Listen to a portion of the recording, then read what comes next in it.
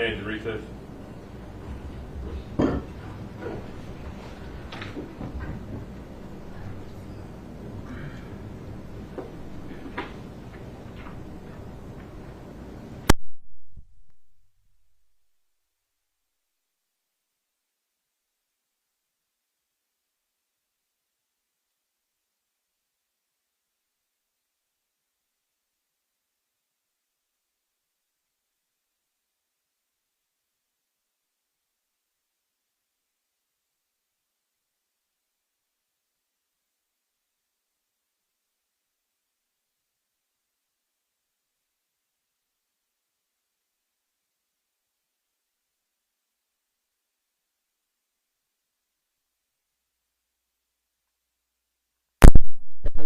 Factors I just read. You said not all of them. To the jury. You said and cumulative. I said cumulative.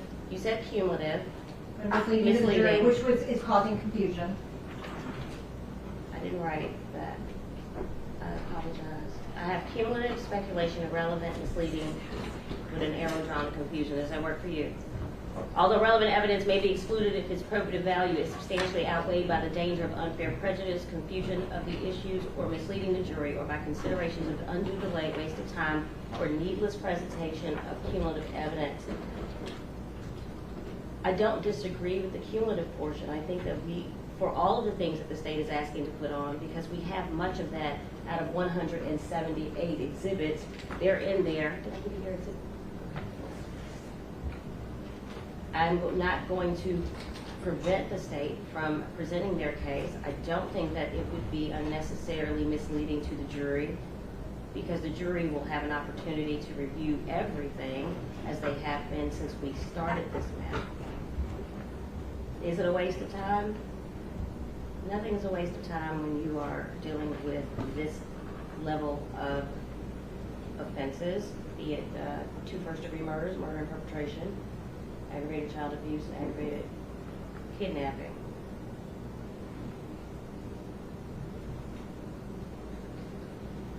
I don't think it's unfair prejudice. I don't think it's confusion of the issues.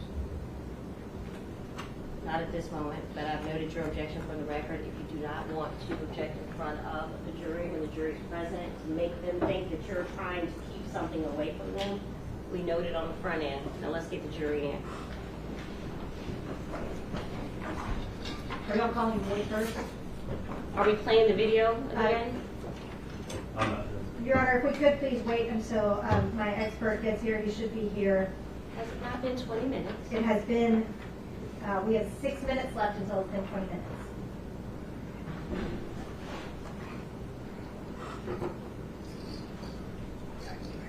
Please.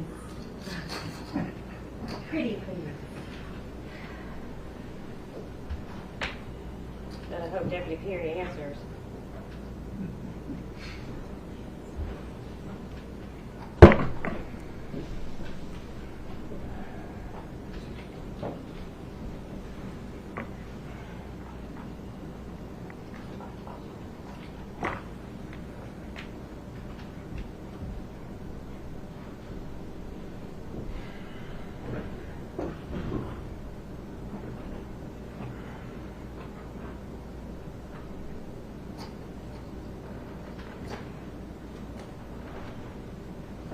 He didn't answer, but I called him. And I asked for 6 minutes. The clock starts now.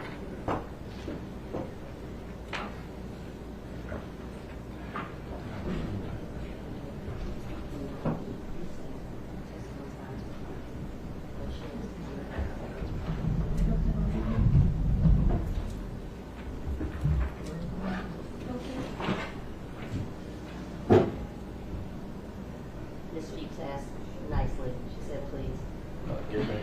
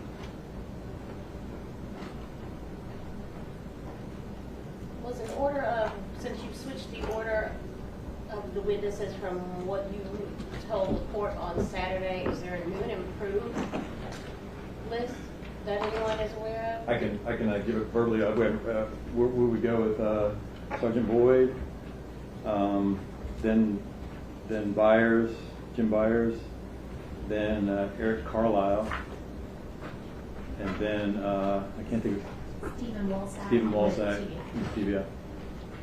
And that'll be it for us. What about Artie Taylor? We're not gonna. We decided not to put the jail calls in.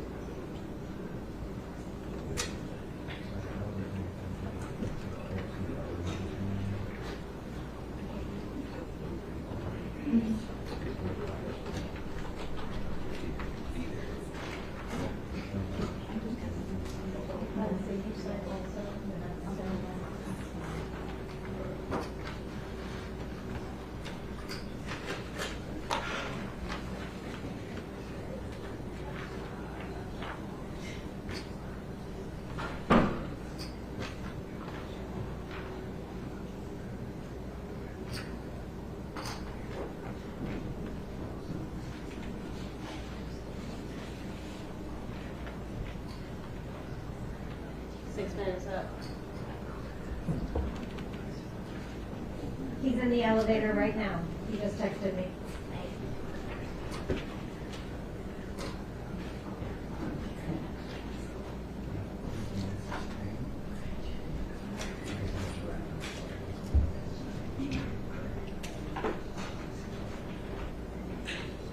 Which is impressive because there's only one elevator working.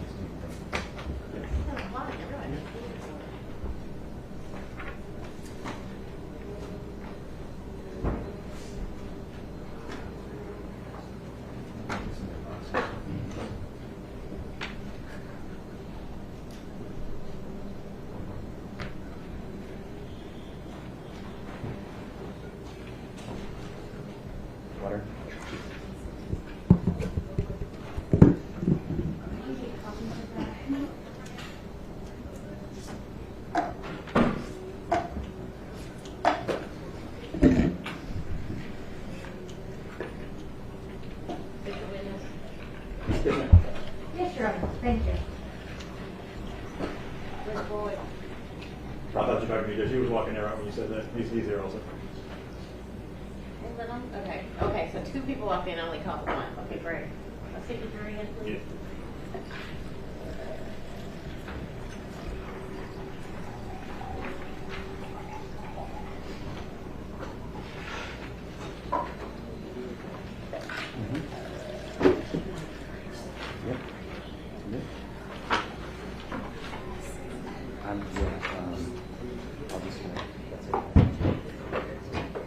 Oh, you guys, could we get the remote?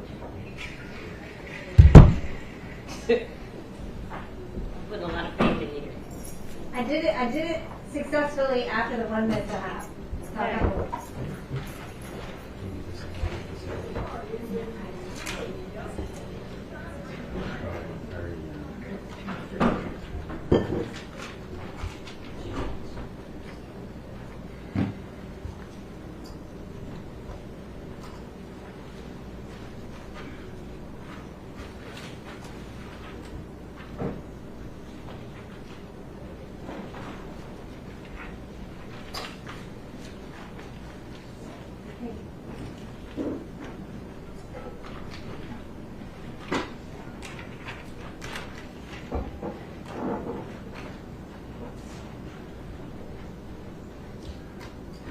Your Honor, if I could just have an opportunity to confer with my expert after the state finishes their direct.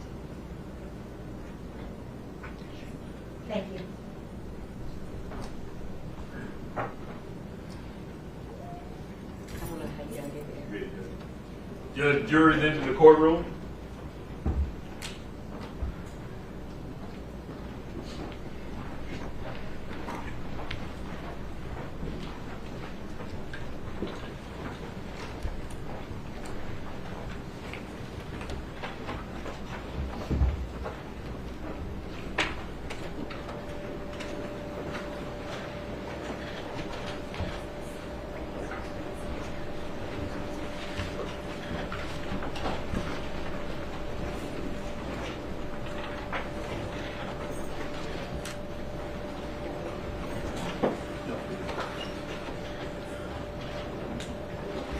Good morning. Good morning. Did we do sports? Yes. Thank you for being here and coming back. We're going to get started. You know how this goes. We're going to do a little work and then they're going to feed you. So I hope that you have now learned how to pace yourself just a bit. I won't keep you long, I hope. State of Tennessee, please call for next week. Yes, before we do that, we have one self-authenticating document. It's a complaint for divorce from Brandon Isabelle to Zaria Isabelle. And that would be the self-authenticating document. That would be Exhibit 179.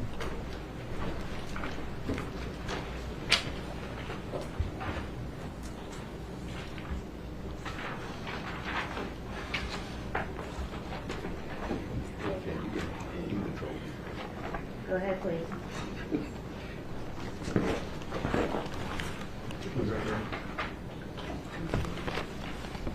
State calls Sergeant Boyd.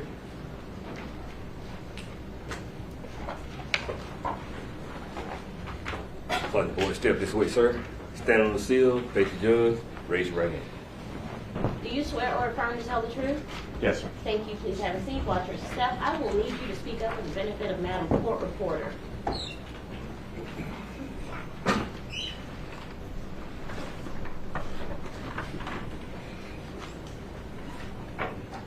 Good morning, sir. Morning. Who did I say your name? If you could spell it for the jury and court reporter, please.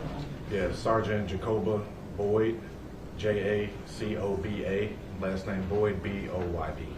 And where do you work? Memphis Police Department. How long have you worked there?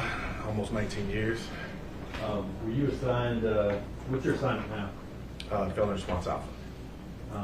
Were you assigned to homicide back in February of 2022? Yes. And how long have you been assigned to homicide back then? Almost 5 years. Did you get assigned a case involving defendant Brandon Isabelle Yes, I did. back in February of 2022? Yes. Do you see Mr. Isabelle in the courtroom? Yes, I do. Where not for? It's right here wearing the black suit, black tie. All right. when you got this case, what do you do generally? The first thing you do when you get assigned a case to investigate like this one? Make the scene, get briefed by the officers, supervisors, other investigators that are there, kind of get a feel of what's going on, and then survey the scene, observe the evidence that is present. Yeah, you said this case is was this case a little unusual? Yes. Because you said scene, but here we have. Yeah, in this case we have multiple scenes. Okay. Was at some point Brandon and Isabelle developed as a suspect? Yes. What did you do when she was developed as a suspect? What we typically do, kind of look at the evidence and put everything together, and then obviously we interviewed him. Okay. When you're interviewing a suspect, and at this point, what do you know about the crime? Well, at this point, we have a young lady that was shot to death, and we also had a child that was missing. Okay. And what do you know about Brandon and Isabel's relationship to the person that was shot to death and the person that was missing? That he was likely the father of the child. So you seek to talk to him, correct? Yes. So is that what you did? You tell us Yes. about that. How did that go? Or how did it go? We spoke to him. He was taken to 170 North Main, which is the homicide office. Got him in there, spoke to him, read him his rights. He agreed to speak with me and my partner, Sergeant Winbush. And initially he gave a story of meeting the deceased Danielle at MAPCO. And that story kind of fell apart under questioning. And What else did he say about the MAPCO, that initial story of the MAPCO meeting? that he met Danielle to give her baby clothes. Okay.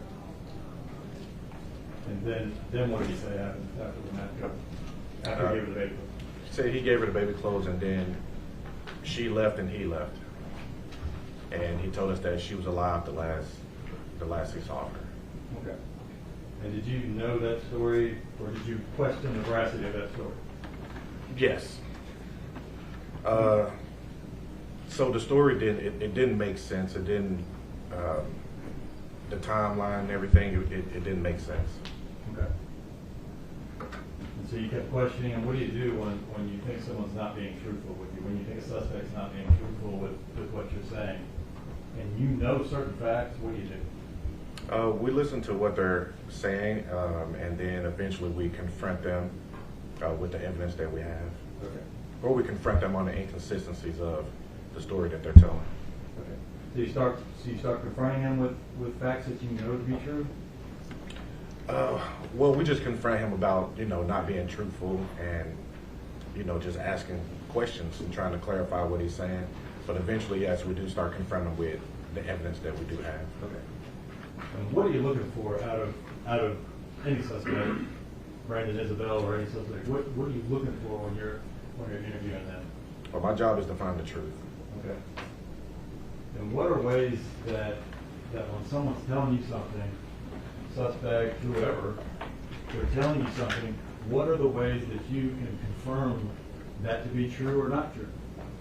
Well, we listen to them, and then we try to corroborate the evidence that we have or that we obtain. Okay.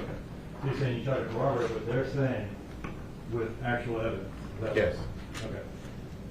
What did he, and I'll take, tell us, or tell the jury about what he said about the very beginning of this day, before any homicides or whatever. Do you remember what he was doing at the beginning of that day, February 1st?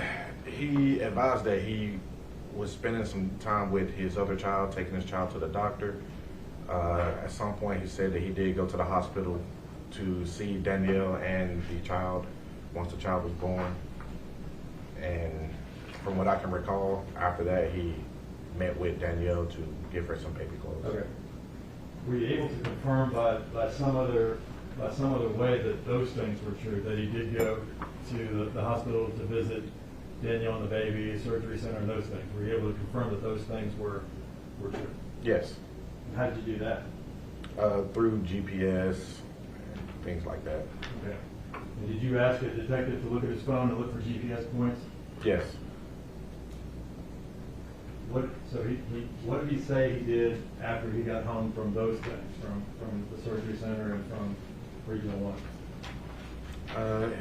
He said eventually that that he went to meet Danielle to exchange the baby clothes, and he said from there he left and he went home. Or he left MAPCO. Okay. But ultimately, when you confronted him with facts, he changed that story, correct? Yes. The story that, but then he still, what? Then he said what? Well, once we confronted him with those facts, that's when he stated that he actually met her in a secluded area, and his initial story was that he was there. With the second story that he gave us, or roundabout second story, was that he met her there. They talked in the car, and then she gave him the baby, and he left. Okay. Now, did that story seem plausible to you and Sergeant Winbush? No. You guys you didn't think that made any sense? No, it did not. So if a suspect then tells you, he changes from one story that you don't believe based on facts, right? And then he tells you another story that's not believable because it just doesn't make any sense, right? Right. Do you stop there? No, we continue to confront him on the inconsistencies of the story, and eventually he admitted to shooting Danielle. Okay. And he said what? He went to, did you say that he still went to MAPCO and then to Levi Sedgwick? I can't recall that far. I just know at that point we were during the interview, we were confronting him about the inconsistencies, and then, he admitted to shooting her. What did he ultimately, let's get to what he ultimately told you, the ultimate story at the end of the interview. What did he ultimately say? What was his story? The ultimate ending to that interview was that he shot Danielle multiple times, pulled her from the vehicle.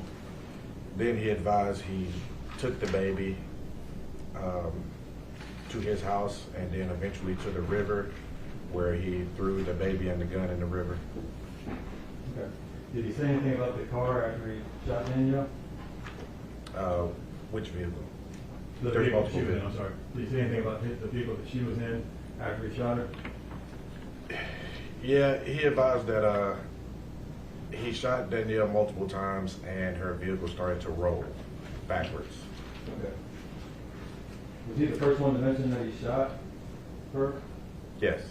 Was he the first one to mention that her vehicle rolled back? Yes. Was he the first one to mention that he used, Objection to leading. who was the first, I'm sorry, I'll rephrase. Sustained. And frankly, Judge, when a question like that is asked, arguably it's not leading because it doesn't suggest an answer. It's a yes or no question. If I asked him, was he the first one to mention that he shot her, he could say yes. Are you withdrawing He the could say question? no. Are you rephrasing it? Yes, I'll agree. Who mentioned first that he used a 9mm handgun? He did. Who mentioned first that the car rolled backwards after he shot Danielle? Brandon did. Who mentioned first that he shot Danielle? Brandon did. Who mentioned first that he took baby Kennedy to the river? Brandon did. What did he say he did after he took baby Kennedy and threw her in the river? He advised he threw the gun in the river after he threw her in the river, and he ran away. And eventually, from what he told us, was that he ended up at his girlfriend's house, Artesia. Okay. Did he say what he did between throwing the baby in the river and getting to his girlfriend's house? I can't recall detail in that regard, because at the time I was more so concerned and focused on finding the baby. Okay. Did he mention going to any stores? Yeah, he said that he went to Walgreens, I believe. Okay. Did he mention what he did with the baby Kennedy's chair, seat, car seat? Initially, he told us that he left her inside her car seat by the river. Okay. But eventually he changed that story to saying that he removed her from the car seat and threw her in the river. Do you remember what he said about where he put the car seat? I don't recall where he told me what he did with the car seat, but eventually we did locate that car seat. Do you remember where was it located? It was located behind a Walmart by the dumpsters. Now, you indicated that what you're looking for is the truth, Right. correct? And you also indicated that a way to determine whether or not someone is telling you if something is true is to check it against what? The evidence. The evidence. Did you have evidence that, besides him saying he was at Levi and Sedgwick, did you have evidence to indicate that he was in fact at Levi and Sedgwick? Yes. What was that? The GPS locations from his phone. Besides him saying that he went from Levi and Sedgwick to his house out in Cordova, what evidence were you able to find that backed that up? Once again, the GPS from his phone and also camera footage from his parents' house. Besides him saying that he went from his parents' house in Cordova back down to the river, did you have evidence to back that up or Yes. corroborate that? Yes, his GPS on his phone, and also there was a LPR hit, it's a license plate reader that registered his vehicle going over the bridge towards Island Drive, Harbor Town, close to where the other evidence was located, where he threw the baby in the river. So you said he had the GPS on his phone shows him going from Cordova to Mud Island, Yes, and then you said a license plate reader. yes, It's his tag. yes. Was there also video on Mud Island? Yes, there I also collected video from Island Drive that shows a vehicle that looks like his vehicle. Okay. You indicated that he said that he threw baby Kennedy in the river. Yes. What did you find down by the river where he would have thrown baby Kennedy in the river? But one of my partners located a child's hat that was looked like what appeared to be fresh. Did you inquire from any other witnesses to who that hat belonged to? Yes. And what did you learn? We learned that that hat belonged to baby Kennedy.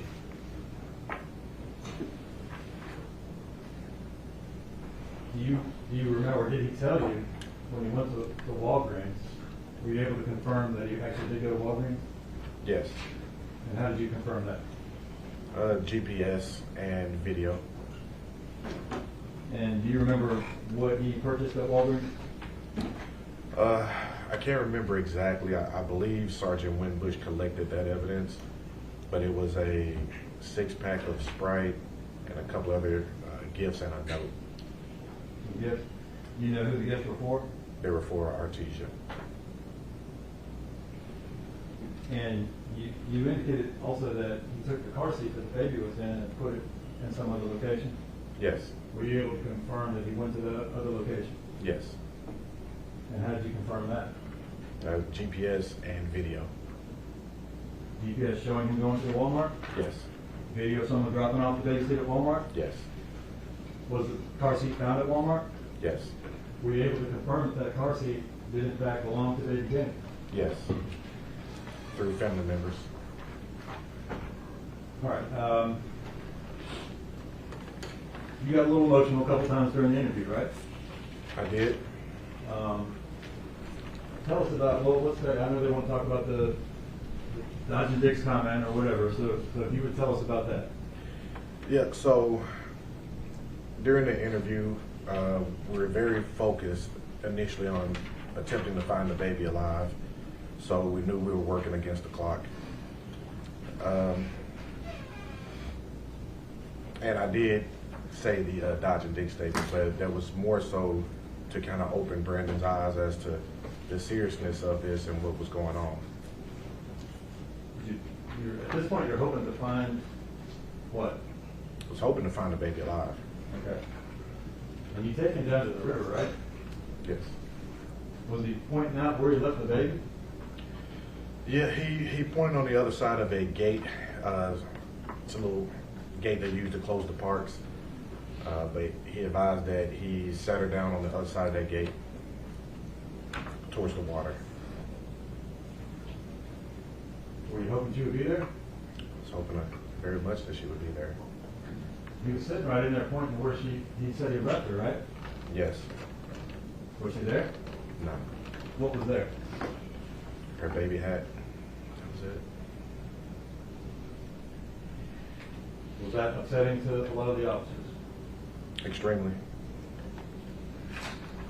Generally, the time we've seen the video, but what's his demeanor most of the time you guys are talking about? What's Mr. Isabelle's demeanor? Pretty just chill. Your Honor, I'm going to object to relevance and speculation as to anything that's going on in his mind. Let's ask about his demeanor.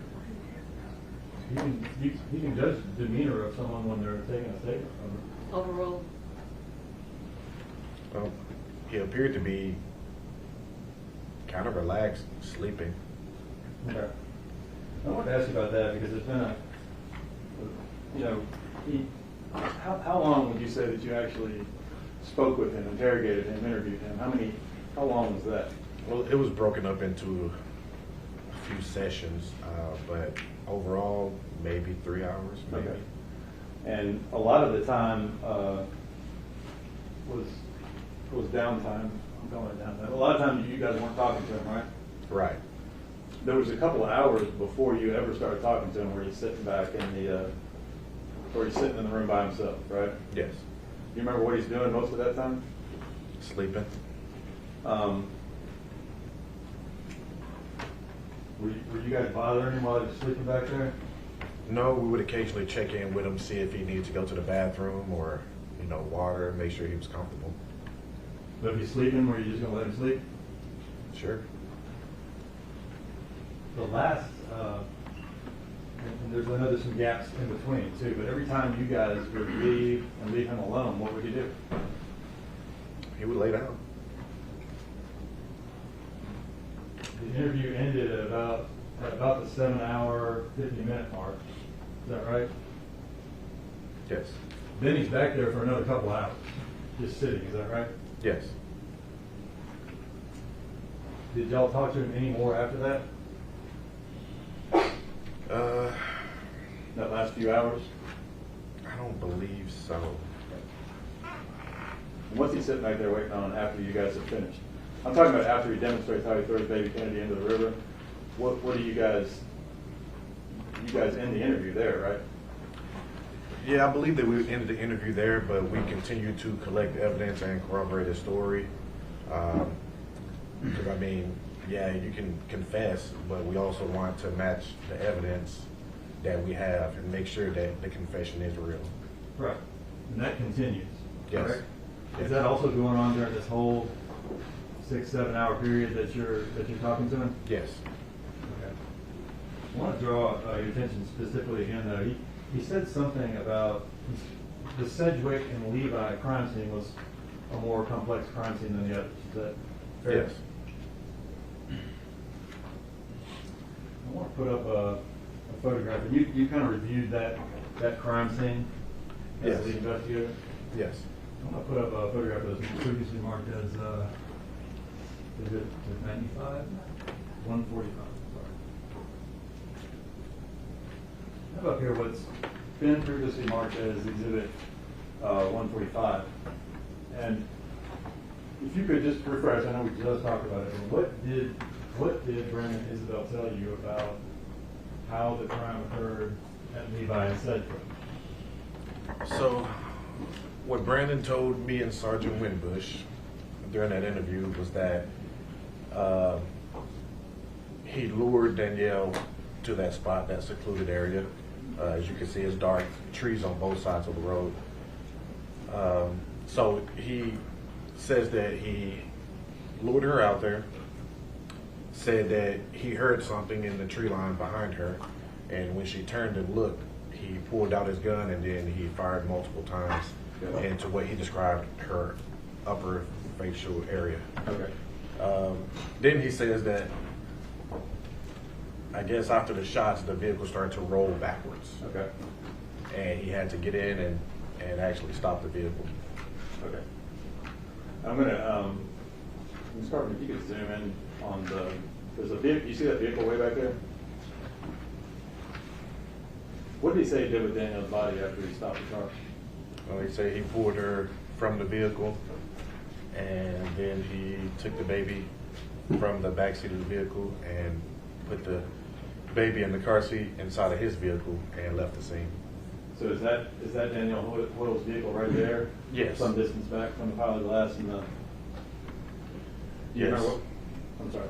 Yes, that's her vehicle. Do you remember what kind of shoes she was wearing? I don't remember the brand, but I believe they were like maybe a red running shoe, I believe. A bright colored shoe? Yes. Did that look like her shoes beside the car? Yes.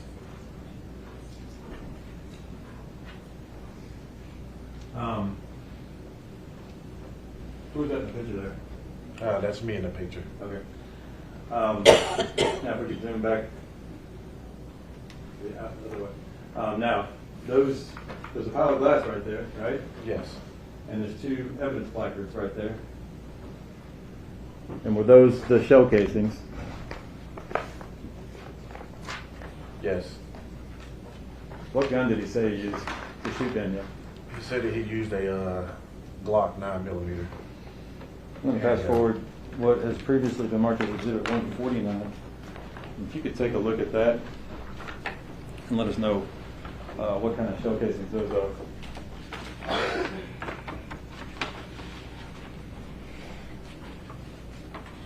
Thank you. Do you need additional lighting, Sergeant Board? No, I'm fine now. I think he has younger eyes. Thank you.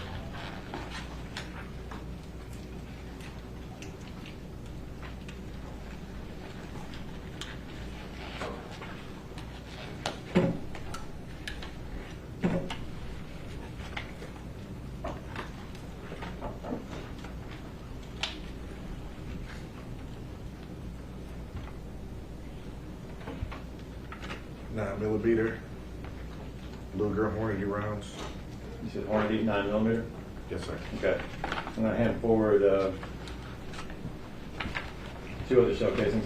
To your knowledge, were two shell casings also found in The front passenger seat of the working car?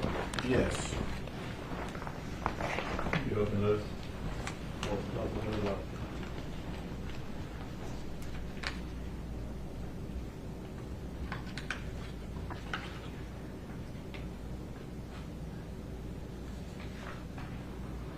Millimeter Luger Hornady. You guys also, your team, right, searched the defendant's car, is that correct? Yes. Did you find a magazine in that car? Yes, we did look at a magazine in that car. You could look at that exhibit. Oh, I apologize, I did not name which exhibit that was. I'm going to hand you what's previously marked as Exhibit 36.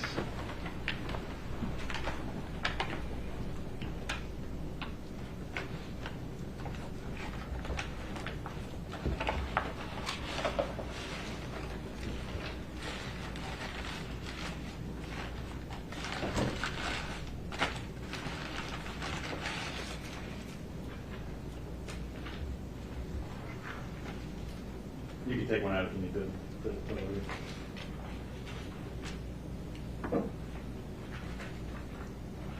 9mm Luger Hornady. Okay. So, the live rounds that you found those in Brandon Isabelle's car, Yes. are they or are they not the same as the shell casings found at the scene? Yes, they are the same. Are they or are they not the same as the shell casings found in victim Danielle Hoyle's car? Yes. And you indicated you were looking for the truth, right? That's correct. And how do you determine if what he's telling you is the truth? We're corroborated with the evidence. All this we've been talking about the last few minutes, does that corroborate everything he told you in that interview room? Yes. Now you also asked, that we had Special Agent Garner up here, and you asked him to look into the telephones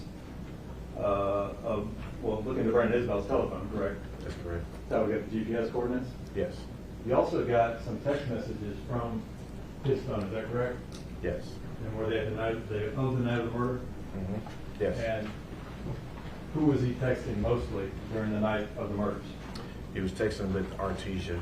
Okay. I'm going to pass forward what has previously been marked as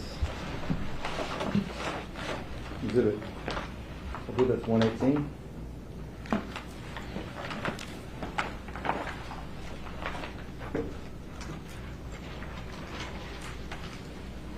Are those the text messages that were retrieved from Brandon Isabel's phone? Yes. You also already indicated that you got GPS coordinates as well, correct? Yes. Okay. So I'm going to go ahead and get you, if you could, to read the defendant's text, and I'll read the text from, I guess it's Ms. Stewart. And we're starting, I'm going to read all of them, but we're starting on page 1 through 47.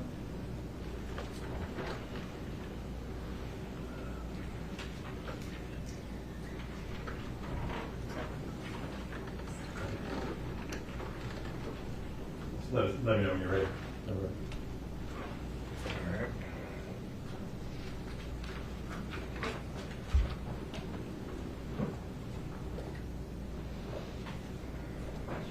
Okay. You ready? Are you ready? Yeah. Okay. What is so everybody knows, the green text or what, or from who? Green text are from Brandon. Okay. And then we see a little bit of blue, and those blue ones are going to be from who? Artesia. And do each of these text messages show when they were sent, the date, the time, and all that? Yes. Do they also have read times on them when they were read? Yes. Okay. Okay, you can start. Okay. I'm finna go to the hospital. And that's I'm not going to do this for everyone, but just to get us started, when is that sent? 11:49 Okay, p.m. on January 30th? January 30th, 2022. Response. Why? She in labor? She said she 5 centimeters at first. Now she's saying she 5.5. Oh, good luck. Congrats. Don't be like that, baby. I'm sleepy as hell, I think we put that. Yeah. I love you. I love you. What does that mean? Well, that's when she highlights that text message, but it's just putting a heart on the text message, not actually responding. Okay. Baby, say it back. Love, baby, say it back. Phone finna die, I left my charger. You text that, but can't say you love me back. Get there safely. Wow. Good night. You doing this to me in a time like this? Tell her to have a safe delivery. I'll talk to you when y'all get the results. Wow. I can't even get I love you too, baby text back. Wow. Liked, I'll talk to you when you get all the results. Let me know the results. My stomach hurts, so the relationship at stake. NBM, never mind. What you mean at stake? Nothing get there. I'm fitting to go MIA then. Nah, what you mean at stake? Do you want this or no? Do you want to be with me or no? Nah, I think she finna be in the way. Good night though. She not, bro. So all of what I've been doing, trying to show you I want you, all this crying, these promises, and knowing for the past 6 months this day was coming, you wait until now, you crush me and my heart completely. She's gonna fix it. You're gonna be okay. I just think we need to be desperate at a time like this. Separate, and she corrects that with separate. No, she is not. I know what my heart is, like the world does. My mom even said it tonight. Like we together, but we just need space. So good night, safe delivery, phone on 1%. I want you, Artesia. You my wife. Okay. And I'm explaining this to her again. Don't. What y'all do is y'all's business. I honestly don't even care. Why not? And ain't nothing going on. Wow, my heart is literally broke. Well, I'm finna cry myself to this hospital once again like I did yesterday. Today was good for me because I felt secured. I felt I had my heart back, my love back. I guess not.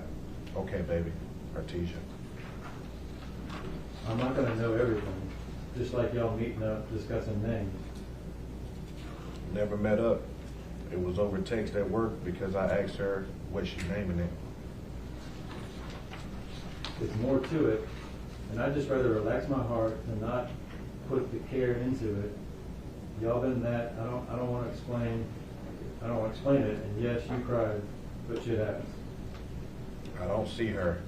Plus, that was 5 months ago. Just get there safely. And it ain't nothing more to nothing, bro. What you mean? I don't want to talk about it. Y'all just need to be.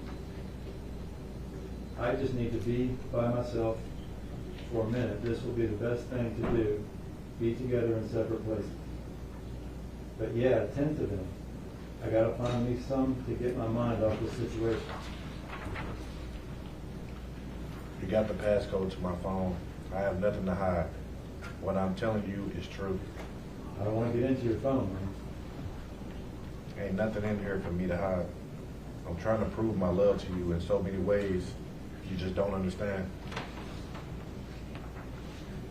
Even told you I chose you over my wife in her face. Worry about them right now. I'm going to find me something to do tonight. Find something like what? I don't know.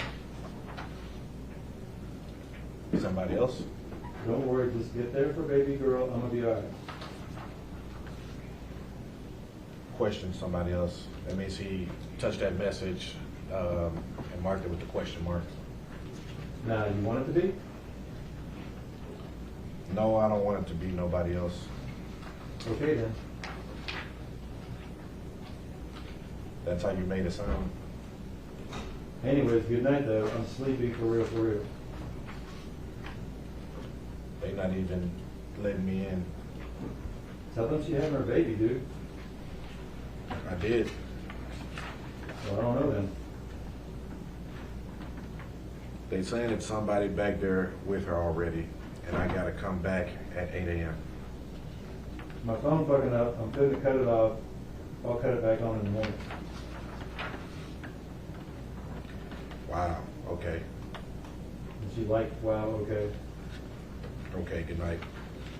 Like, okay, good night. I'm trying. As I sit here listening to these nurses, I get teary-eyed. I'm sorry, Artesia. I'm sorry I let you down. If I could take it back, I would, Artesia. I'm truly sorry. You all I'm thinking about, baby, because I really love you and really want to be with you for the rest of my life. I pray our lives can fall in place permanently and be good and peaceful and healthy. I love you, baby. What time is this text delivered?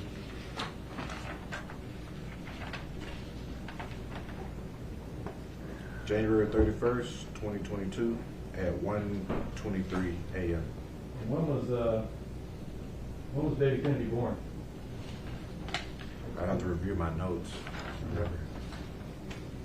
It's okay. We'll LOL. Okay. Wow, that's all you have to say? What time is it now? January 31st, it's gonna be at 1:27 a.m.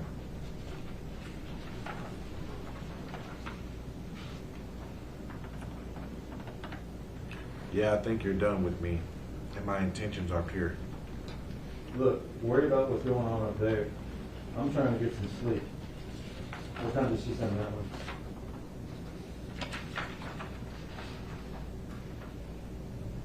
This is at 1:29 a.m., January 31st. Okay. Have a good night. They're not doing much. And how you trying to go to sleep and you on social media?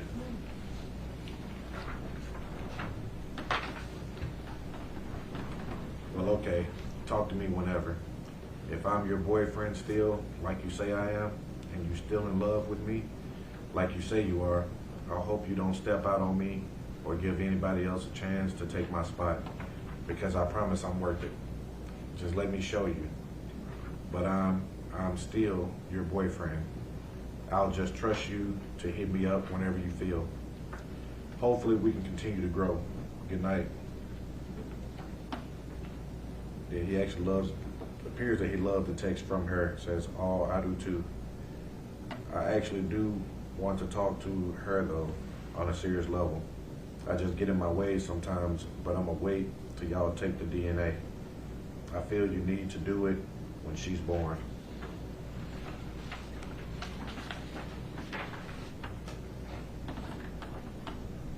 Well, she's here. If you cared, I don't know if you do or not. I'm waiting for them to take DNA tests so I can know before I sign anything. Sign it, it's yours. Glad you made it safely.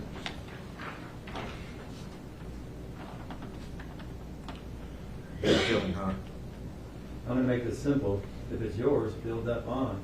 Get to know her as a woman because she loves you as well. I won't need no response. Silence will answer that for me. If it's not, we still need space to take this relationship slow.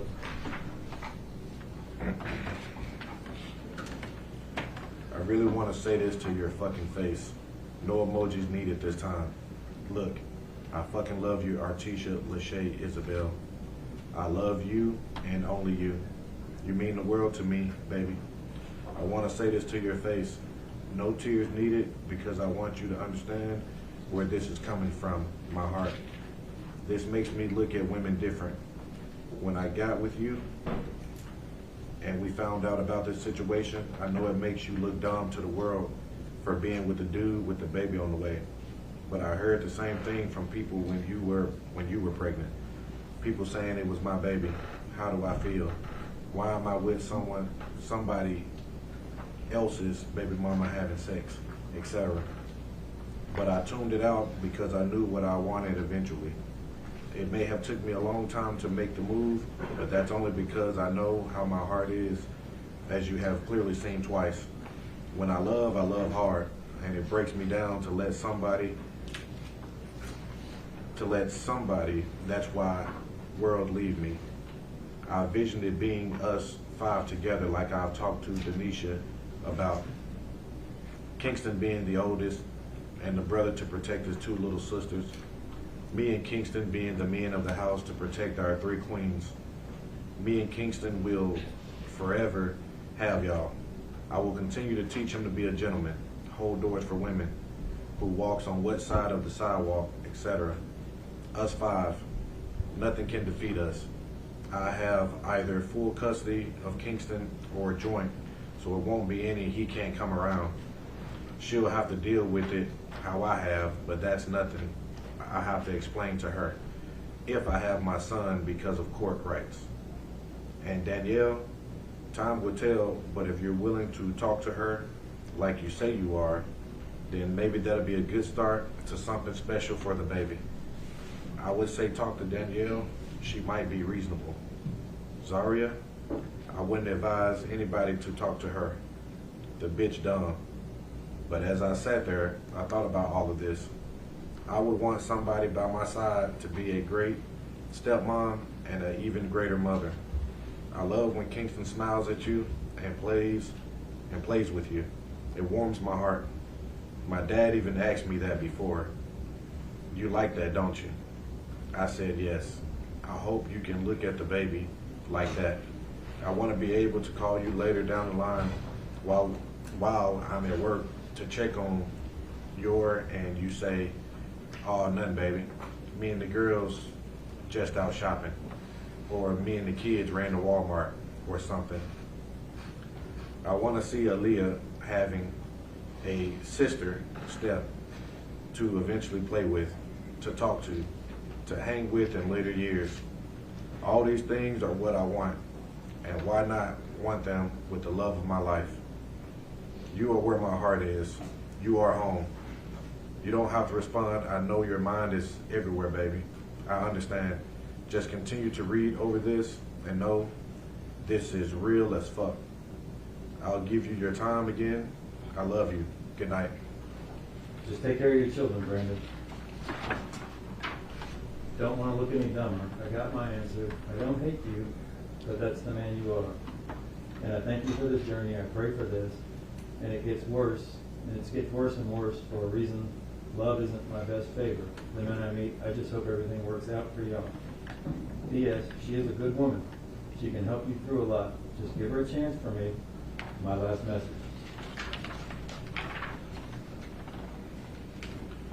What you mean the man I am? What's that?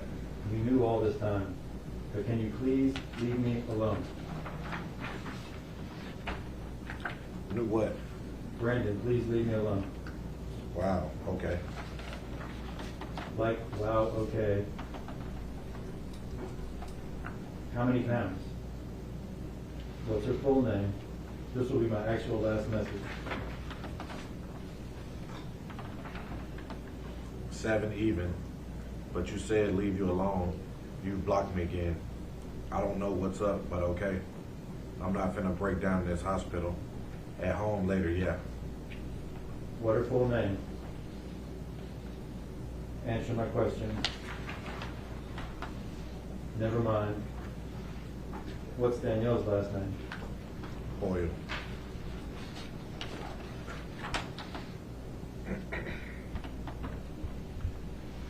You get mad, but you telling me to leave you alone. I don't wanna, and probably not gonna, because it's a process, but you're confusing me. I tagged y'all, congrats. I'm not mad, more so hurt, but I knew I'd be the dumb one, LOL. I'm gonna take this as a sign to go on. You honestly don't have to worry about me anymore. I'm gonna be alright. Must not be meant for us to be together. I know you hurt, and you're not the dumb one, and it's not a sign. Delete that post until I take my DNA test. And still even, then don't post nothing like that. I'm keeping it up. It's yours. I don't want to talk to you anymore. Okay. This is the worst I've been through in my entire life. I don't want to love just me and my kid. Me too. It's the worst I've acted over a female. Never wanted somebody so bad. You knew this day was coming. Why wait until now and all this love and time? I don't want to get close to nobody, just not ever. You're the biggest lesson in my love history. And don't regret you. I just wish you were raised in a better home. I don't know. I was blinded. It's not mine. It's not mine. But now she's here. Y'all there as a family, and y'all got y'all results. And I don't know what TGATS means. All she wanted, I just wish you were telling the truth, not possibilities, because it was 100% all along. No if. Then you give me the relationship, because I'm so dumb to fight for it, sitting up here really going through this. I just hate it with me. I'm too pretty for this, too smart, so loving, so willing, so pure. I'm glad you didn't break me to crack no tears, because I've been prepping myself for this day.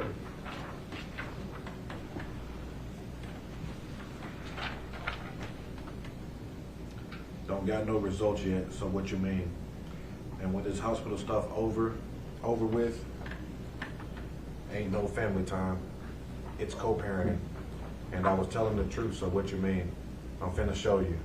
And yes, you are all of that and then some. Trust me, I know. And prep for what day? Wow. Okay, now we move to page 65.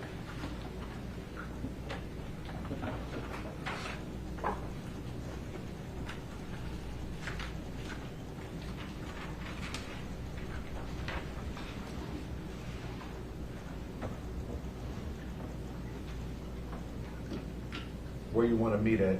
Our river spot? Expressway closed off from Bill Moore's to Poplar. What time of day and what day is it now? This is January 31st at 5:20 a.m. 5:20 a.m.? Yes. Sure, and dang. Organize myself here a little.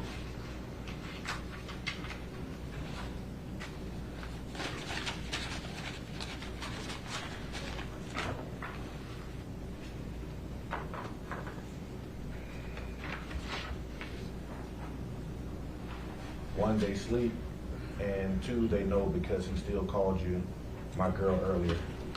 No, just meet me at the river, that's our spot. Okay, I'm on the way. Okay, love you, be safe. I love you too. You too. Made it? Not yet. Passing the murder. Police slowing me down. What do you mean? They in front of us. Us? And can you stop and get me a drink? Me and all the other drivers. Bay. What kind?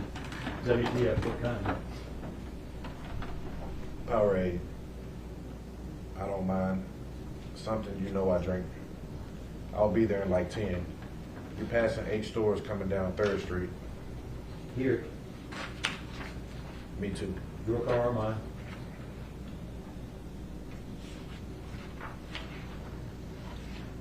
I don't mind. I'm scared. We're not gonna be the same. This hurts, but I'm becoming numb. Who is across the bridge and why you say that? You wouldn't even give me a kiss. And what you mean, I don't think we would change. This is a lot. I got chills. And when is that last one sent? What time? The last one from Brandon Yeah. is going to be January 31st at 7:27 a.m. Okay, now if you look at page 110 for me.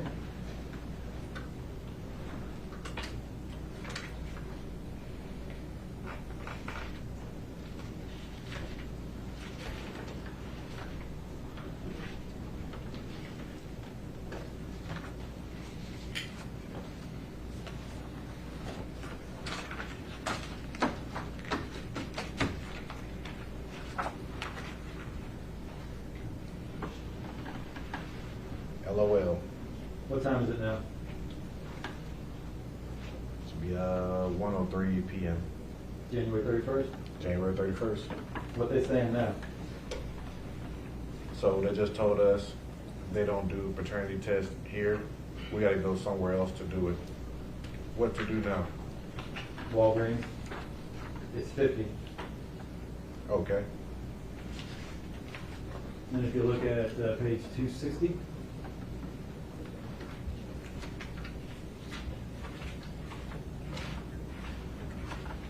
Tell us what time this first one is.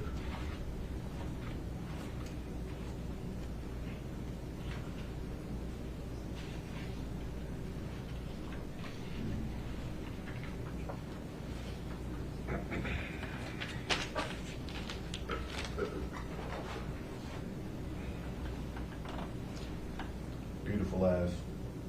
What time is that? That's going to be February 1st at 6:21 p.m. Okay. Says, I love you with all my heart, Artisha Lachey. Love, beautiful ass. I love you too, Isabelle. Isabelle. LOA, your last name, eh? Since when you called me that, Stuart? LOL. I don't know. Wow. Okay, now if you can go to page 271.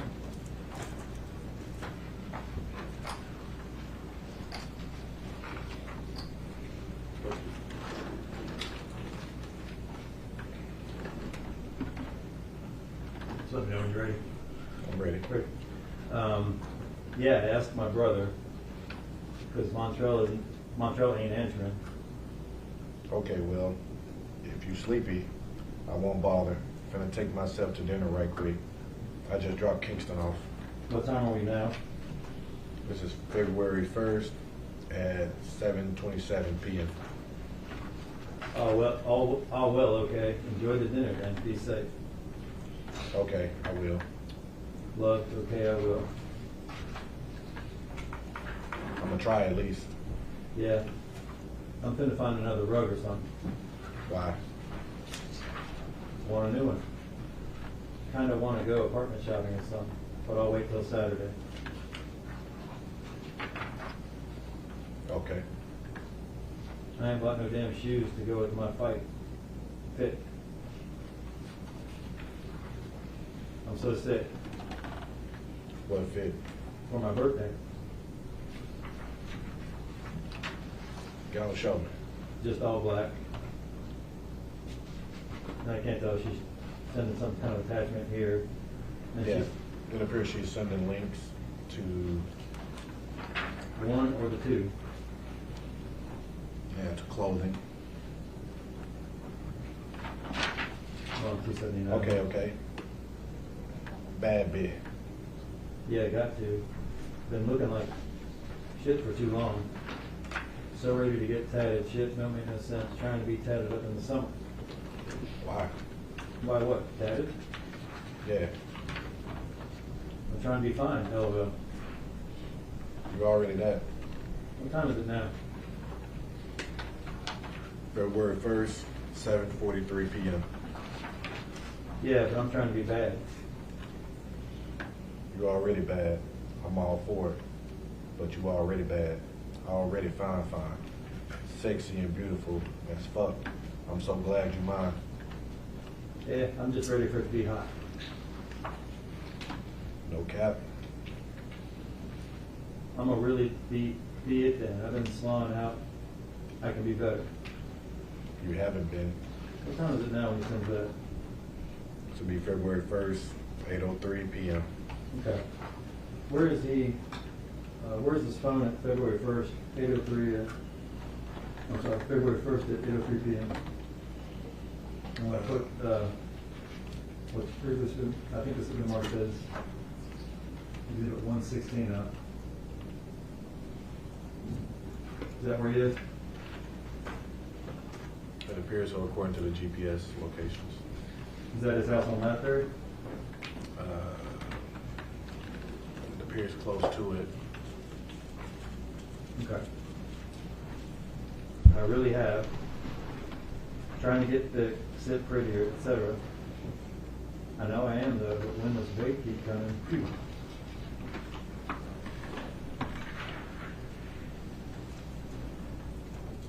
So page 285. 285? What you mean, keep coming? I just picked up 5 pounds. How?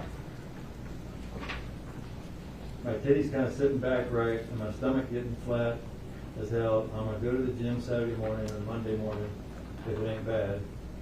Eating, exceeding, exercising. Man. Yeah, I'm trying to get right. I owe myself this.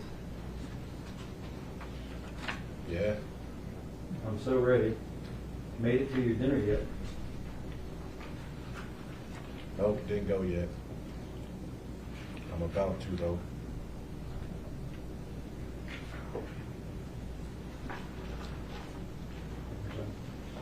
Oh, okay.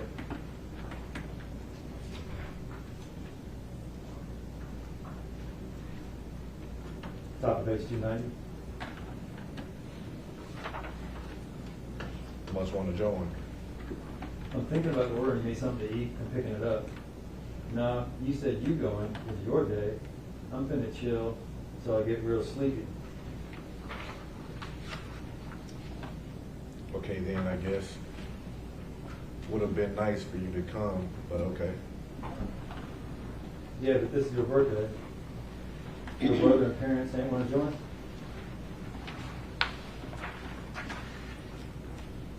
Didn't ask. I want you, but never mind. I don't know. I look like shit, LOL. But I mean, I'm finna have to bathe and find some. You see what time that is?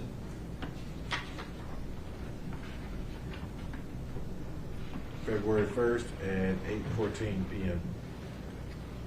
Plus it's hell. Plus it's 8. The hell are you gonna eat at? If you ain't want to go, I ain't gonna force you to. His location when he sends this, they're talking about eating. He was at Latbury at 8:05. Where's he headed now? According to his GPS. I'm not sure from here. Where does he go from Latbury? Go to Matco? Yeah, so yeah, he leaves home from Latbury and then he meets Danielle at the MAPCO. Okay. 8:15:26. You right? You ain't forcing. I'd rather things be up front. You want me to be cool. If you want to go alone, cool.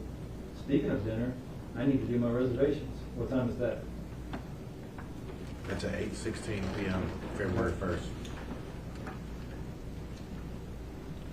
I want you to go. And you doing yours alone? Yeah, ain't nobody coming. Then I gotta finish my booking for this trip. Oh, Yeah, I ain't worried. LOL, it's my birthday. Deal. Yep, y'all be careful, boo. Ooh, wow. Yeah, you changing. She sent an attachment. I don't see how though.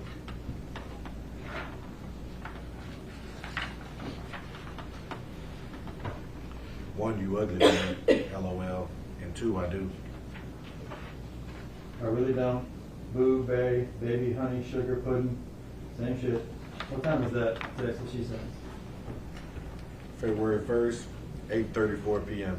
Where is his phone at this point? Put again up what's the mark is.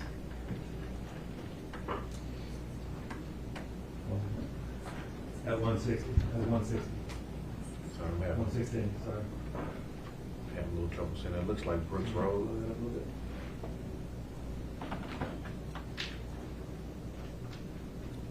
Man, so that appears to be Brooks Road, East Brooks Road.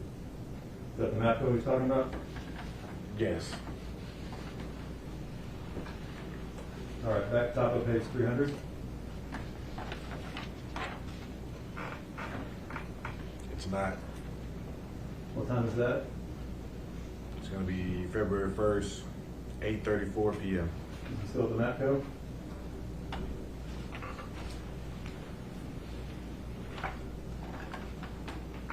It appears so. Response is. Yes, it appears that he is. Okay. I don't get offended when you said my name earlier. You worry about losing me, don't. Shit, who the fuck wants me besides you? I tease you, Lachey. Nigga, I don't get offended when you call me Rashad, so what you mean? And I do worry a lot. And a lot of niggas. If you can name them, then you might be right. LOL. JP, you know what JP is? Just playing. I'm just playing LOL. This ain't the time for them type of jokes yet. Oh, I can, but I'm not. Wait till you get out your feelings. And she sends an attachment. I ain't even been tripping today, LOL. Been a good day. I need to keep this up. Remain positive and humble. Yeah. Where's he at when he says yeah? Yeah. 8:34 p.m., February 1st, 2022. What's his location? It appears as though he's still at Brooks Road. Okay. I feel like these days happen when I pray for the right things instead of focusing on my bad situations. What you mean? I'm confused. God don't give it. I know I've been good. And just saying, I be so caught off in my situations, like not moving yet, the stuff yesterday, etc. I don't even think on it. I've just been praying and hoping and doing the good, forget the bad. Yeah. It's just a blank text. I'm going to pray too. Let's pray together in silence. Where is he when he sends that one at 8:43? 8:43, February 1st.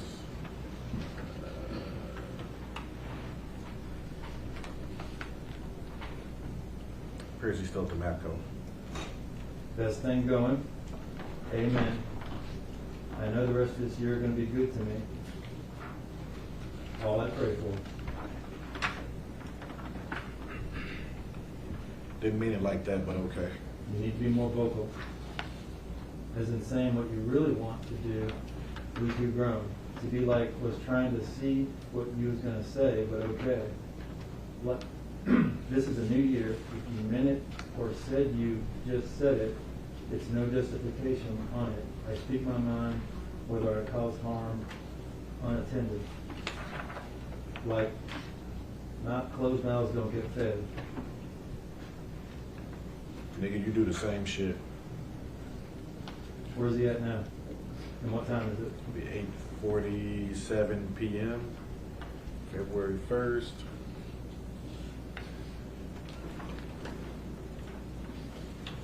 Still at the Mapco. I ain't trying to argue, TBH, I'm just talking in general, below. Well, can we sit and pray with each other while you sit in my lap and I hold you again? What time is that one? It's going to be February 1st, 2022, 8:47 p.m. You still at the Mapco? Yes. You're right, which is why I'm changing up my approach, my mindset, my soul. Can't get nowhere with that. Man, my legs be springy That's hell. as hell, LOL. And she sends an attachment. Then there's a blank text at 8:49. Says, sound like you ain't with me no more. Why are you feeling like this?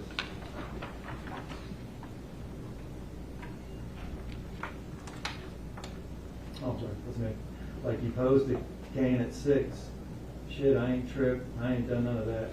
But you really like tripping. He emphasized that message you write, which is why I'm changing up my approach, my mindset, my soul. So when he emphasizes it, that's him pressing that message, and it marks it with exclamation points. Like, what's really wrong? Like, why are you feeling like that? And I told you I was dropping Kingston off at 7. I ain't know what time Paul came and got her. I gotta get right, so I gotta move right to recurve righteousness. And what time is the last 9:04 p.m. So she sends that, well, what time does she send that text?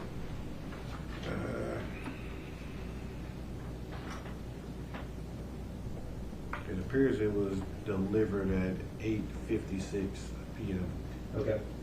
Now, where is he starting about 9:02? Around 9, I believe that's when he moves towards Sedgwick and Levi, the secluded area. Okay. And it appears that these messages were sent at 8:56, but they weren't read until 9:04. Okay. And where is he at 9:04? Sedgwick and Levi. What happened at Cedric and Levi? That's the scene of the homicide of Danielle Hoyle's homicide. Yeah, we're back on page 318. And I didn't trip. What time was that one sent? That was sent at 8:56. but it wasn't open until 9:04. I ain't even tripping about you dropping them off at 7. What time was that sent? That was sent at 8:57, and that wasn't open. It appears all these messages were open at once, read at the same time, so 9:04. So I'm not really understanding. But it's not that deep though. Okay, that one was sent at 8:58 p.m. and also wasn't open until 9:04. Okay. And he sends one?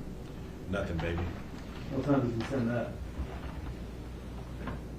He sent that one at 9:04. Where is he when he sends that? It appears to be at Sedgwick and Levi. I know it.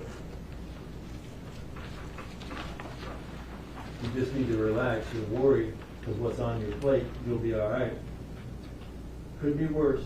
You'll be all right, for real, for real. You're probably sleepy. Good night. I love you, Brandon. When are all those 3 that I just read sent?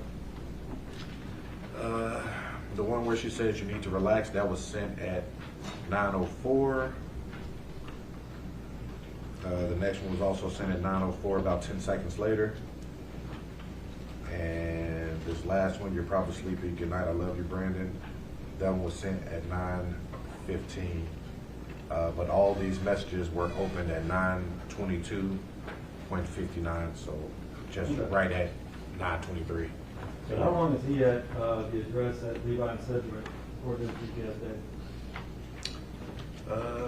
I'd have to review my notes, but he was there for a little while. You see it on the Zoom on it?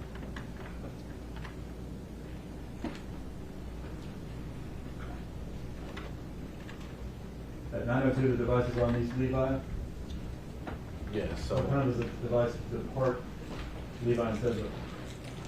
9:17 p.m., so he's there approximately 15 minutes. Okay. When does he open all these texts from her? They're open at 9:22, just 1 second before 9:23. Okay. At which time he's left where? He's leaving the homicide scene Okay. of Danielle Hoyle. And his next one is at page 321? I'm sorry, what was that? The next text from him is at the top of page 321? Oh, yes. He says nope. And what time is that sent? That's sent at 9:23. And where is he at 9:23? Leaving the scene. Where did he go from Levi and Sedgwick? Did he go to his house in Cordova? Yeah, he went to the address on Lathbury, where his Okay. parents live. Huh? Nothing. Can I come over tonight, sleep under you? That's sent when? That one was sent February 1st at 9:30 p.m. Okay. I don't even feel like going downtown. Huh? Sad as fuck, what the fuck? What's at 9:30? Yeah, that's at 9:30. I ain't got the money on Cash App, so I gotta take the money to her. Well, come see me before you go home. So at 9:32, he's headed to Lathbury, correct? That is correct. She sent an attachment. Downtown or close to Cordova? I don't care, LOL. Dante looking ass. It looks like he just sent a blank one. Right. But NA, for real, hell, nah, I ain't gonna go, I ain't got no gas. Wow. I'm on 80 miles. I'll give you gas money. Till in the morning. LOL, no man, that's too much, and it's wet as shit, I don't even wanna go to it.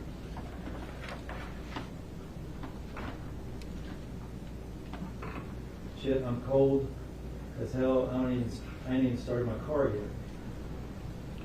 If you ain't want to see me, just say that, dude. The attachment, man, you could have rode with me there. Shit, I don't know.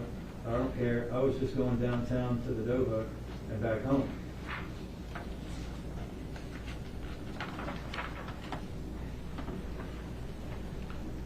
You ain't gotta prove nothing, baby. Want me to come out there? That's just not my adventure. I got work in the AM. It's on you, whatever you want to do. That's your car, your gas. I just know I ain't coming out there, LOL, to sit in the car anyways. You can actually spend the night there, night here. TYOE, shit. I don't know what that means, TYOE. Should been type shit. Okay, okay. And he says, I can. yeah, okay, I'm sorry, I was gonna read this. Okay, let me get dressed. Guys, I'm gonna head down there and go grab something to eat maybe. Alright. Door unlocked, if I don't get back in time. Okay. I'm still at the house. I had to shower first, LOL, change clothes, you know? Cool, I ain't tripping. What you doing? What you getting to eat? DQ most likely. Give me some. You ain't even eat there.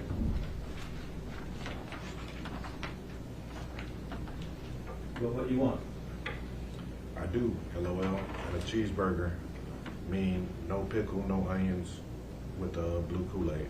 Alright.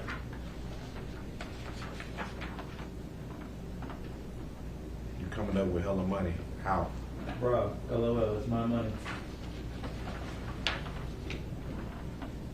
Where you getting it? There's an attachment. Job. It's just like asking you where you get your money from after payday. Now that's done at 10/24, is that right?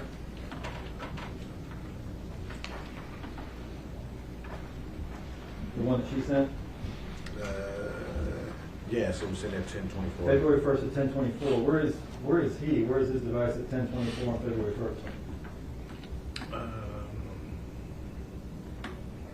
So I can't see. You blow it up.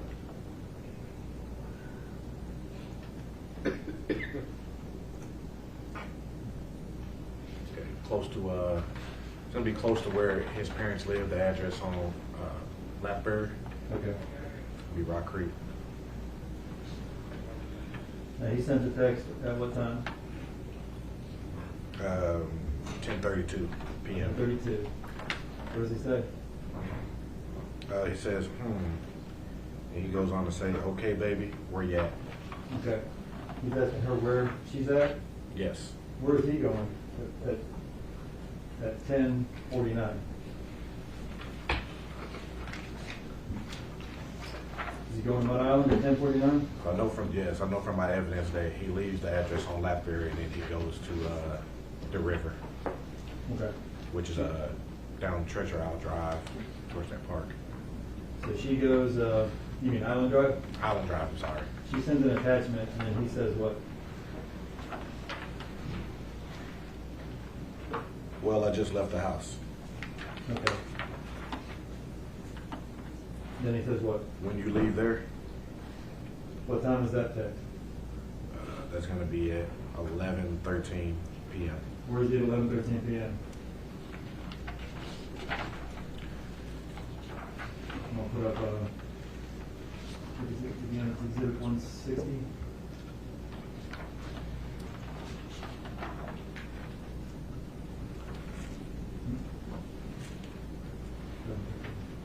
Okay, he's going to be down by the river.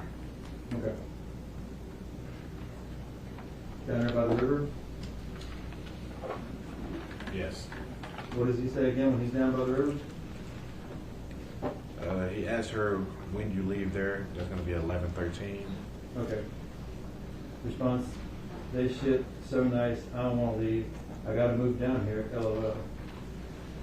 Yeah, so, dude, come on. You already say I come at inappropriate hours. Now, he sent that last text, when do you leave there, at what time?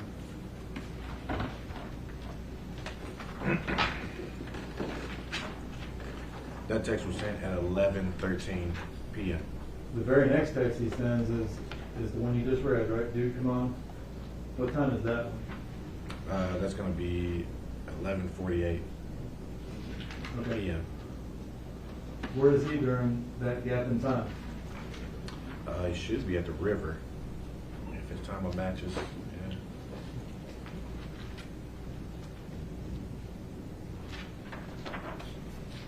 Yeah. He's down there at the river during that gap in time? Yes, it appears so.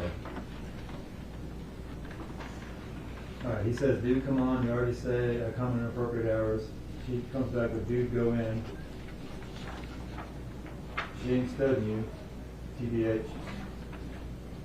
No, I don't feel comfortable doing that. All right. She sends an attachment. Not anymore, I'm not. Huh. Then there's a blank text. You ain't got to do all that.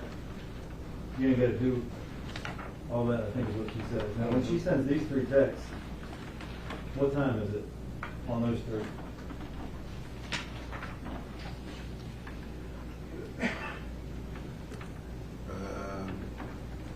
The one where it says, appears to be sent at 11:50 p.m. The blank text was at 12:03 a.m. on February 2nd. And the you ain't got to do all that. That's going to be 12:04 a.m. And she says, I don't want to know your whereabouts, LOL, unless I ask you, love. You've grown, babe. Still, just want to keep showing you, that's all. You had it, so keep it. I don't want to. I don't want to. And we're still at the 12:05 time frame, right? 12:05 a.m. Where's this phone during this little group of texts?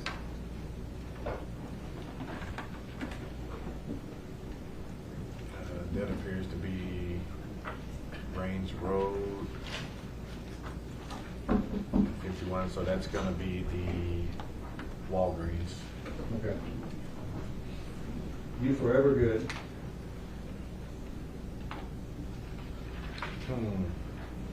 Anyways. Always, that's at 12:08. I don't want to collect you or feel insecure. You've grown. I just got to stop tripping and stuff. What time is that one? That's going to be at 12:09 a.m. His response to that is what? And where is he leaving at 12:11 a.m.? 12:11. He should be leaving the Walgreens around that time. Okay. The blank text. His response? Not the right kiss. Another blank one. Thank you. It's another blank one. I want to cuddle tonight. I ain't slept with you in a week. So, when he sends this one, you've already indicated his phone leaves for Walgreens. Where is he headed now? He leaves the Walgreens. If I'm not mistaken, he heads to the Walmart. Right. He goes to the Walmart. And what's he saying to her? He says, I want to cuddle tonight. I ain't slept with you in a week. If I ain't sleeping right, LOL. Rough. I probably got to get some gas tomorrow when I get off. I'm lazy.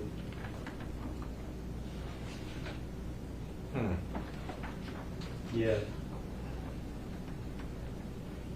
I'm finna go in, tell them to open the door. Okay.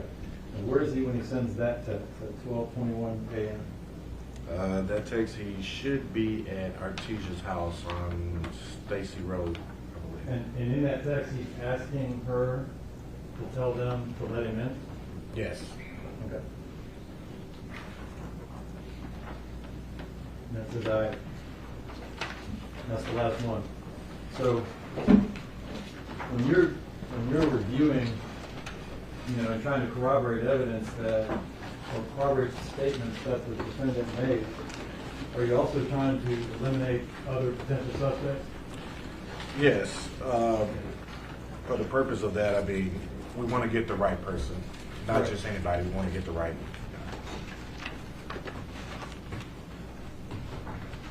And what did a lot of those texts tell you? When we know that a lot of those texts were when he was at the murder scene, he was at the river he testified to, where David Kennedy was thrown in, and all these things. They're corroborating everything he said. But what do those texts between him and Artesia tell you about Artesia? That she's not very happy with the situation at hand, that he's trying to win her over, and that there's, they're kind of going back and forth to each other emotionally. What does it tell you about Artesia's location while he's at the murder scene and down at the river, putting baby Kennedy in the river? It appears that she's not there. All right. Thank you, sir. No further questions, Judge.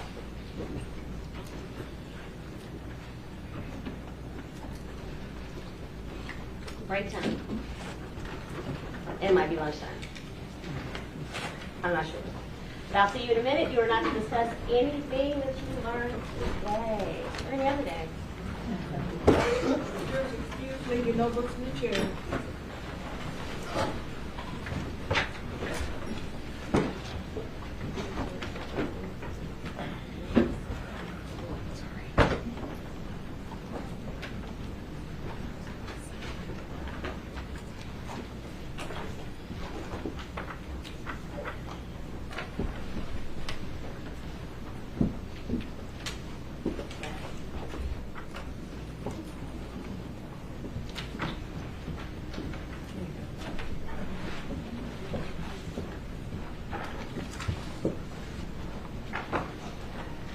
Sergeant Boyd, you are still under oath. You are not to discuss any of your testimony with anyone, and hopefully we'll pick back up with you after the break. I just don't know how long it's going to take. Yes, ma'am. Thank you. You may step down.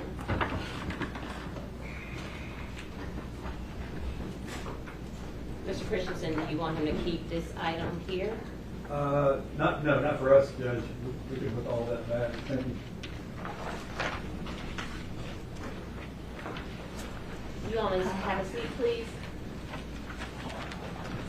You asked for time to speak with your guest expert prior to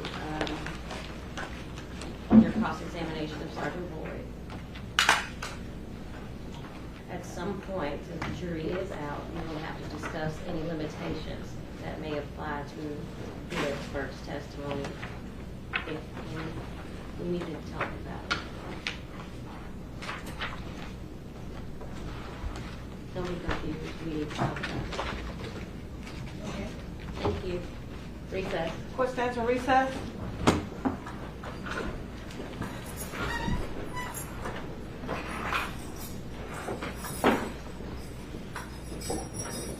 I guess we can check back in. I know they're eating lunch at noon. So spend this time with your expert. Thank you.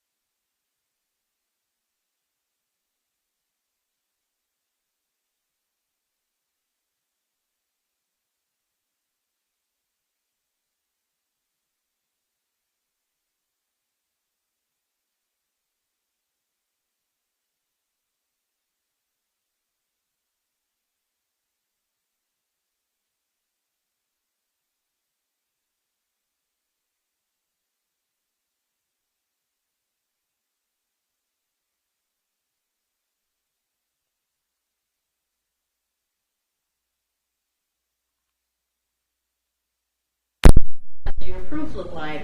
We're down to 3.5, I guess? If you say half, I'm giving half to cross. Yes, ma'am, 3.5. The other ones I don't think would take super long, but it's the DNA expert, the crime scene officer that took the clothes that were tested for DNA, and then buyers. My only concern is my understanding of a witness under subpoena, as I can't guarantee when he will testify.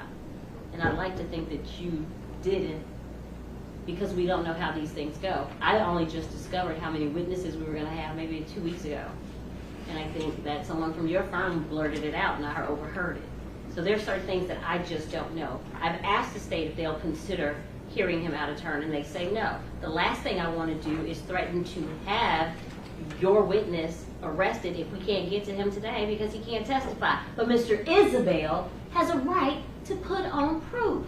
So I may have to overrule the state's objection to going out of order if this gets bad. This is where I am in my head. I've not made a final decision. I just need to know where we are. Because for a lot of this trial, I felt like I didn't know. He has a flight to catch at 6:30 in the morning. State says no, they don't want to go out of order. They may have to. It's judicial discretion. I'm going to review this document. Is this your exhibit? Yes, Your Honor. This is your only copy. It is not my only copy, but that's Just give me a minute to peruse while we bring in the jury. Is everyone okay with that? Everyone understands where I am? yes, Your Honor. You asked me to give you grace. I have. Day one, you said, Judge, we're going to need grace. And I've given it. I just think that right now, in order to maintain and protect his fundamentally constitutional rights, if I have to go out of order, that's what I'm going to do. There is no mechanism to go out of order.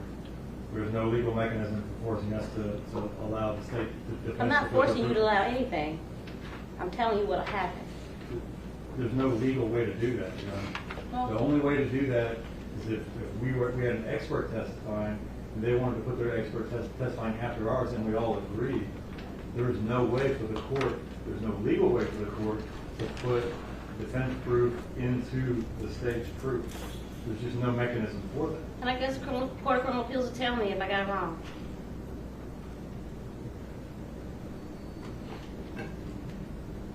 How late are we staying? We'll stay as long as we need to, Judge.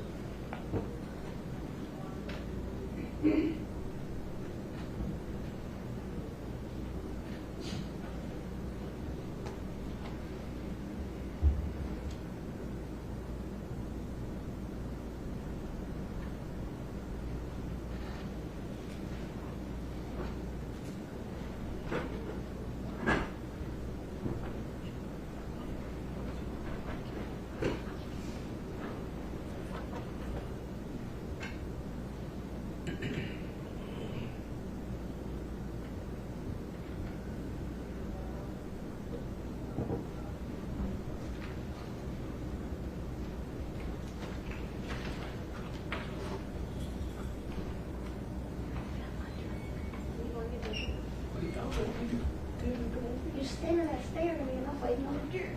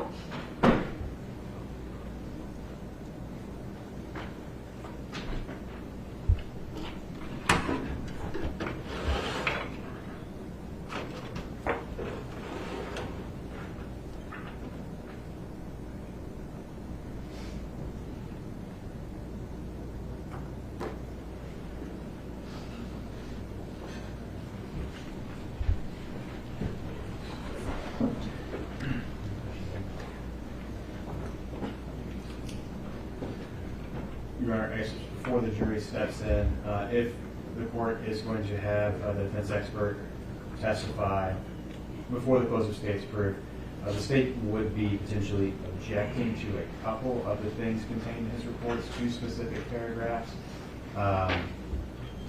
regarding statistical data. Whatever the court would like to address about that. I don't have any information about reports. All I have is the CV. So you're speaking to me about information I don't have. Yes, sir. I was just wanting to put it on your Honor's radar. That way you would be aware of... So I'll have to do a separate jury out to not only read these reports, but then to be able to intelligently understand what your objections are. And I think, Your Honor, I can guide you to specifically those paragraphs, and they are just paragraphs of generally statistical data, and the state is objecting to that data. I'll go deeper into it once we get into it, Your Honor. I just wanted to... I'm all right. Let's give me the short version if that's possible. Yes, Your Honor. So specifically, it's going to be paragraphs 4 and 11, I believe. Statistical data. Yes, Your Honor. Paragraphs 4 and 11. Which are numbered. And, Your Honor, the state's position is, one, the statistical data included is not, one, it's not really relevant to this case, and that is talking about statistics for false confessions in cases just across the board. But additionally, Your Honor, it is kind of getting to a point to where it's comparing this case to other cases, but the statistical data doesn't show really where that data is coming from. It doesn't show, Your Honor, where...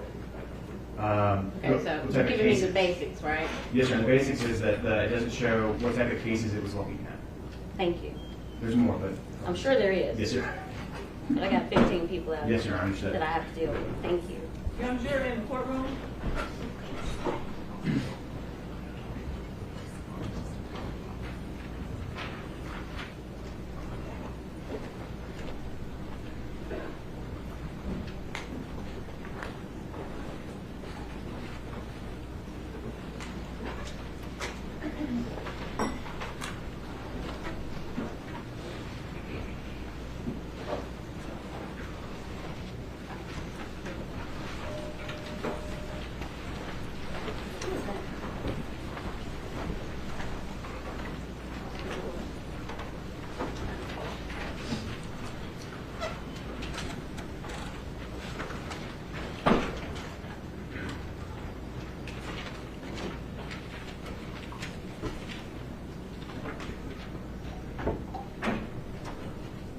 Welcome back. That wasn't too bad, right? It was light. It was light. It wasn't too heavy. You shouldn't go to sleep on me. No. Okay. Thank you kindly. Just one little tidbit of housekeeping, just because I just asked Mr. Christensen about it. This could potentially go as far as we need to go today. I have tried to give you all some time to yourself out of this box and stop at a reasonable hour, say 4:30 or 5:30. I think we probably hit 6-ish one time. My goal is to move through what's remaining of the state's case in chief as quickly as possible, as I promised you I would. So that's just a heads up. I'll keep you apprised as I'm making these decisions in my head. Are we going to stop? Are we going to go? Are we going to stop? I'll let you know, because I want it to be a collective decision.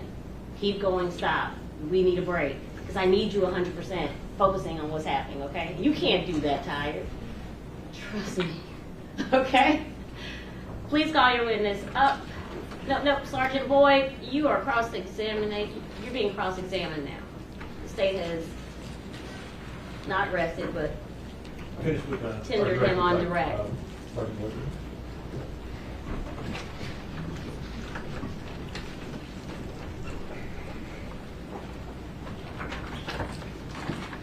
Go ahead, please. Thank you, Your Honor. Sergeant Boyd, you were on the Homicide Bureau in February 2022. Yes. And at the time, you had been on homicide for 5 years? A little bit less than 5. Actually, at the time that this homicide occurred, no. Okay. How long had you been on the Homicide Bureau at the time that this event occurred? Roughly a year and a half, maybe, something like that. Now, you were the lead investigator in this case, right? Yes. What does that mean? That I'm in charge of coordinating the case, arranging it, preparing the report. You make the calls, and you kind of delegate the tasks. Yes. Now, I want to talk to you about your training, okay? Okay. To become a police officer, you have to go through the academy. Correct. And during the time in the academy, you do physical training as well as classroom training, right? Yes. Now, as part of the class training, did you receive any training in conducting interviews or interrogations? This was over 18 years ago, but no, I don't recall. I don't believe so. Okay. And so, leading up to your time in homicide, what specialized training did you receive regarding conducting interrogations? Well, my experience and what I learned was mostly through my partners and watching and learning more experienced investigators conduct interviews and things like that. We don't interrogate, we interview. Okay. What's the difference between an interrogation and an interview? Well, an interview is just trying to obtain information. You ask questions and, you determine whether this person may be responsible or not. Pretty much just finding the truth. Okay. And how is that different from an interrogation? I guess I would describe an interrogation as more accusatory, things like that. Okay. So an interview is just asking evidence-based questions, whereas an interrogation would be more accusatory. In my opinion, yes. Okay. Now, so you received no specialized training at all in conducting interviews? No. And that being aside from your military experience? My military experience was also kind of watching, observing, and kind of learning on the fly, on the job training, if you will. So the military did not instruct you in how to conduct interrogations on, I think you said, Iraqi insurgents? Mm-hmm. And Iraqi nationals. If the witness will please use words when answering in the affirmative or the negative. Yes, ma'am. Thank you. So you received no specialized training in your capacity as a law enforcement officer? When it comes to interrogation, no. Okay. Now I want to talk to you about the purpose of an interview or an interrogation, okay? Okay. What do you consider the primary purpose of that function? To gain information. Okay. And gathering facts is important to your investigation, right? Correct. Helping further your investigation move with those facts, Yes. right? Yes. And the purpose of an interrogation or an interview is not just to make somebody confess, right? Right. The purpose is to gain information, right? Yes. And so your questions should be designed to gain information, right? In a broad sense, I guess. Okay. Situations dictate. The purpose should not be to force someone to adopt a particular narrative. That's correct. Now, when you originally encountered Mr. Isabelle at homicide, the information that you had at that point in time was that Danielle Hoyle was deceased, Yes. that Kennedy Hoyle was missing, Yes. and that Brandon Isabelle was Kennedy Hoyle's father. Yes. And that was the information you had at that point. Also on that, he probably was the last one to see her alive. Okay. Now, earlier in the evening, prior to you coming into contact with Mr. Isabelle, you had gone out to the scene at Levi and Sedgwick, right? Yes. And do you remember what time you got on the scene? I don't recall exactly. Okay. Was it daytime or nighttime? Early morning hours, so Still nighttime. dark outside? Still dark, yes. And do you recall the area? Yeah, Levi and Sedgwick, it's like an access road. A lot of trees on both sides of the road, very dark. Okay. Now, what time did you leave Levi and Sedgwick? I couldn't give you that time exactly either. Do you remember where you went from Levi and Sedgwick? I believe I left there and went to 170 North Main. Where you would have come in contact with Mr. Isabelle? Mm-hmm. Yes, ma'am. Okay. Now I want to talk to you about the interview room set up with Mr. Isabelle, okay? Okay. Y'all have multiple interview rooms at 170 North Main, right? Yes. Do you remember which interview room Mr. Isabelle was placed in? He was placed in the room that we refer to as the big room. I think that's room number 1022, Okay. if I'm not mistaken. And there's a long metal bench, It's wooden. a wooden bench, Yes, ma'am. and that's where Mr. Isabelle was sitting. Yes. And that was where you first encountered him. Mm-hmm. And at that point in time, he was handcuffed Yes. on the hand, Yes. handcuffed on the leg. Yes. And he had been in that room for a couple of hours. I believe so, yes. Okay. He was not free to leave. No. And you watched the whole video of the interrogation interview process, right? Yes. Yes. And during that period of time, Mr. Isabelle talked to you about the cuffs being too tight. You had to loosen them, right? I don't recall exactly in this case, but I mean, it's common. Do you recall how long he had been in the room prior to y'all coming in? I don't recall. Does it sound right that it was a little over 2 hours? That's possible. And you came into the room a little after 9 a.m. Sounds possible. Okay, so I want to talk to you about the initiation of the interview, okay? Okay. You and Sergeant Winbush were the two primary people conducting this interrogation, right? Yes. And that was in an interview room with just the three of you going in and out, right? Yes. And that was at Homicide Bureau. Yes. And you told him he was at the Homicide Bureau. I can't recall if I told him that or not. Do you recall him being told that he was in the Homicide Bureau for questioning when he was asked if he knew what this was about? No, I don't recall that either. Okay. I'm not saying that it didn't happen, I just don't recall at this moment. Okay. And we've all watched the whole thing, so. Okay. I want to talk to you about the advice of rights. Okay. You gave Mr. Isabelle a form that had his rights on it, Yes. and you asked him to read it. Mm-hmm. And this was at the very beginning of the interview, right? Yes. And there's still very much a cordial tone at this point. Yes. And when he's reading the rights, he gets to the word coercion. And y'all had to explain the word coercion to him, right? Yes. And how did you explain that to him? Coercion is if you're being bullied, if we're messing with you, making you feel threatened, things like that. Okay. And basically you were saying, we're not going to do those things to you once you're talking to us, right? No, actually the form more refers to whether he wanted to speak to us. So he wasn't being coerced to actually speak to us, and it's just, advising him of his rights.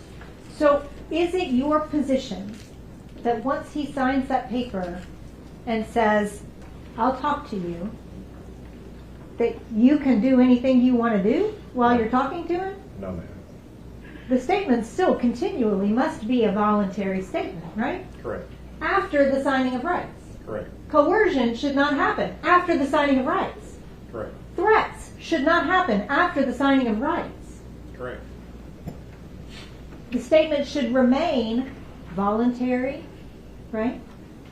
Yes. And free of those pressures, right? Yes. And there's a reason for that, isn't there? Yes.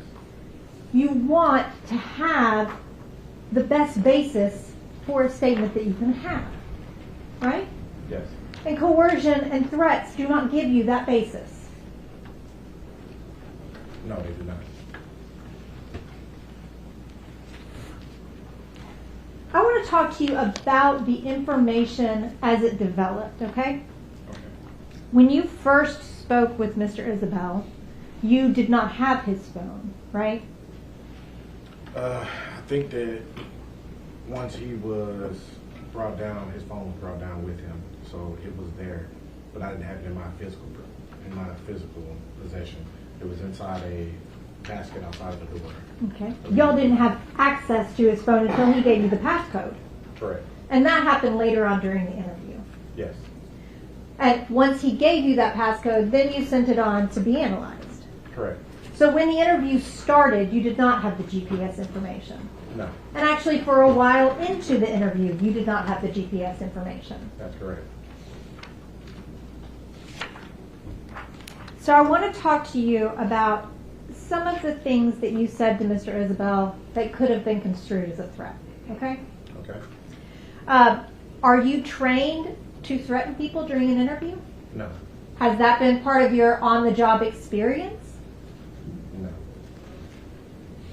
Is it a good practice to threaten people during an interview? no. Why not?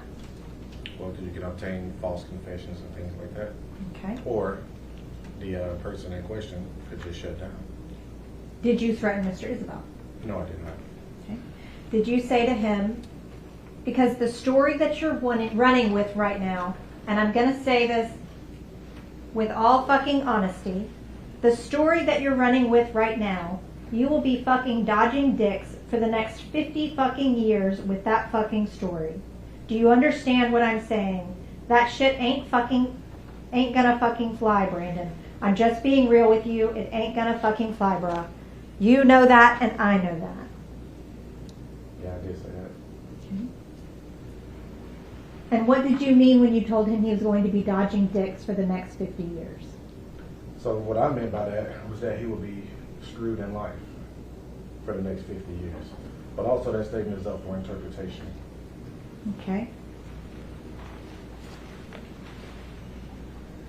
Is it your under oath testimony that you were not referring to being raped in prison? No. And that is not, it is your under oath testimony that that is not a viable interpretation of that? Well, many people can interpret it that way. I mean, rape in prison is a real reality. It does happen. But that's not what I meant. My question was, is it your under oath testimony that that is not a viable interpretation of what you said? No. That is not a viable interpretation. That's your testimony. Yeah. Okay. Under oath. Yes.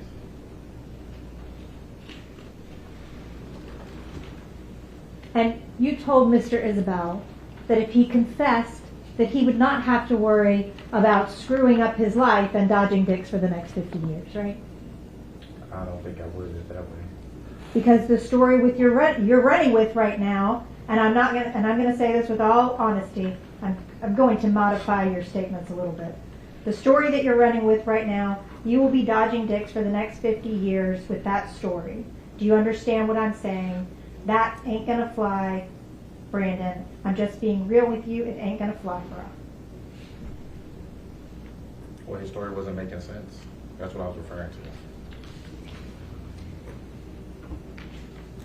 In what way did those statements help you collect facts for this investigation? Well, eventually he did confess to the murder, and I was able to corroborate that with facts. Eventually, after you mentioned dodging dicks for 50 years. Sometime after that, yes. I want to talk to you about your role in an interrogation, okay? Okay. What is your role? What do you mean, clarify that for me? What is your role as a law enforcement officer in an interrogation of a suspect? To collect information. Okay. Are you working on developing a case against that person? Sometimes. In this case, yeah. Okay. And simultaneous with this interview, there was also an interview going on with Artisha Stewart, right? I don't know if it was simultaneous, but she did, was the subject of the interview as well. Okay. And when you are interviewing a potential suspect, is it your job to help that person? What do you mean? Is it your job to give that person leniency if they talk to you? I don't have the power to give them any legal leniency. So that would not be your job, right? No. That would not be your role. No. Is it your role to save them from this situation? Can't say it would be, no. Would it be a lie to tell them that is your role? If I told them it was my role, yes, that would be a lie.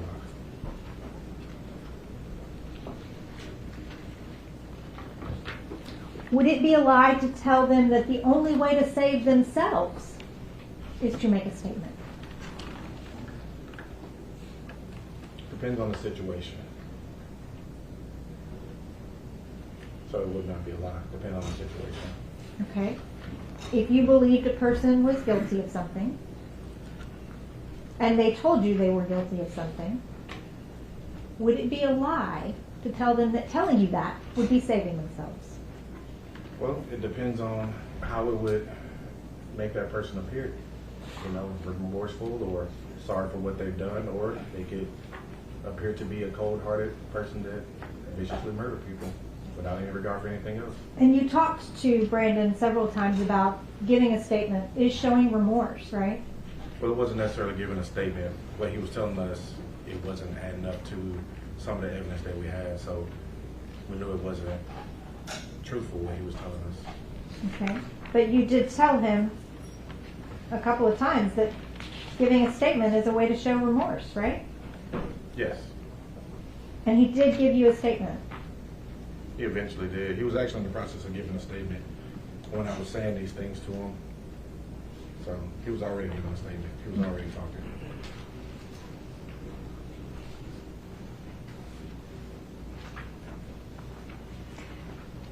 During the times that you spoke with him, there were several times that you and or Sergeant Winbush would call him a monster. Do you remember that? Vaguely, yes. Okay. And do you remember saying, you can either confess or you can be a monster? Something to that effect? Maybe something to that effect. You're not a monster, okay? What's done is done, okay? Right now, you just have to talk to me, okay? You remember saying that? That sounds about right. So you were telling him, you have to talk to us. And if you don't talk to us, everybody's going to think you're a monster. Is that an interpretation of what I'm saying, of what I said? Yes. Is that a fair interpretation of what you said? Sure. Okay. In what way did that help you collect evidence? Well, even after that, he started telling more of the story that actually corroborated with the evidence that we had. And part of the time, he would, further on into the interview, he would agree with things that y'all were saying that weren't actually true facts, right? Which part are you referring to? So, for example, there was conversations, y'all were asking him about, the car seat. And he would go along with what you said about the car seat, right? And this was several hours into the interview. Object to this point. I don't know what he said. A lot of things about the car seat. So I'm not sure what she's referring to right here when he's going along with what they said about the car seat. I can be more specific. That'd be helpful, sustain the objection. When you were discussing with Mr. Isabelle about the baby being placed by the river, y'all were asking him, did you put the car seat down by the river? And he'd say yes.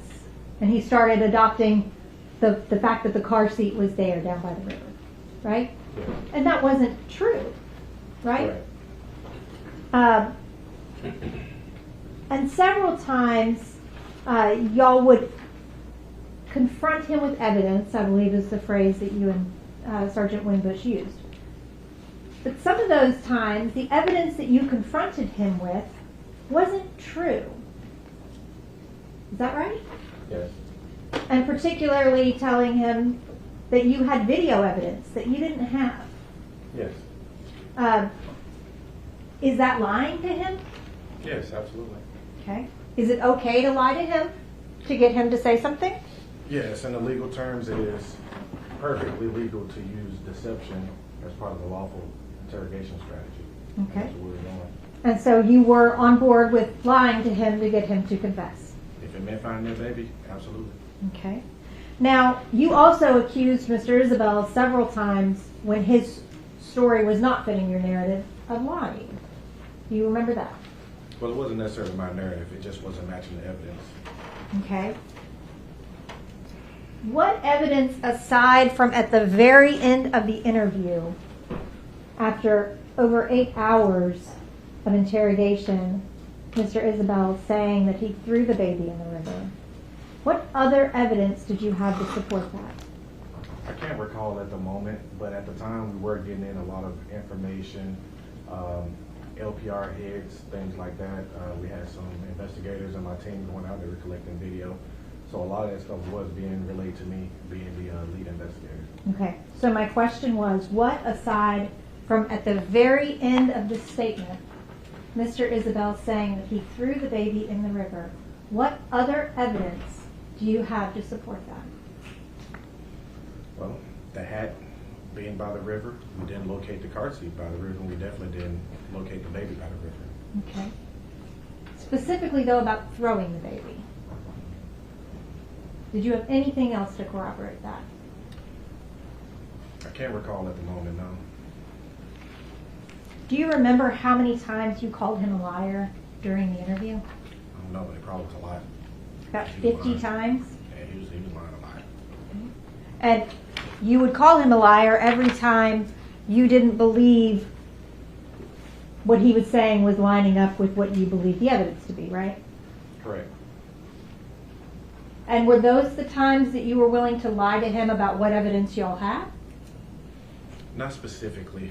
The only time I really recall is when I told him that that area was monitored, which wasn't entirely a lie. I mean, the officer actually went back there and found the vehicle. So it is monitored somewhat. It's just not recorded or videoed under video surveillance. And that's when you told him that area is video monitored, I'm not bullshitting you. Yeah, something to that effect. Okay. And that he needed to tell you the truth about what happened. Correct.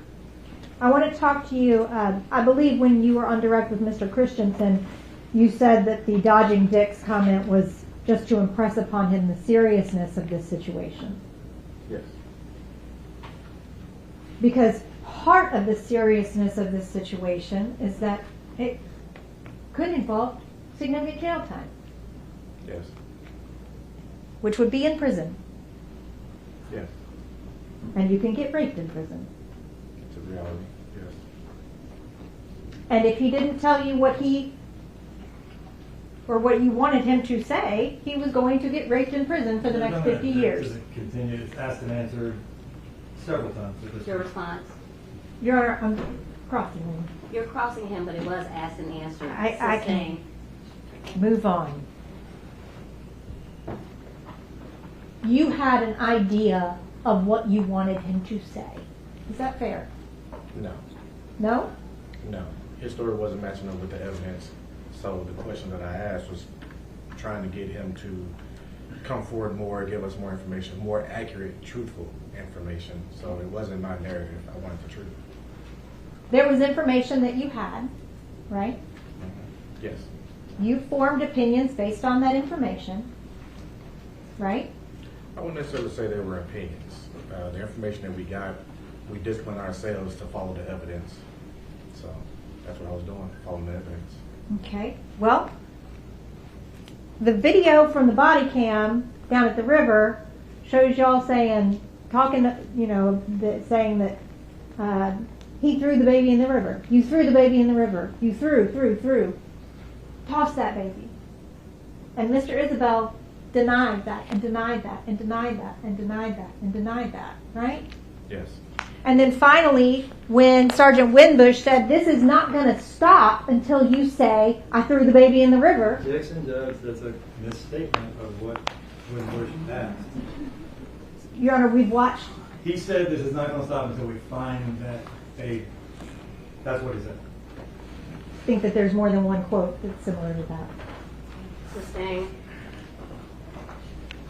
Mr. Isabelle had been told that that interview was not going to stop until y'all got what you wanted, right? I mean, I didn't tell him that. Again, Jim, that's a mischaracterization of the question asked. And we'd object to that. I think the jury will be able to sort it out if they are going to rely on their personal notes about what was said and what was not said. I don't know that Sergeant Boyd is going to be able to tell us what Sergeant Winbush discussed. Sustain the objection. Sergeant Boyd, I want to talk to you about the way that you were dealing with Mr. Isabelle during this interaction, okay?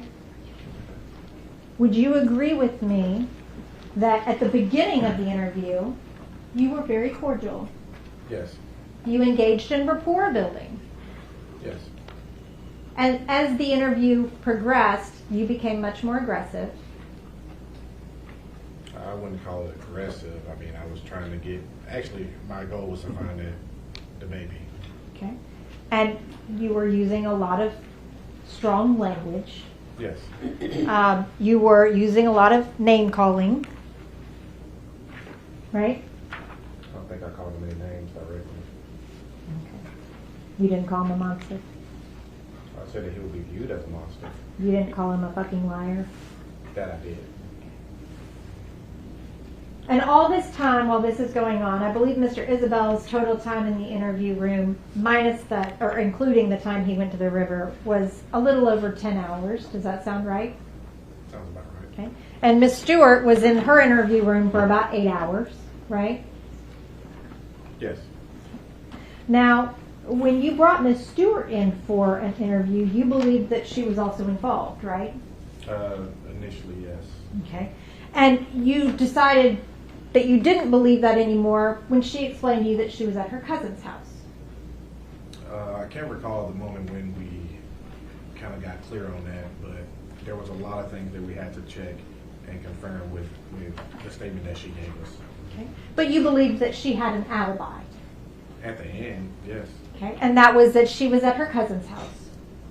I can't recall where she said she was, but I don't believe she was involved in the murder. Okay. The cousin's house being at Chelsea and 2nd. I'm drawing a blank. Right there downtown near the bridge. Sure. Okay. Did you ever talk to her cousin? No. I want to talk to you about some different aspects of the investigation, okay? Okay. Should you conduct an investigation with a certain narrative in mind? No. Why? Well, if you do that with a certain narrative in mind, you could easily go down the wrong path, and you can miss a lot of things. Okay. Now, the text messages that you collected that you were reading on direct, those were spanning from about January the 30th until February 2nd, right? Yes. And for that period of time, that is a substantial number of texts, right? Yes. And their conversations, I mean, the texts are, for the most part, pretty quickly turnaround, or a pretty quick turnaround on the responses. Yes. And that's pretty consistent throughout those days, right? Yes. Now I want to talk to you about the evidence that was collected from the Chevy Cruise, okay? You were the lead investigator, Yes. so you kind of direct what you want collected, right? Yes. And you wanted blood collected from the car? Yes, anything that is of evidentiary value. So I don't necessarily, because I wasn't on that scene, but my team, they're experienced investigators, so once they're there, they kind of know what to collect and what not to collect. Okay. You wanted GSR collected? If they saw fit to do that, yes. DNA? If they saw fit to do that, yes. Bullet casings? If they saw fit to do that, Okay. After they saw fit to do all of that, as the lead investigator, that information comes to you. yes. Did you then send all of that off for testing? I believe so, yes. You did? I believe so, yes. You sent the GSR off for testing? I don't know exactly. There was a lot of things that were sent off for testing. I can't list all the specific things in my head right Did you send any of the bullet casings off for testing? now. I think they go to NIBIN. NIBIN does the work on that. Okay, well, NIBIN is a different process, though, than TBI, right? Correct. TBI can test to see if shell casings came Is the from the question, same... Judge, or is it testimony? Sounds like testimony to me. NIBIN or TBI, and you're explaining to him the difference between which. Ask No, the I question. said there is a difference Ask the between question them. and move on. There is a difference between NIBIN and the TBI testing, right? Yes. TBI testing can evaluate whether shell casings were fired from the same gun, right? And if you have a gun, TBI can compare a shell casing to that gun, right? Yes. To see if that shell casing was fired from that gun. Yes. Were any of the shell casings in this case sent for testing? I can't recall, so long ago. Do you recall whether you got any results from ballistics testing? I can't recall. Now I want to talk to you about the video from Island Drive, okay? Okay. You testified that that was a car that looked like the vehicle involved. Yes. And y'all gathered that. Yes. In the process of gathering that information, did you check it compared to that GPS location that you had to see if the times matched up? Yes, I did, and I believe they did match up. All of them If I'm not did? mistaken. I don't know if all of them. It's been a while. This is before I sent the case to the prosecutor's office. Okay. Those shell casings that were found on the scene of Levi and Sedgwick, they were all collected, right? I believe so, yes. Okay. And there was never a determination made on whether those 9mm casings were fired from the same gun? If they were sent to NIBIN, it would have gave a likely result that they were, but I can't recall off the top of my head right now. And you're saying there's a likely result that they were just because you think that there's a likely result that they were? No. Normally, once they're entered into evidence, the NIBIN team comes, collects those from the evidence room, and then they test it. But in this case, I don't see how they would. There was no gun. Okay, but the TBI can look at shell casings to find consistent markers from shell casings, right? I'm not sure how they work. I don't work for TBI. Okay, so as the lead investigator, you didn't think you needed to find out whether those had been fired from the same gun? I can't recall if I did or not, to be honest with you. Okay. And as part of your investigation, you did collect a .40 caliber gun from Artisha Stewart. Yes, And there was a .40 caliber shell casing at the scene at Levi and Sedgwick. possibly. Did you have that shell casing compared to that gun? I'm not sure. I don't think it was. If it was tagged into evidence, it probably was placed into the NIBIN system and tested as well. Okay. Did you ever get any results on that? I can't recall if I did. 1 moment, please.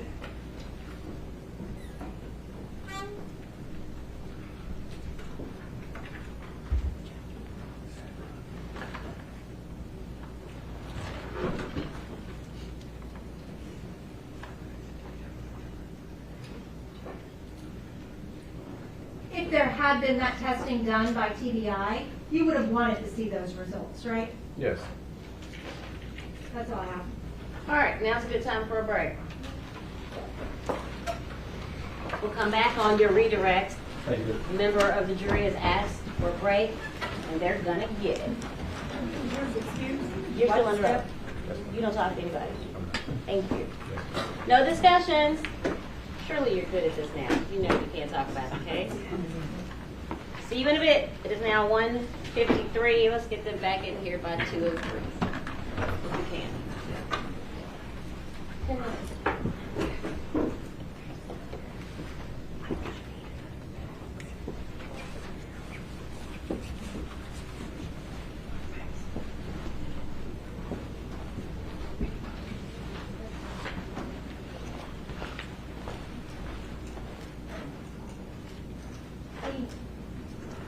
Court stands in recess.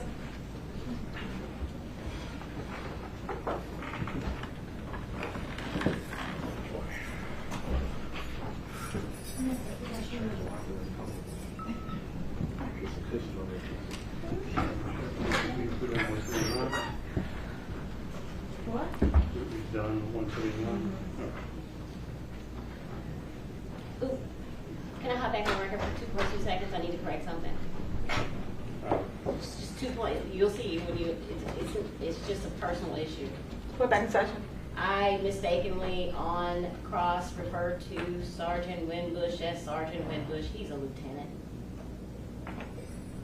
Recess. Court stands in recess. Sorry, that was bothering me.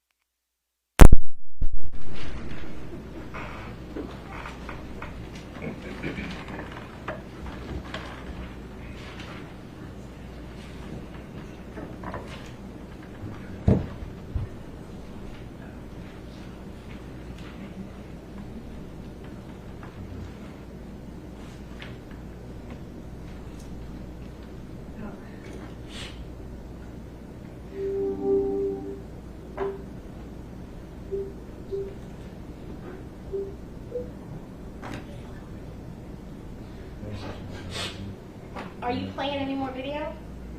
No, So ma'am. can we mute that, please? Young juror in the courtroom.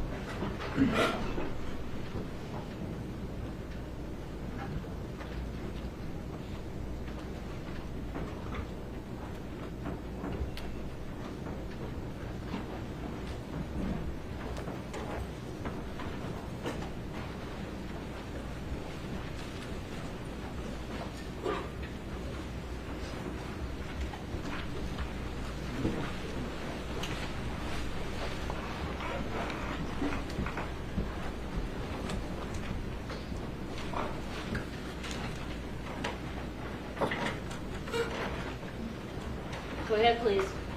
Thank you, Judge. And when we're talking about benefits and something, you know, could look better if he says something or that kind of thing, those sort of things, Yes. would it have been beneficial to him had y'all actually found Baby Kennedy down by the river where he kept telling you that Baby Kennedy was? Yes, absolutely.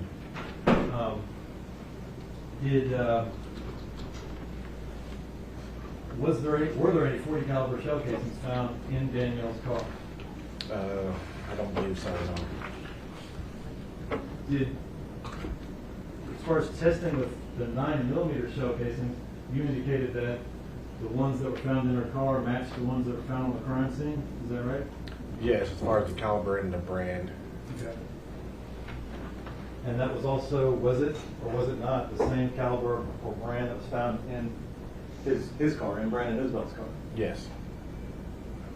Were you, is the primary focus when you're interviewing a witness, interrogating a suspect, to corroborate what they're saying with actual evidence?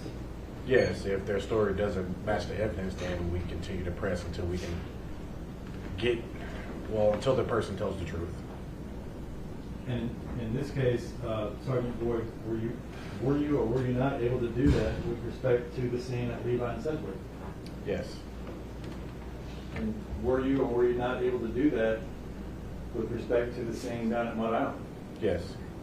And were you or were you not able to do that with respect to all points in between, all the other crime scenes? Yes.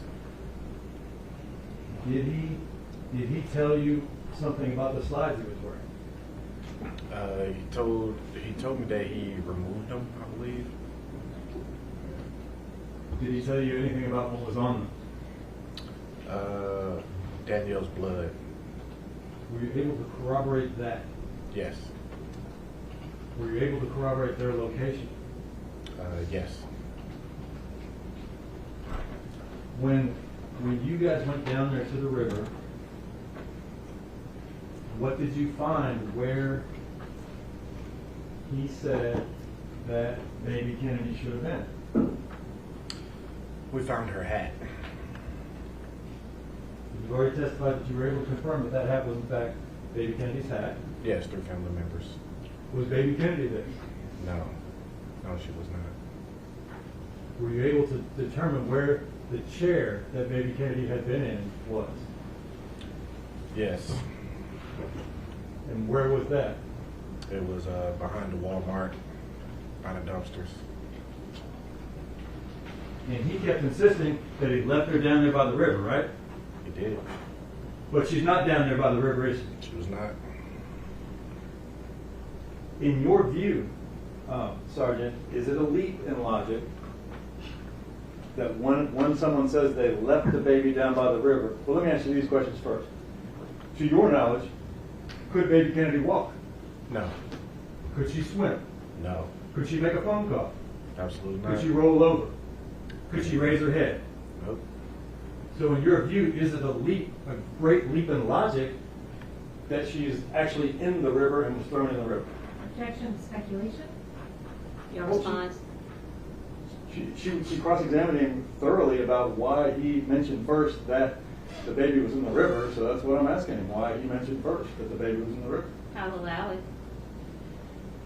Yeah, so the position of the hat and where we found it, it was extremely likely that Baby Kennedy was in the river. And ultimately, What did he say about how Baby Kennedy got in the river? Ultimately, he said that he carried her down. He said as he carried her down to the river, her hat fell off. And as he got to the river, he grabbed her by the leg and threw her in. Thank you, sir. No further questions.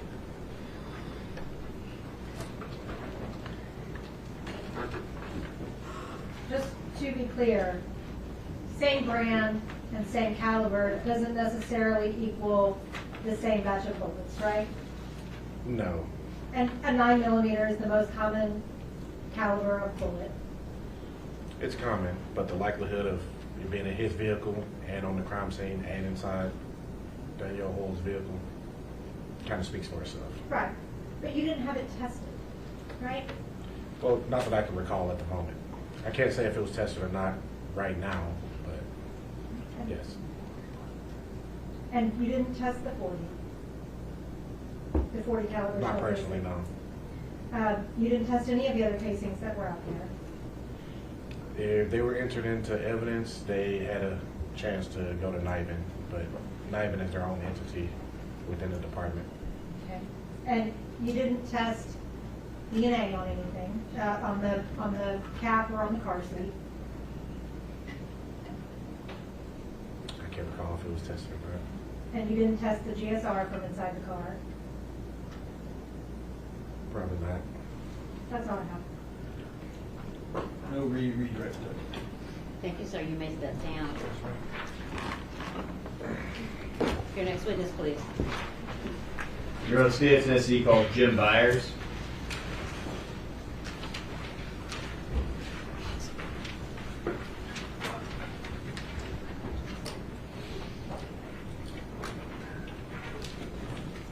Byers, come forward.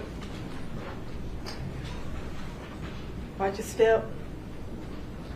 Stand right here, face your honor, raise your right hand. Do you swear or affirm to tell the truth? Yes, Please have a seat. Watch your step. Would you please state your name and spell it for the jury? Jim Byers, Jimbyars. Mr. Byers, where do you work? The Shelby County District Attorney General's Office. What do you do there? I'm a criminal investigator for the Special Victims Unit. What does a criminal investigator do? We do search warrants, interviews, find evidence, find witnesses, just any request the Attorney General asks of us. How long have you been a criminal investigator for the district attorney's office? Almost 9 years. What did you do before that? I was a sergeant with the Memphis Police Department and retired at 26 years. As a sergeant with the Memphis Police Department, you do similar things to what you do now as a criminal investigator? I was assigned to the sex crimes unit on the child side, so I did physical and sexual abuse cases of children. I'd like to direct your attention to the case of State of Tennessee versus Brandon Isabelle. Did you do any work in that case? Yes. Specifically, I'd like to direct your attention back to September 5th of 2025. Did you go take some aerial photographs that day? I did. Explain to the jury what it is generally you did on that day. We went up in a helicopter and just went to several different locations and just took photographs and video from the helicopter.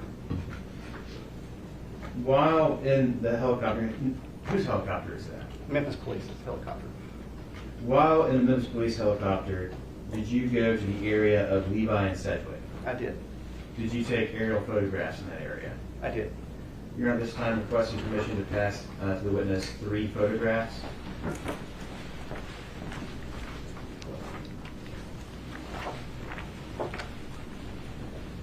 Mr. Byers, I passed you 3 photographs. Can you please look at those and tell me if you recognize them?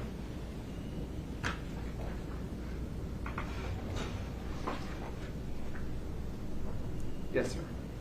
What are they? This is the aerial photographs of Sedgwick and Levi.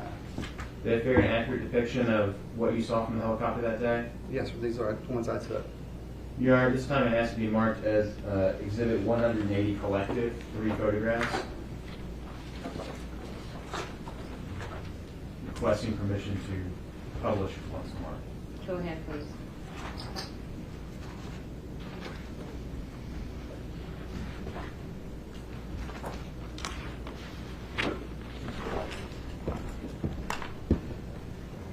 Mr. Byers, is this one of the photographs? Yes, sir. And let's see.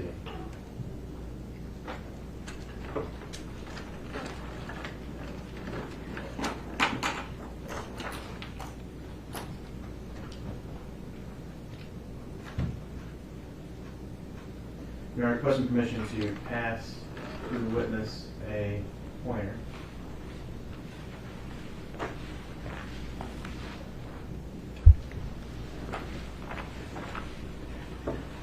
Mr. Byers, I'm passing you a digital laser pointer at that top button. There you go. Could you please show us where Levi and Sedgwick is on this?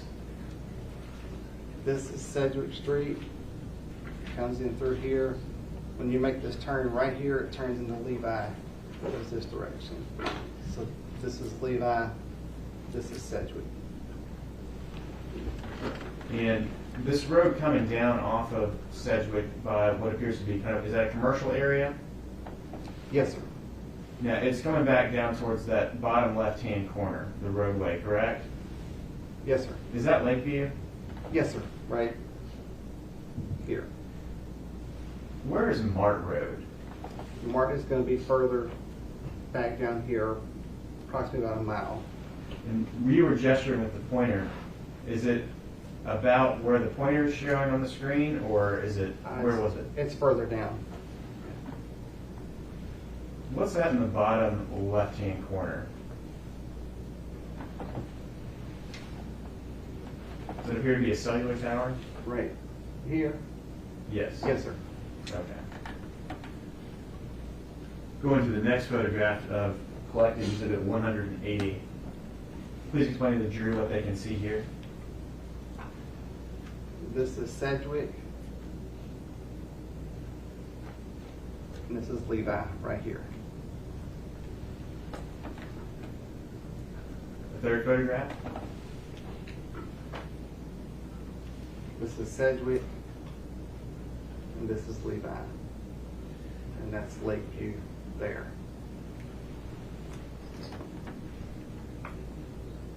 Now, Mr. Byers, did you ever drive by that location or go to that location? Yes, sir, I did. Did you go to that location during daytime? Yes, sir. Why did you go by it during daytime? From the helicopter, everything looks the same, so I want to make sure when I'm up there, I'm oriented to what I'm looking at on the ground, so I look for specific things, just so I know what I'm looking for when I get in the helicopter. Did you also go by there at nighttime? I did.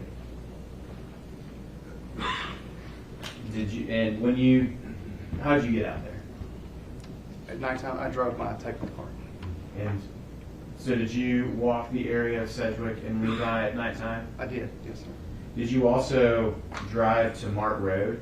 I did, yes, sir. Did you drive that road at night? I did. Did you also go out to Mud Island? I did. Did you do a walkthrough of the Mud Island boat ramp at night? Yes, I did. Were all those video recorded? They were. You're requesting permission to pass an object to the witness.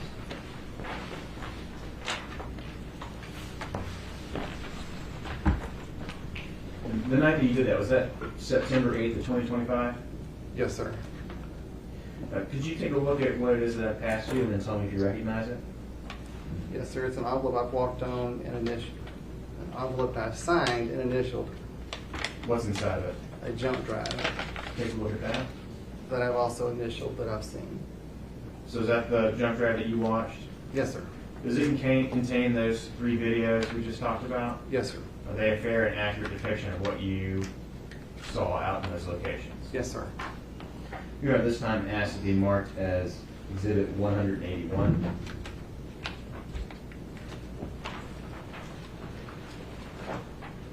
Driving and seeing walkthrough videos initialed by JB in a very tiny envelope. Question permission to publish. Go ahead, please. Thank you, Your Honor.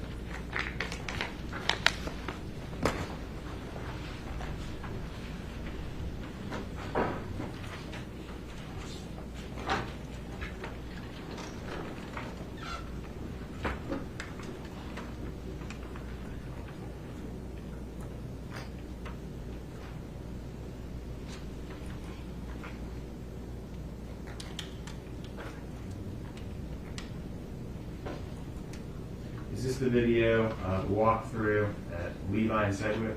Yes, sir. We're starting on Sedgwick, walking up towards Levi, Is that the corner of Sedgwick and what? Lakeview. Onto Sedgwick Drive. Turning right off of Lakeview onto Sedgwick Drive.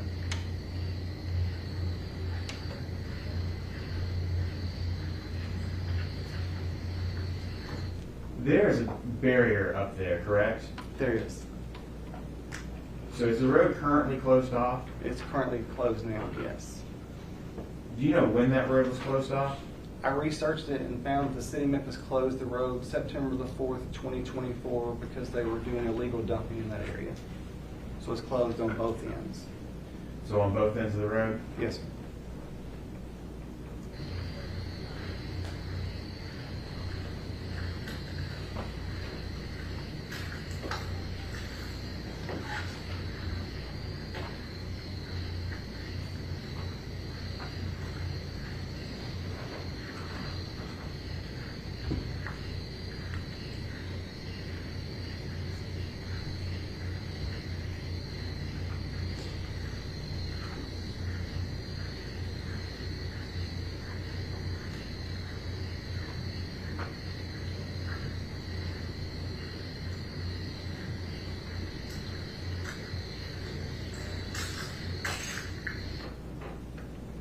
We just heard a sound on the video. Do you recognize that sound?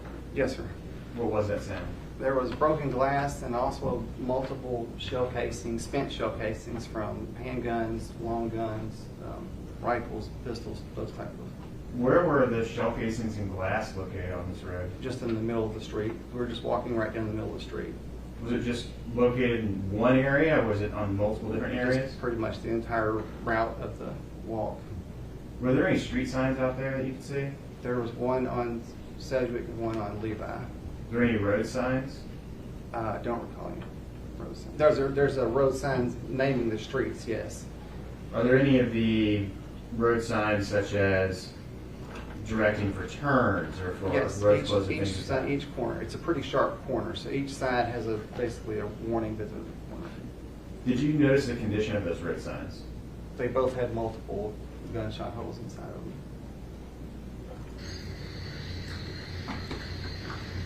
Now, Mr. Byers, what just happened here with the video? We turned the lights on so we could see. It was so dark out. Is that a flashlight? Yes. Is that one of the road signs you're referring to? Yes.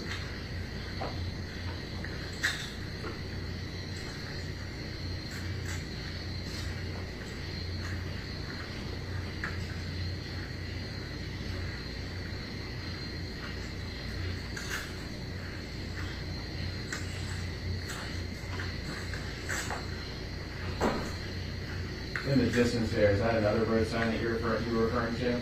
Yes, sir. That's just the intersection sign. Intersection of which streets? Sedgwick. Sedgwick that we're on. And fixing to turn onto Levi.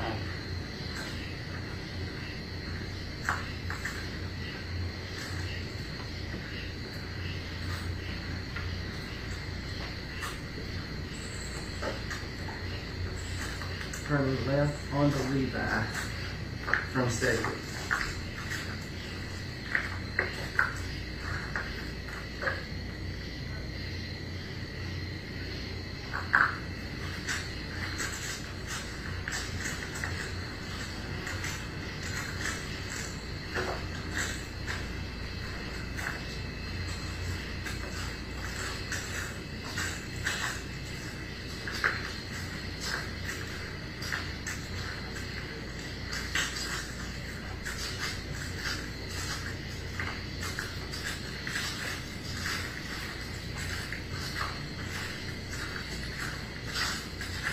Now, what's that in the distance on the left-hand side that's reflected?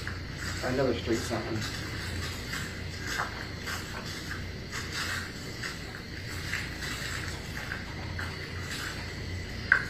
Are there any street lights back there on Sedgwick and Levi? There's no lights at all back there. That's when we had to use the flashlight. There is no lighting at all.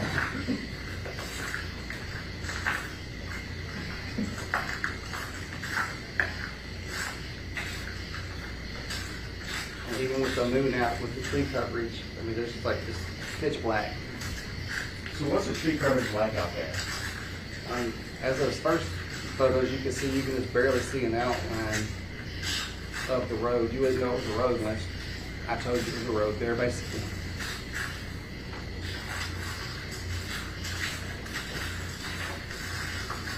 So, are we coming up on that street sign you were referring to a minute ago? Yes, sir. And this is walking on Levi, heading west? Westbound on Levi.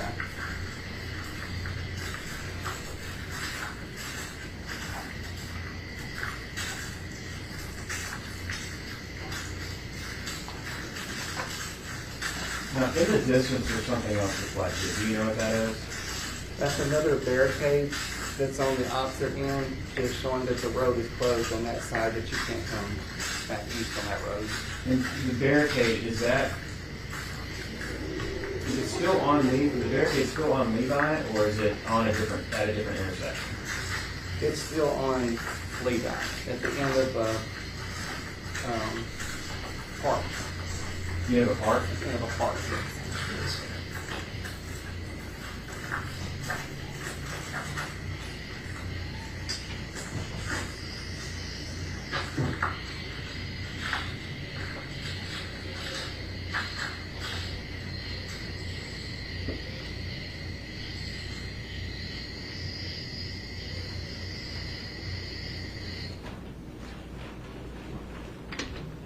While you were in the area of Sedgwick and Levi, did you also go to the area of Mart Road? I did. Was that around the same time of night as the video from Sedgwick and Levi that you took? We left straight from here and went to the next location. What direction did you appoint Mart Road from? Which way did you come to go to Mart Road? I'm sorry.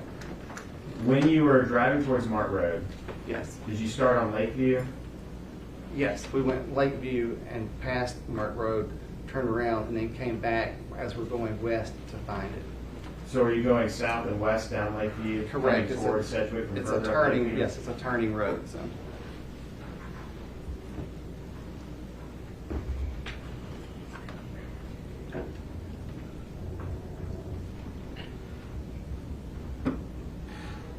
So this is Lakeview.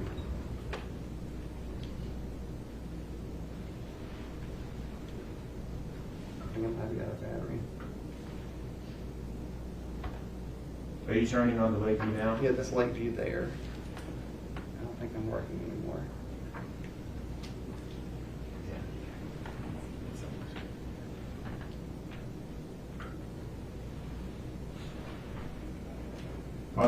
There are some streetlights on Lakeview, correct? There are some. Yes.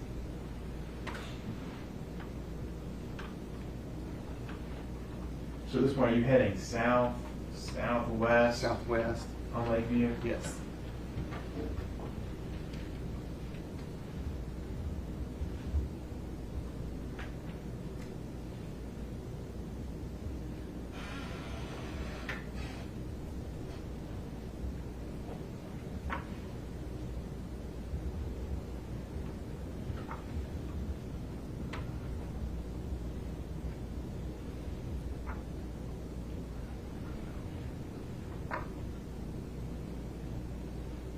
Where are you turning onto now?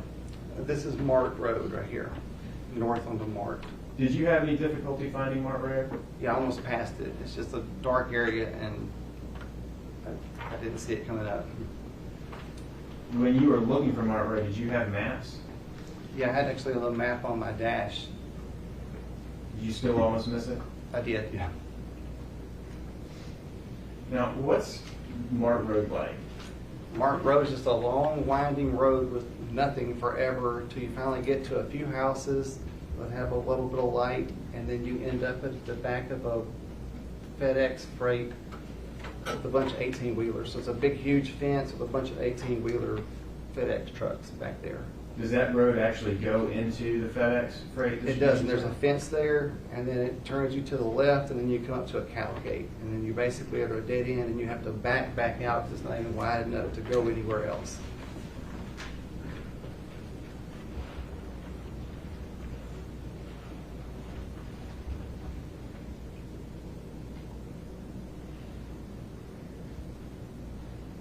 Now the lighting at this point in the video, is that from street lights? No, that's my lights on high. You have your high beams on? High beams.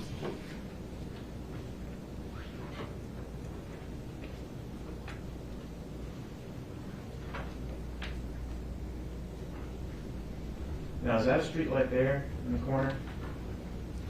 Yes, so it's the first one I believe we put on Mart Road. And you have a couple houses that you end up getting to pretty far down the road. You do run into a couple of houses, and then you end up into the FedEx freight, a fence. Not the entrance to FedEx, but just a fence.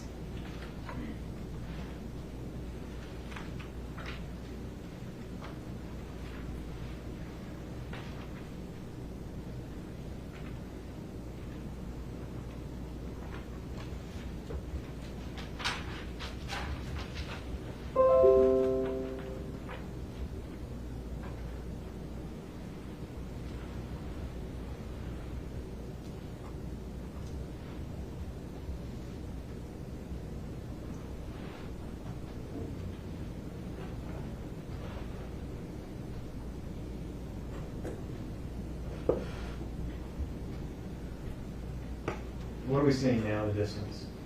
This is coming up to the FedEx freight. You can start seeing a whole lot of light, and that's a big lighted parking lot where 18-wheelers are parked.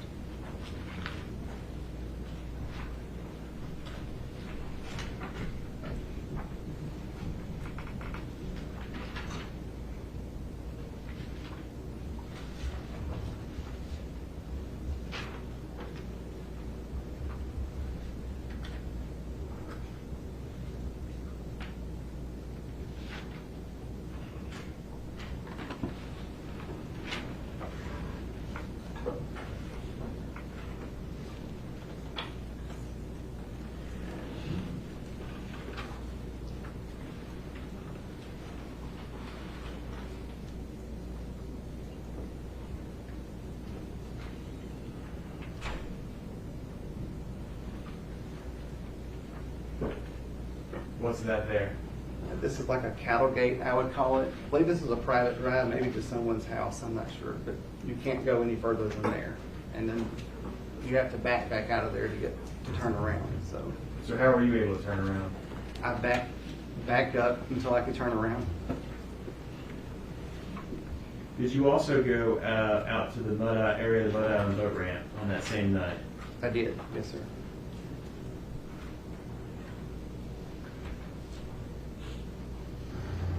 Walking in the entrance of the Mud Island boat ramp.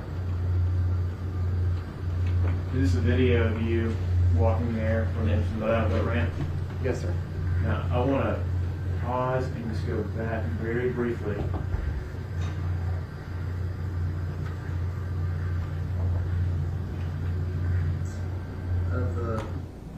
What is that? Well, so what are we looking at on the screen? It's a gate. Basically, the ramp is closed right now. The parking lot is closed to get to the boat ramp, so it's a gate that's shut. So at the actual entrance to the parking lot itself, there's a gate that is shut. There's a gate there that's shut. Mud Island boat ramp.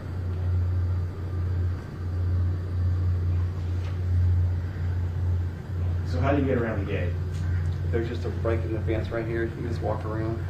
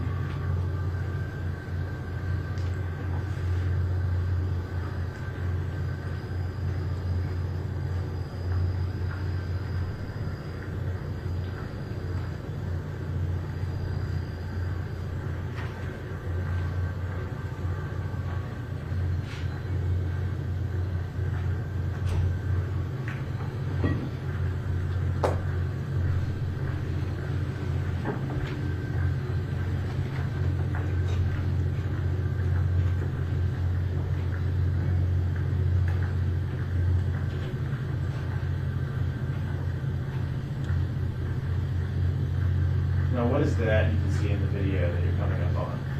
So this is the old boat ramp. There's a new one on the other side of the parking area. And this is just a stop sign with another gate. So you don't go any further than that point. Is that the Wolf River there in the distance? It's Wolf River there, and then to my left is Mississippi River.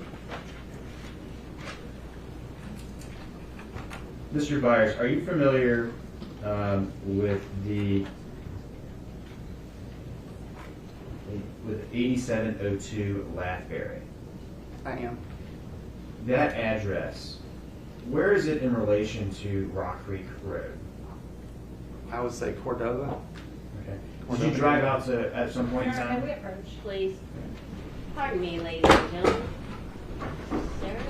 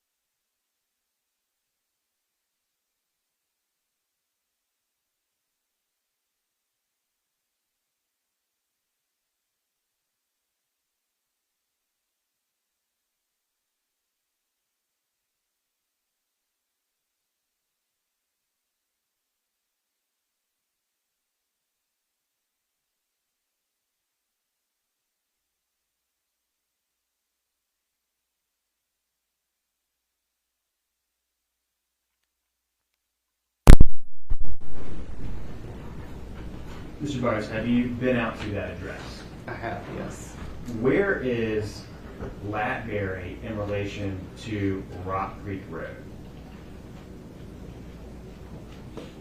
Is it? It's on the same, that's basically just like a little small cove right off of Rock Creek. So it's not like a long street, it's like a little cove? Correct. About how many houses are on that cove? Approximately. I had to guess maybe 3, 4, maybe. Small, it's a small river being a small cove. In that little cove, the address for that is Lathbury. Yes. Still pass with us.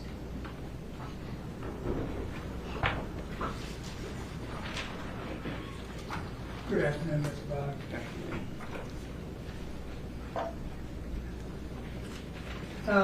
The pictures that you showed the jury and the videos, so all 3 of them from September the 8th? All of the videos from the same time, yes, sir. Same night. Okay. September the 8th of 2025? Yes, sir. So what that showed the jury was what that road looked like on September the 8th of Correct. 2025? Yes, sir. Which is summertime? Right? Yes, sir. And this incident that we're in trial on today happened in wintertime? Yes, sir. And 2022, right? Correct. And so what the jury saw is what the road looked like a few weeks ago? Correct. Yes, sir. And all that crackling that we heard on the video? Yes, sir. Was that leaves, sticks? It was glass, sticks, shell casings of every kind I've ever seen, like rifles, handguns, but there was glass, there was sticks, there was debris. And yeah, what I was just asking you about was on Levi and Sixth. Yes, sir. And I want to ask you now about Mark Road. Okay. And if I'm remembering right, Mr. Isabelle's GPS put him on Mark Road at about 11:48 in the morning, a.m. You showed a video of it in the evening, at night. Yes, sir. but it happened at night, the different times there. Why did you show it at night? I went through with the request that I was given. Oh, okay. You was asked to at that time? Yes, sir. I see.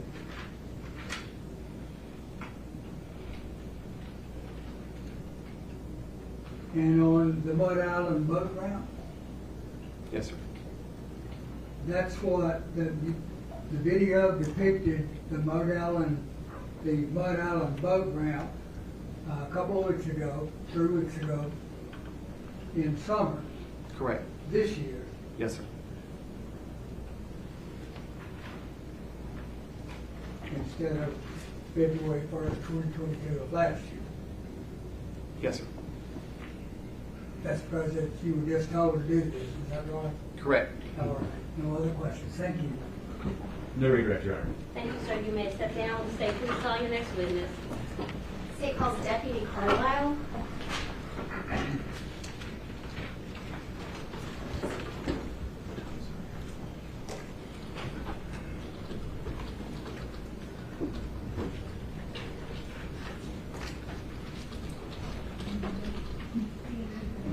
Deputy Carlisle, come forward.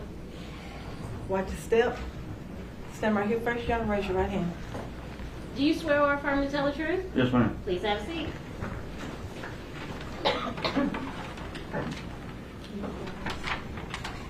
Could you please state and spell your name for the jury? Eric Carile, EricCarilesle.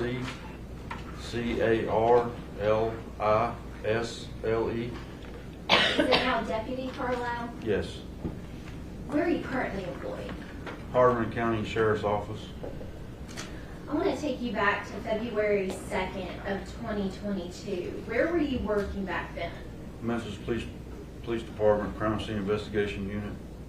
And how long were you with MPD? 28 years, and my last 14 years was a crime scene investigator. Now, Deputy Carile, were you asked to report to 170 North Main on February 2nd of 2022? I was. And what is located at that address? I went to the Homicide Bureau. I don't remember which floor, but And you anticipated my next question. Who requested you to come to the Homicide Bureau? one of the homicide investigators, probably Sergeant Boyd. And on that date, did you interact with the defendant, Brandon Isabelle? I did. What were you called in to do? Collect evidence from him. I'm going to hand you a flash drive and see if you recognize it.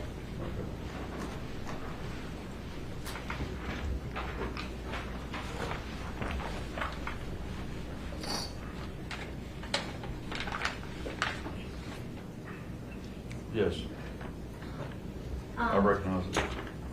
And are those your initials on it? Yes. All right. And did that record your collection of evidence from Mr. Isabelle on that date? Yes. All right, I said that be the next exhibit, Exhibit 182.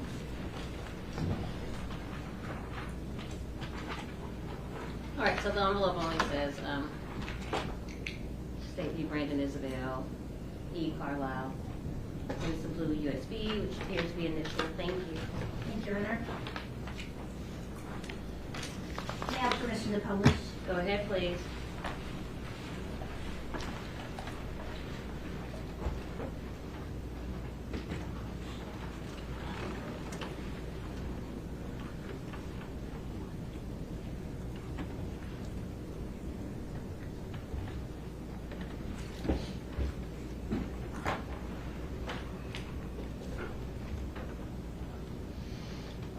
Okay, Officer Carlisle, what are we saying? I just entered the room with my supplies to start the process. And is that Mr. Isabelle we see? Yes.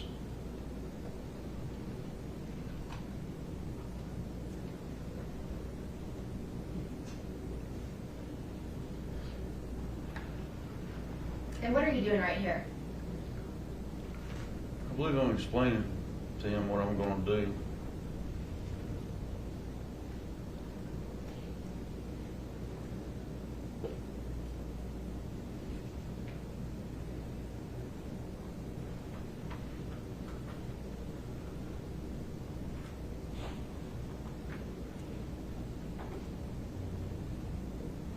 getting at right there?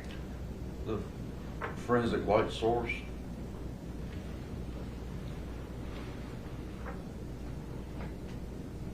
Now, what's happening right now? I'm taking photographs of them. And are you taking those before you start collecting anything? Yes. I'm going to hand you 2 photographs. See if you recognize them.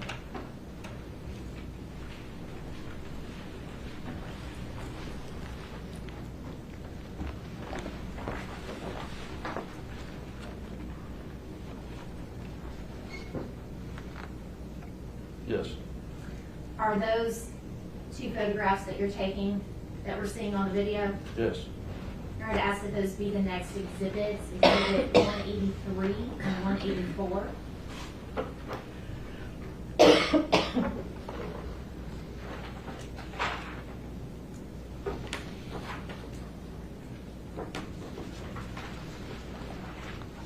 have permission to publish, right?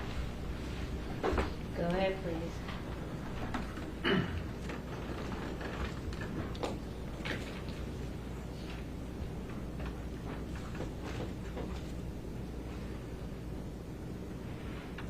Okay, so Deputy Carile, we're looking at Exhibit 183. And why do you take that initial picture before you start doing anything else?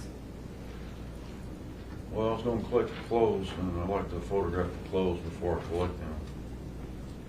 So you're just trying to document? Yes. And then looking at Exhibit 184, where are we seeing in this photograph?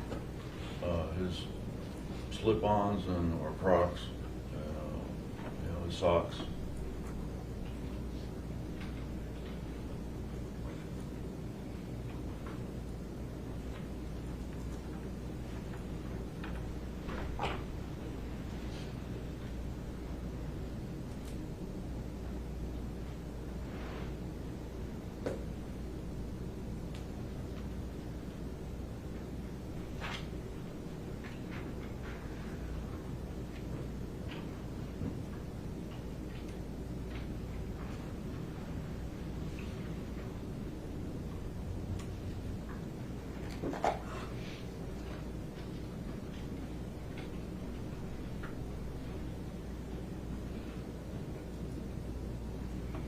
Now what are you about to do?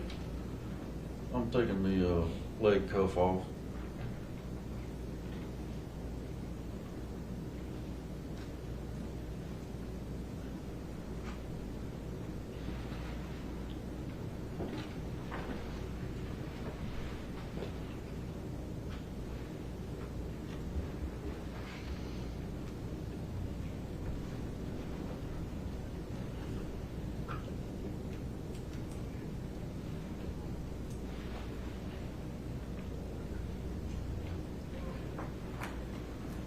What are you preparing to do here? Use the forensic light source to search for gunshot residue.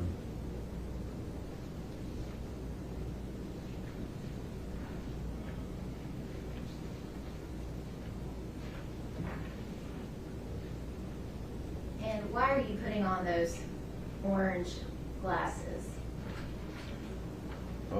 Different light wavelengths you gotta have for different colors to see certain things.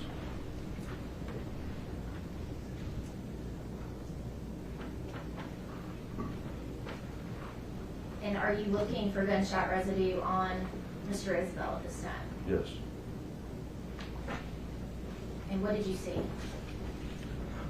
I saw one possible gunshot residue on his pants. How does that show up to you? What does it look like? It looks like red, orange, glitter. And can you only see that with that light source in those goggles? Yes.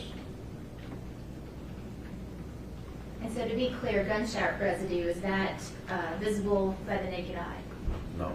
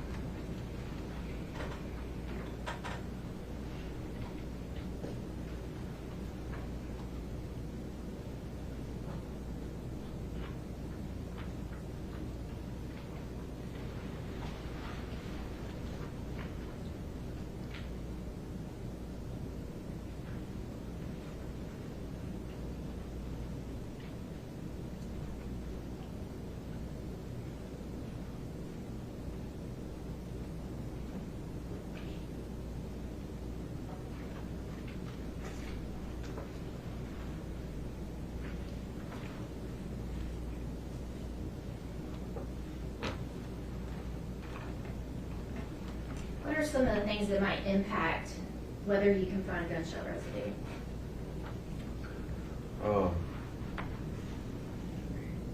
It doesn't stay stationary forever. You can wipe your hand on your pants or put your hands in your pocket, or wash your hands, and then it's gone. Could being out in the rain affect your ability to find it? Sure.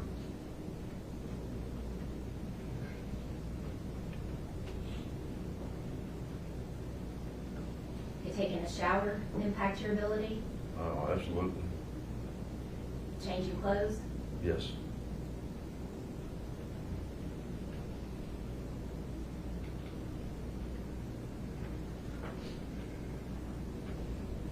Now, what are we seeing here? Those stubs in that vial, on the bottom of the stubs is a round, sticky thing. And you dab the hand with it to try to pick up gunshot residue attached to it.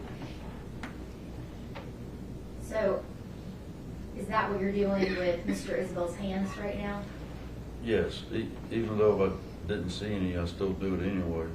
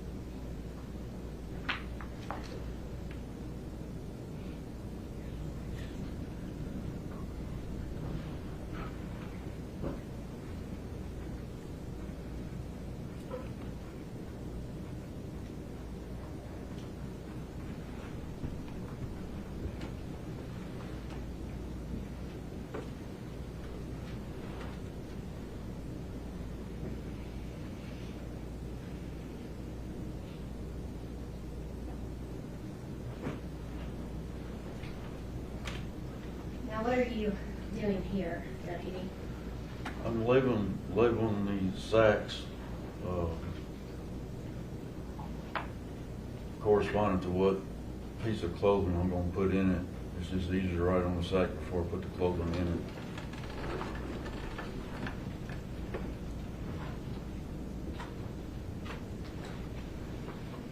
Each piece of clothes gets its own sack.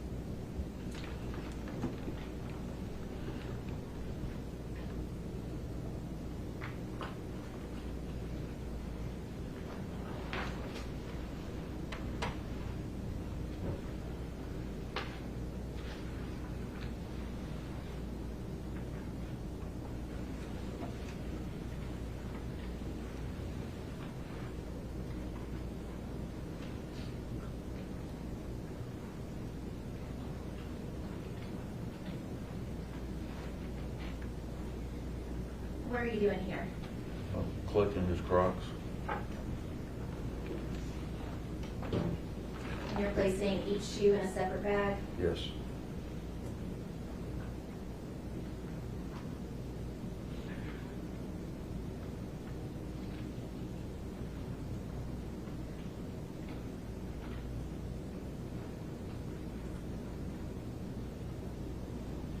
And what are you collecting now? I'm taking his black socks off one at a time.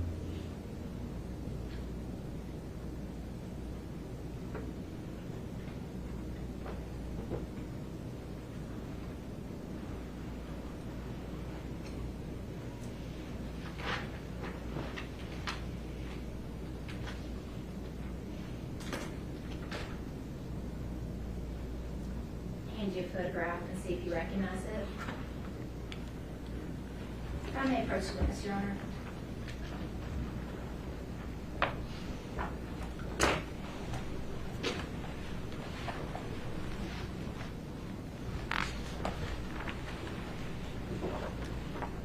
Do you recognize that photograph? Yes. Is that one of the black socks that you removed from Mr. Isabelle? Yes. I'd ask that that be the next exhibit, Exhibit 185.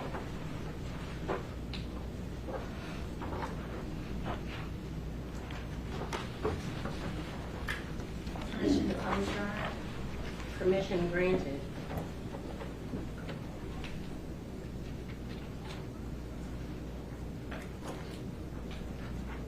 So were these the socks that were on the outside that were immediately visible to you? Yes.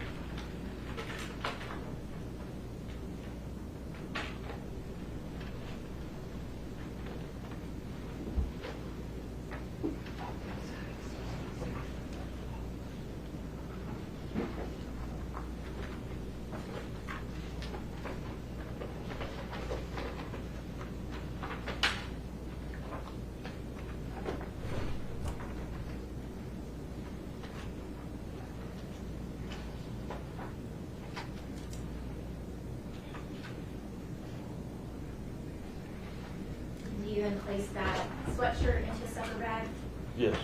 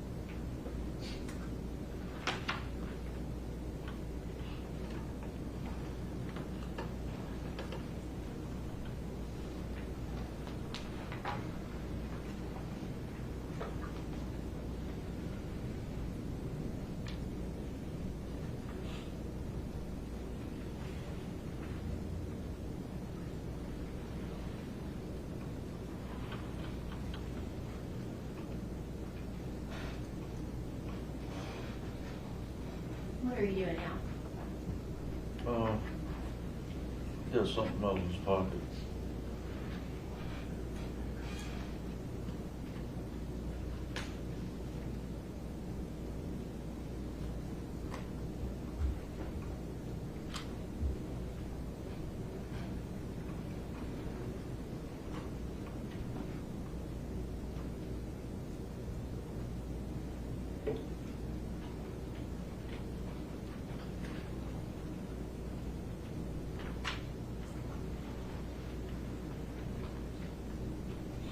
Did those appear to be some sweatpants?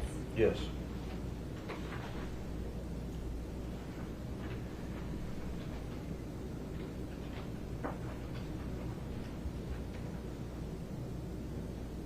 Now what are you doing?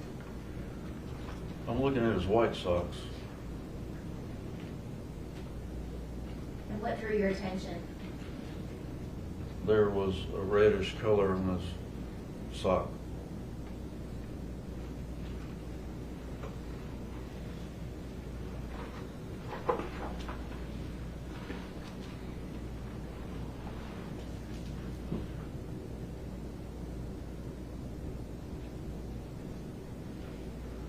So to be clear, were those white socks underneath the black socks? They were.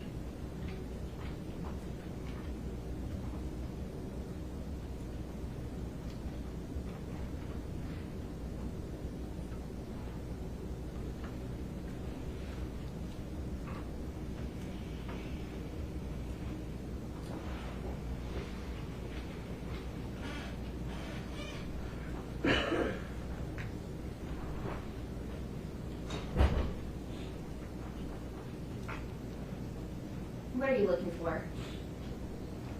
I'm not sure. Because I've already swabbed his hands. If you saw any injuries, would you notate those? Yes, I would take a picture of it.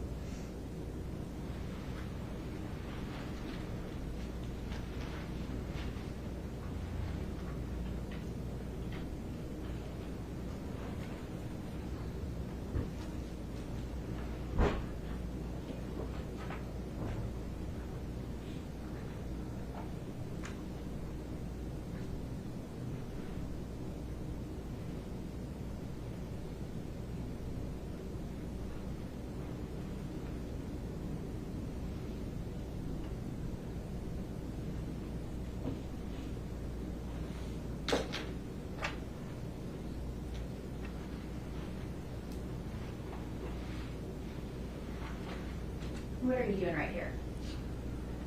I'm giving him a Tyvek jumpsuit and foot covers.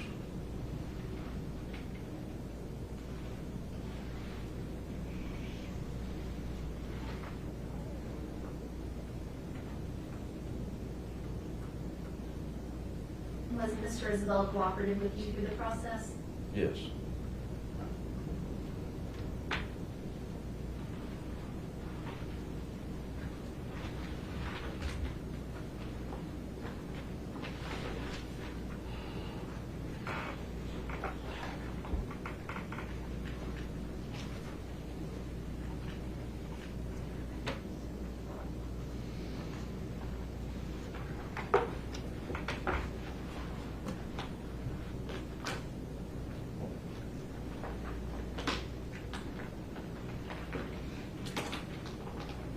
Now, Officer Carile, were you at any other of the crime scenes in this case? No. So you were strictly called up to collect clothing from the defendant? Yes.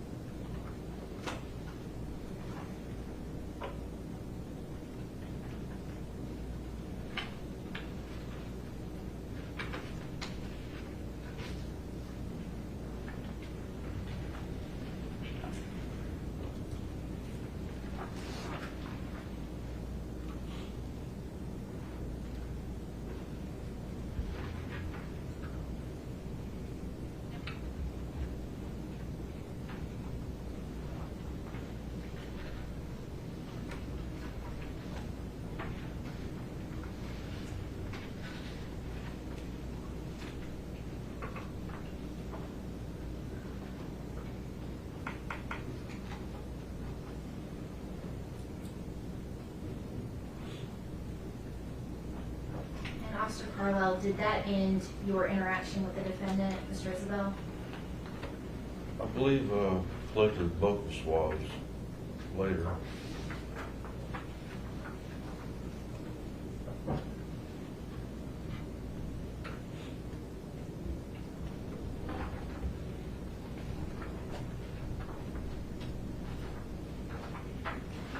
I'm going to hand you 2 more photographs.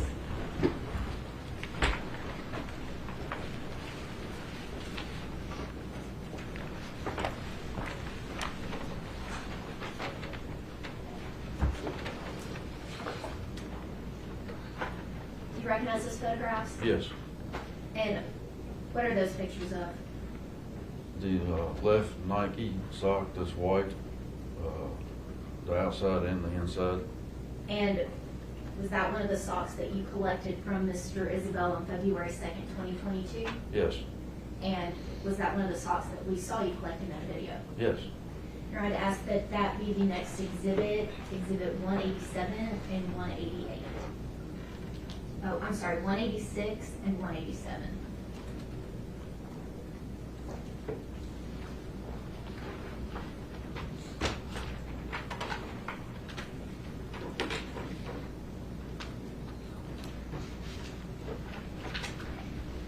Permission to publish, Your Honor? Go ahead, please.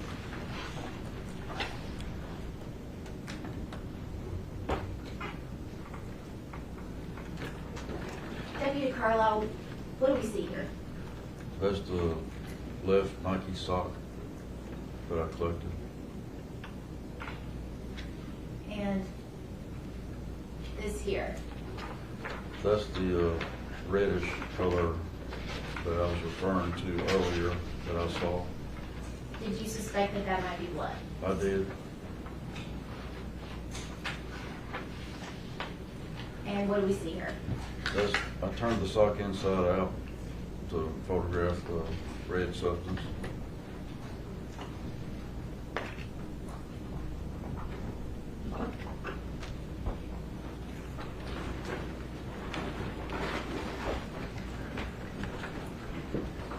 Mr. Carile, I'm going to pass you an item.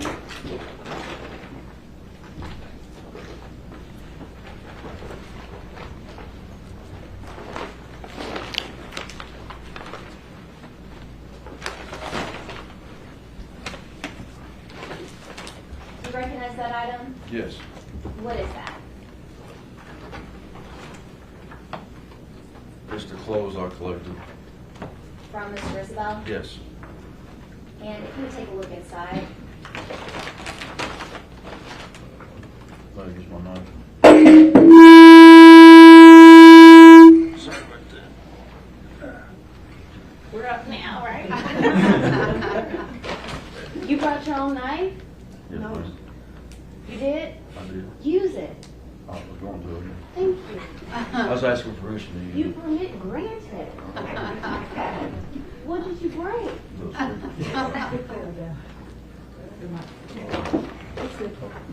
Thank you.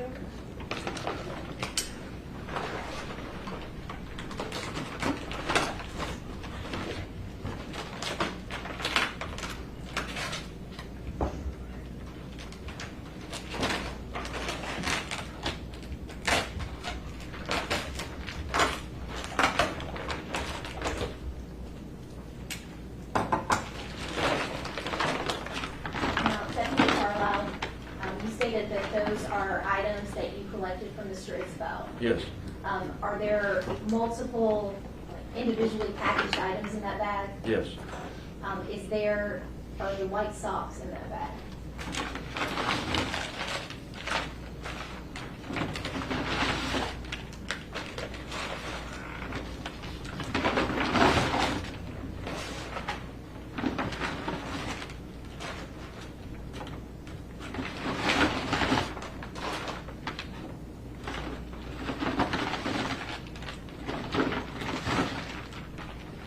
Yes. And do you recognize those items? That's my handwriting. And did you seal those? Yes.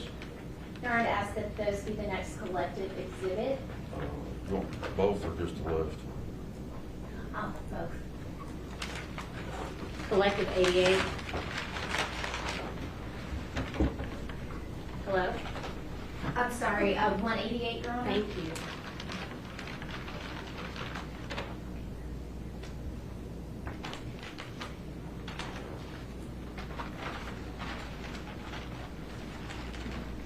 Now, Deputy Carlisle, is one of those labeled left? Yes. Would you please open that?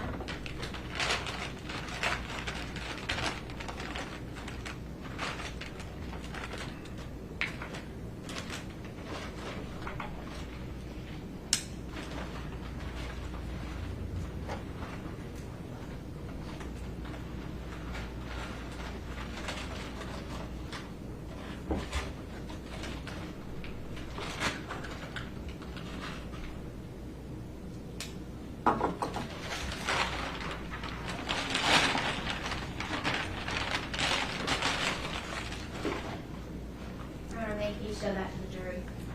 Sir, if you don't mind stepping down and sharing that with the jury. Thank you.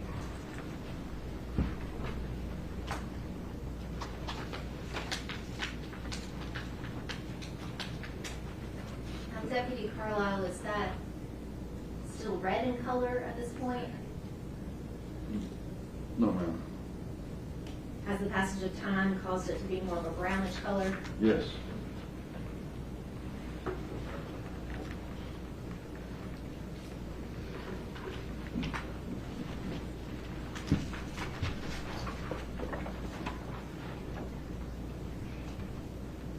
And Deputy Carlisle, you mentioned that you also took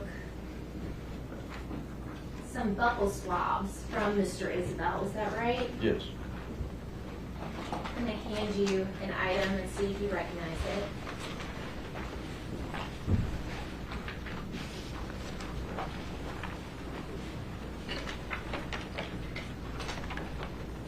Yes, this is my envelope. And are those the buccal swabs that you took from Mr. Brandon Isabelle? Yes. I'm going to ask that that be the next exhibit, Exhibit 189.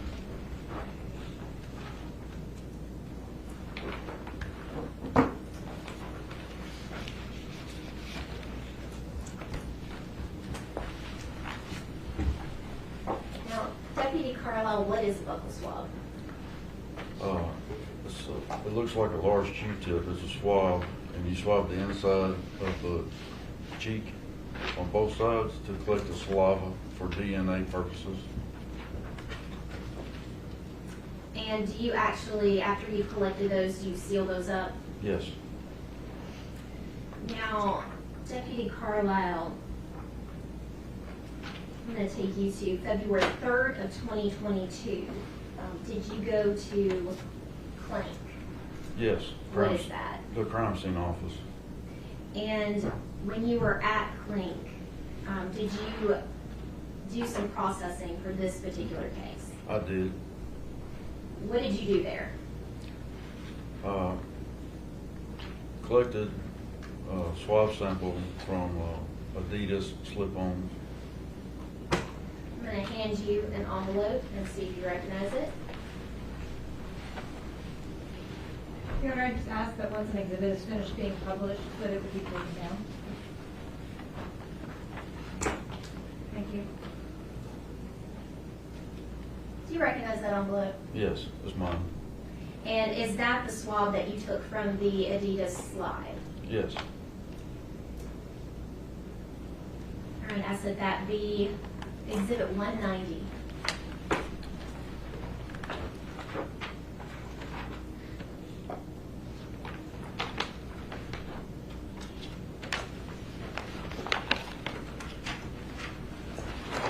May I see that exhibit?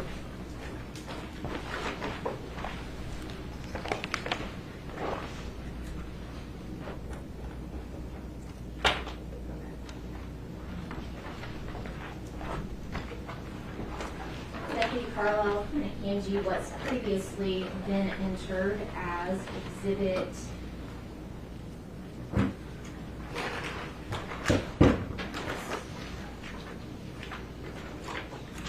160.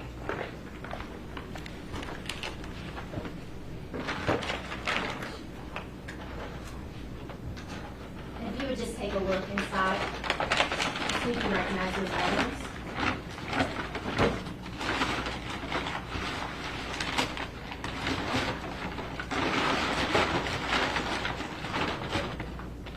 Yes. And what are those items? The slides, Adidas slides. And are those the Adidas slides that you took the blood swab from? Yes. I'm going to hand you a stack of photographs.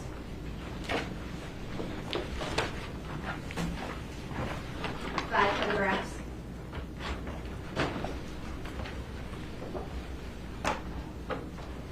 And if you would take a look through those.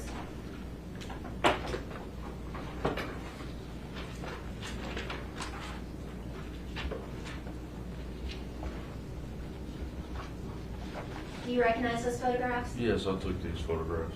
And were those taken by you on February 3rd of 2022 at Clink? Yes. All right, ask that those 5 photographs be collected, Exhibit 191.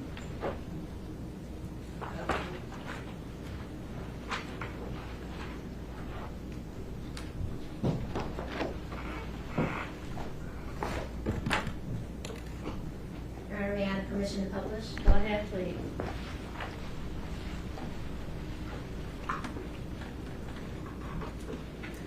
Okay, Deputy Carlisle, what are we seeing in this photograph? That's the Adidas slides. That's in the sack. And what are we seeing here? That's the right slide with what appears to be blood on it. The right slide or left slide? Oh, left slide. And then what do we see here? That's the right slide. And which slide was it that appeared to have blood? Left. And what are we seeing in this photograph? A presumptive blood test. Can you explain to the jury what a presumptive blood test Sure. is? You take a swab and you collect a sample of the red substance, and you put it in that package and break the vials, the liquid vials. If it turns pink, then it is test positive for blood. And what did it do in this case? It turned pink. And is this a close-up of that presumptive blood test? Yes. Now, you mentioned the slides that you swabbed them. Explain for the jury exactly what you did. Take a swab, you take a vial of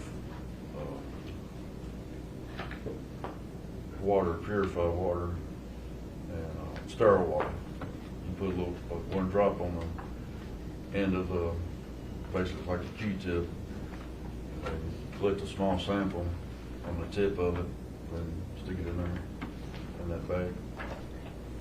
And you also, did you also collect a swab for possible DNA testing from the slides?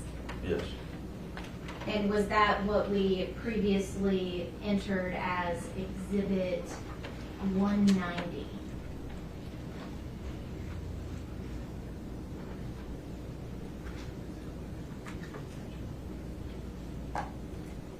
All right. And Officer Carlisle, when you collected that swab from the Adidas slides that we saw in Exhibit 190, did you package that up and seal it? Yes.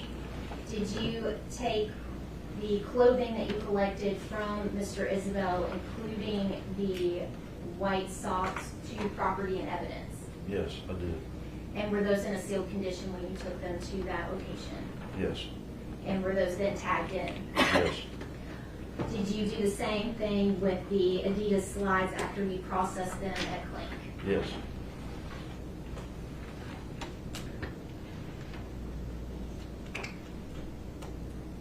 I'll pass the witness.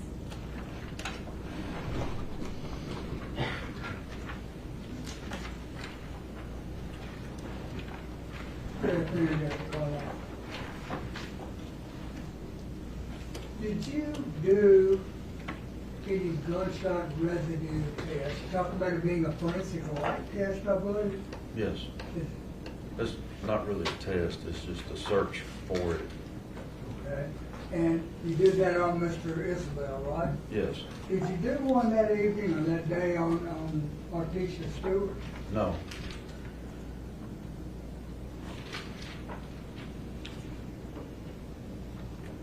Did you do any swabs on Miss Stewart? No.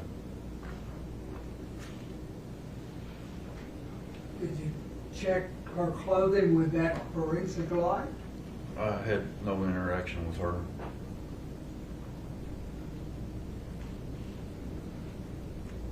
So there were no photos taken of her? No.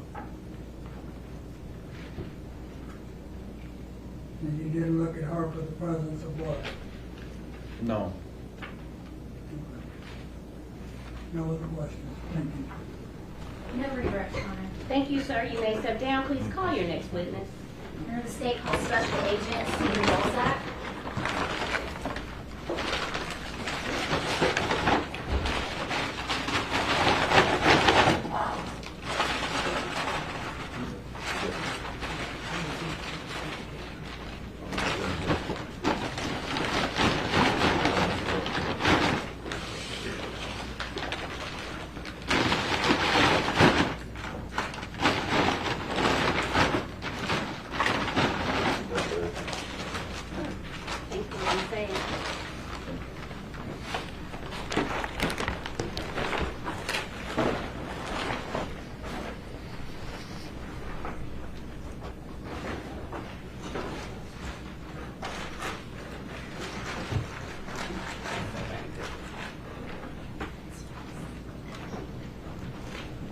Please raise your right hand. Do you swear or affirm to tell the truth? So help you God. I do. Please have a seat, watch your step, and speak up for the benefit of the court reporter. Would you please state and spell your name for the jury? Yes, my name is Stephen Walszac. That is Stephen Walczak. And where are you employed? I'm employed with the Tennessee Bureau of Investigation in the Jackson Crime Lab in the Forensic Biology Unit. And how many years have you been with TBI? I've been there for almost 5 years. Can you describe to the jury what your duties and responsibilities are? Yes, working in the Forensic Biology Unit, I am required to test evidence for the presence of bodily fluids and then attempt to take that through the DNA analysis process to create a DNA profile. And what is your educational background? I have a Bachelor's of Science in Forensic Biology with a minor in Chemistry from Ashland University. And describe for the jury how someone becomes a DNA analyst. So you have to have a degree in a natural science, kind of like forensic science, biology, or chemistry. And then at the TBI, we also have to have at least 24 hours of chemistry. And then if you meet those requirements, you will get hired on and then go through a 18-month training process. And is your work peer reviewed? Yes, the work is peer reviewed by 2 other analysts in the lab. And do you have a continuing education requirement? Yes, there's at least an 8-hour a year continuing education requirement that's within the Forensic Biology Unit. And have you ever testified as an expert in forensic biology? Yes, I have. Your Honor, at this time, the state would tender Special Agent Stephen Walszac as an expert in forensic biology. Hearing no objection.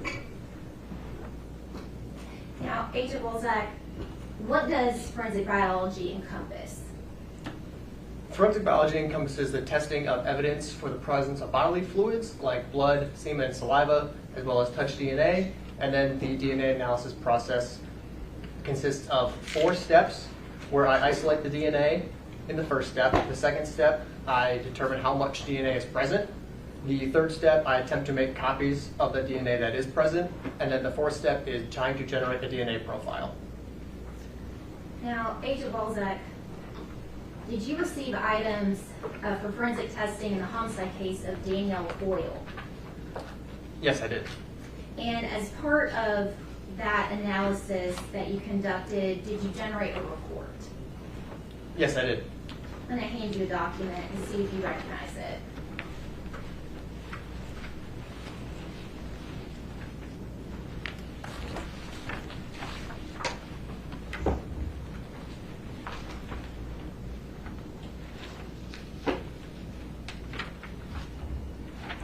Yes, this appears to be a copy of the report that I issued on June 29th, 2023, and it has my my signature on the report. Your Honor, I would ask that the report be entered as the next exhibit, Exhibit 192.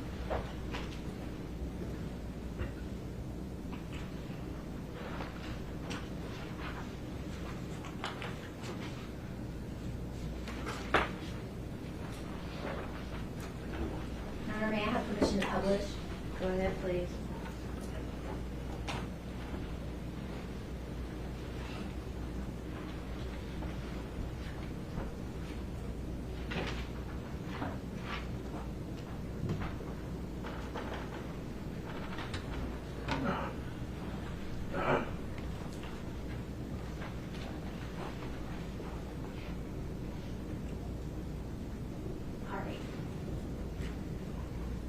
Now, Agent Walszac, can you tell us what you received in this case?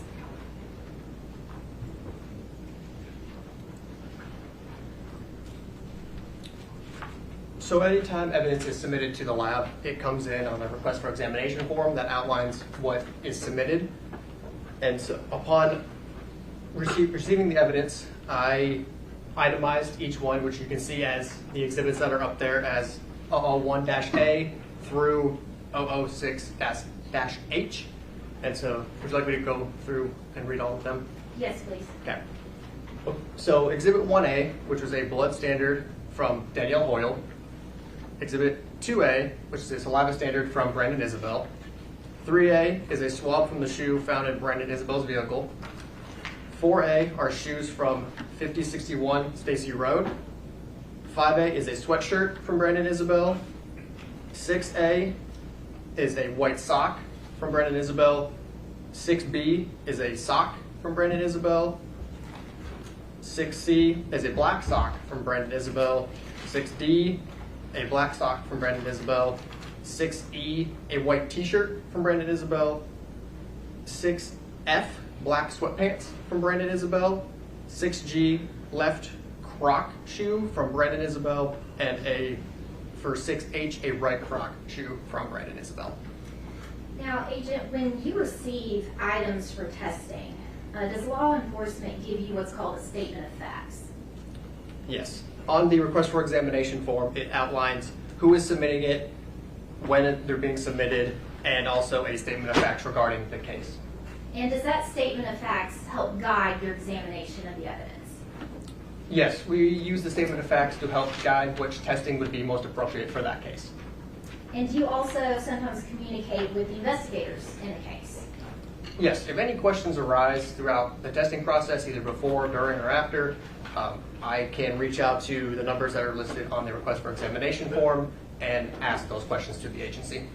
And did you consult with the investigators in this particular case? Yes, I did. I'm going to hand you an item that's previously been entered as Exhibit 66 and see if you recognize it.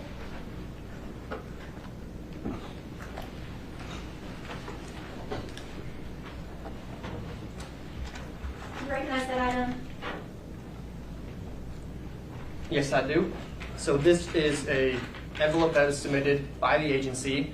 And anytime the agency submits evidence to the lab, it goes to our evidence receiving unit, who will give it a unique barcode with a unique identifier, which is the case number and exhibit number. Once I retrieve that evidence from the evidence receiving unit, I will put my initials, which are right here. And then when I'm done testing the item, I put the TBI Crime Lab evidence tape at the bottom, which my initials are on.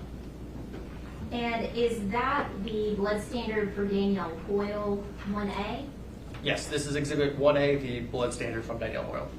And Agent, tell the jury, what do you do with that, or what did you do with the blood standard for Danielle Hoyle?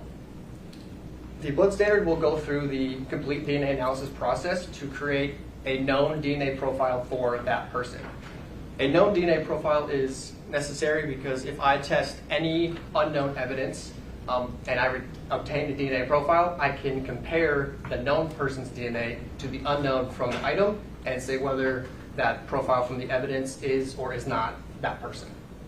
And were you able to get a DNA profile from Danielle Hoyle's blood spot? Yes, I was. Now, did you also receive a saliva standard from Brandon Isabelle? Yes, I did.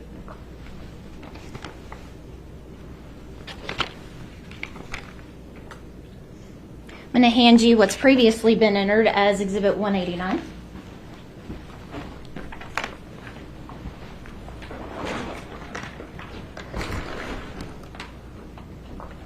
Do you recognize that item?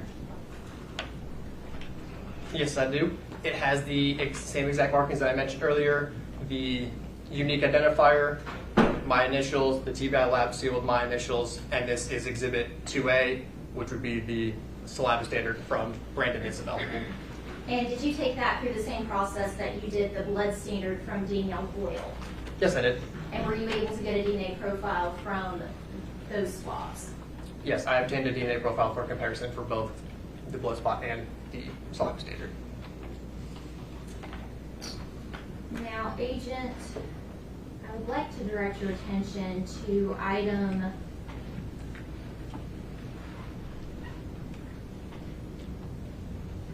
3A.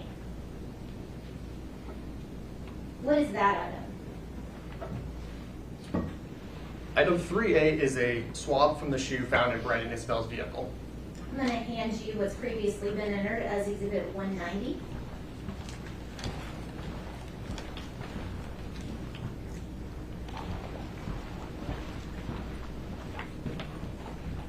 Do you recognize that item?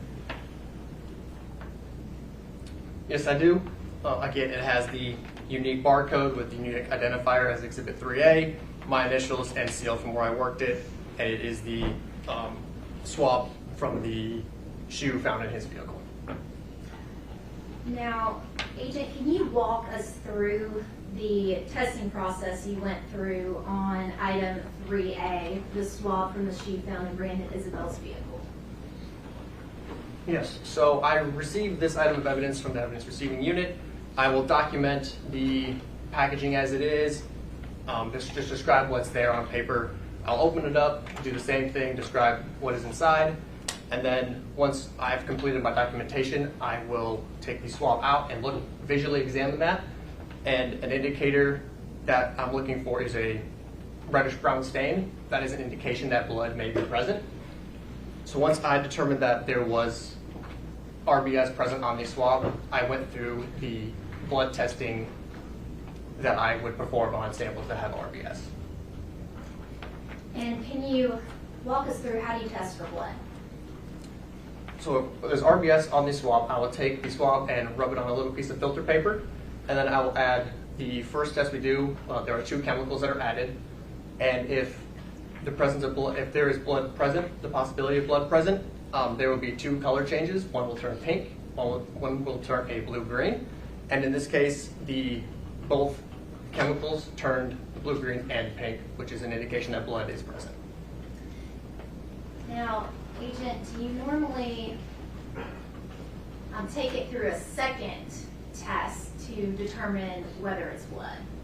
Yes, the second test that is highlighted up there, where it says presumptive immunological testing for the presence of human hemoglobin, was not performed.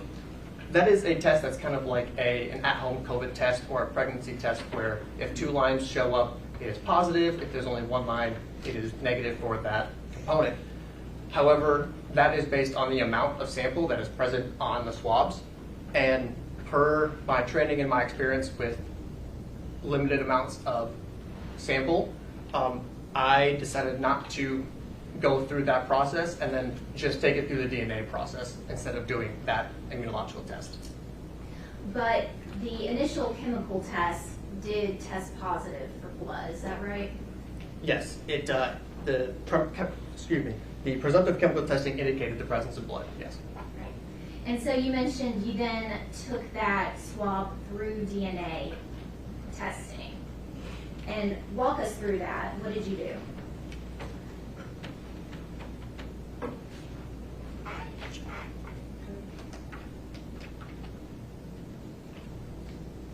So there was only 1 swab submitted, and there was a little bit of RBS that I mentioned on the swab. And after performing that first chemical test, I cut a portion of that swab and took it through the DNA analysis process in hopes to generate a DNA profile. And were you able to generate a profile from 3A? Yes, I was. And what were your results? So up there under 3A, that second line, that talks about the DNA process and the DNA profile. So the DNA profile obtained matches Exhibit 1A, Danielle Hoyle. And did you determine that by comparing the DNA profile that you found on that swab to the standard for Danielle Hoyle?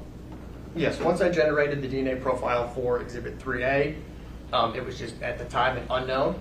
And then once I compared it to the two standards that were present, the blood standard from Danielle Hoyle and the saliva standard from Brandon Isabelle, the profile from that swab matched Danielle Hoyle, and Brandon Isabelle was excluded as being a contributor to that profile.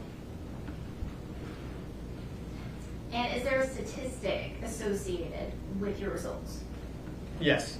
I'm just going to read my statement here. The probability of randomly selecting an unrelated individual who would be included as a contributor of the DNA profile is 1 in a number greater than the world population for the African American, Caucasian, and Southwestern Hispanic populations.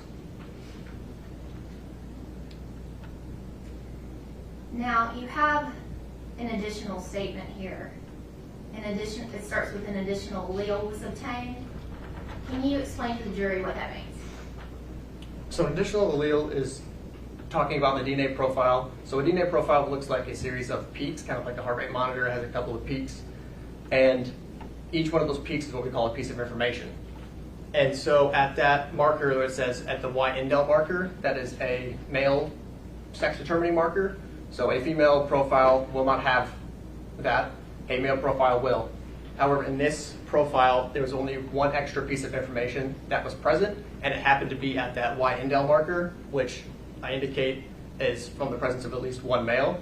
And due to that limited information, interpretation of this additional allele is inconclusive for comparison purposes, which just means I can't do anything with that one little bit of information. I can't say anything about that other than that it's present. Now, did you also take 6A through DNA analysis? Yes, 6A was the white sock from Brandon Isabelle. I'm going to hand you what's previously been entered as Collective Exhibit 188.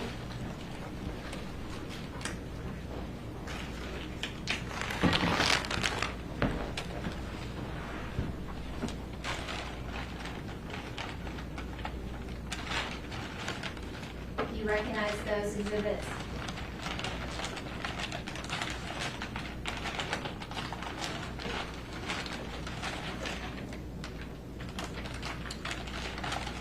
Yes, these are the brown paper bags that were submitted as Exhibit 6 as a whole. There's multiple of these brown paper bags in Exhibit 6, and then each one of these brown paper bags got its own exhibit number. So this one here says left Nike sock, right Nike sock, and I have my initials and the case number and whatever exhibit this was. Here's the case number for this case, 006-A, which is the left sock.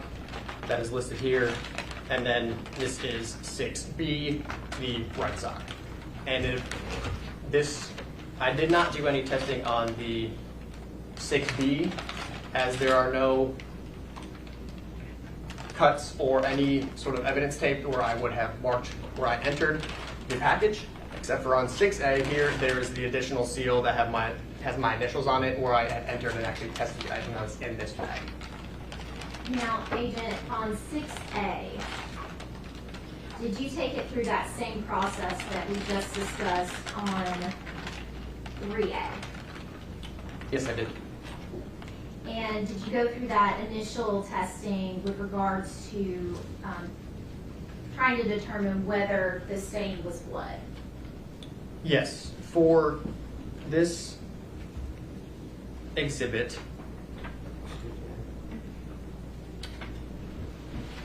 so this was a sock that was submitted, And once I had taken the sock out of the bag, I visually examined it and looked at it to see if there was any of that reddish brown staining that I had seen earlier on the swab, and there was indication of RBS on the sock. So therefore I took a look at the sock as a whole, inside and out, to see if I could find a spot where the staining may have been darker or more concentrated, and there was. And so I tested that area with the chemical testing, both chemicals that turned blue, green, and pink. Tested that area. It was positive for both of those chemicals. This time there was enough staining present to do that second test, and that was also positive. And so by those two tests being positive, that indicates to you that this is blood. It's a good indication that blood is present, yes.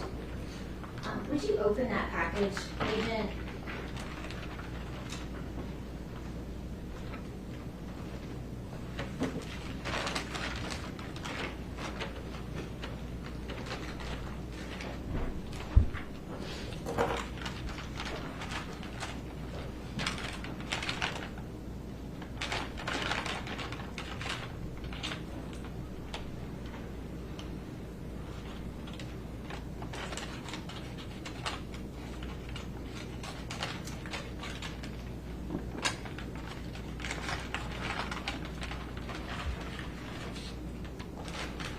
Agent, after doing that testing with regards to trying to determine whether that stain was blood, did you then take that through DNA analysis? Yes, I did. And can you describe that process for the jury with regards to the sock?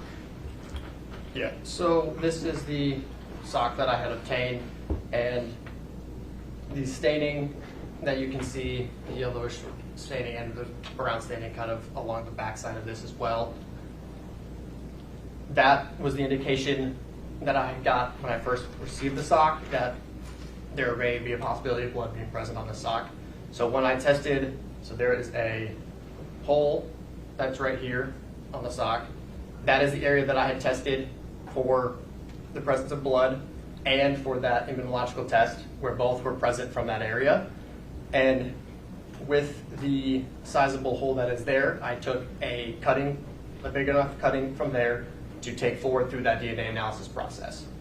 And once I took it through the process, I took it through all 4 steps, and I did generate a DNA profile from this area on the sock. And what were your results? So I called this stain number 1, referring to that specific area. And so I mentioned that the presumptive chemical testing indicated the presence of blood. The presumptive immunological testing indicated the presence of human hemoglobin, which is a component of human blood. And the DNA profile that I obtained is consistent with a mixture of at least 2 individuals, including at least 1 male. The major contributor is consistent with Exhibit 1A, Danielle Hoyle. And Exhibit 2A, Brandon Isabelle, is excluded as a contributor to the major profile. And due to the limited minor contributor profile, the minor is inconclusive for comparison purposes.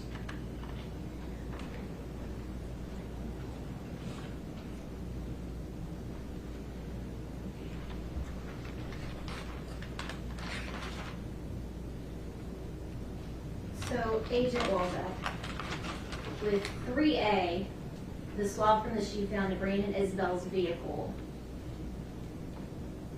the DNA on that swab was a match to Danielle Hoyle. Is that correct? Yes, it was a single source profile, which means it's contributing from 1 person, and it was a match to Danielle Hoyle. And 6A, the left white sock from Brandon Isabelle. The DNA profile from the sock matches to Danielle Hoyle. Is that right?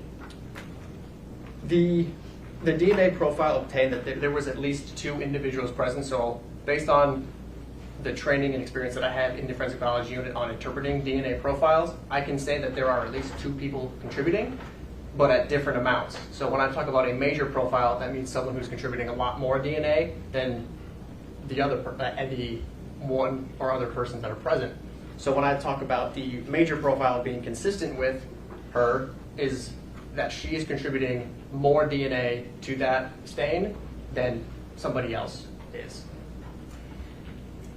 Agent, when you're doing DNA analysis, what kinds of things produce a more robust sample? Bodily fluids do contain more DNA, so that'd be like blood, semen, saliva. They do contain more DNA than just like going ahead and touching something and leaving a couple of skin cells behind. The actual bodily fluid is what contains the most amount of DNA.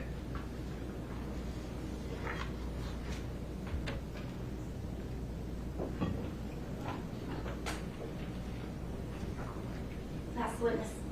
Go ahead, please. Special Agent Walszac, now who decides what to send you to test? That would be up to the submitting agency. So in this case, the Memphis Police Department is the one who filled out the request for examination form with the items of evidence that are being submitted. So I go by what the agency has submitted.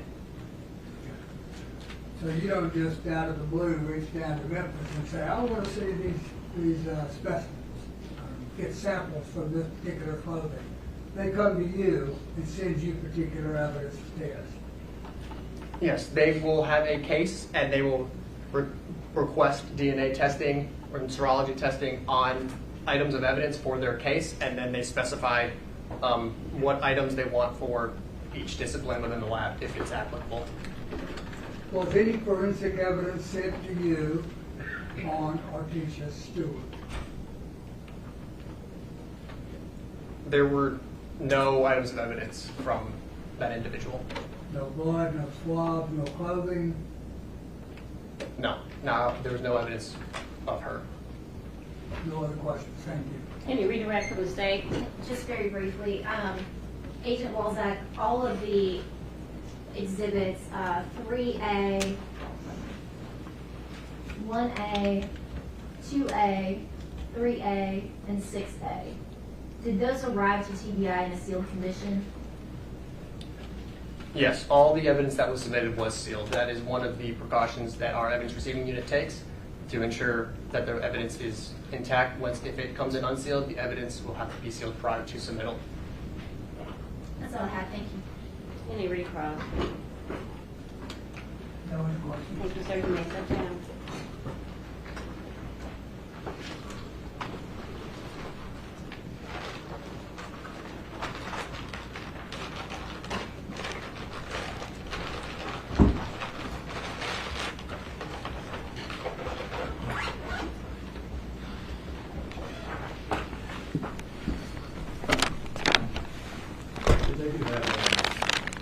Mentioned a little bit earlier, it is a stipulation to the chain of custody that both sides agree to. If I could have this entered as. Yes, Your Honor. And just marked as exhibit number 193. Thank you.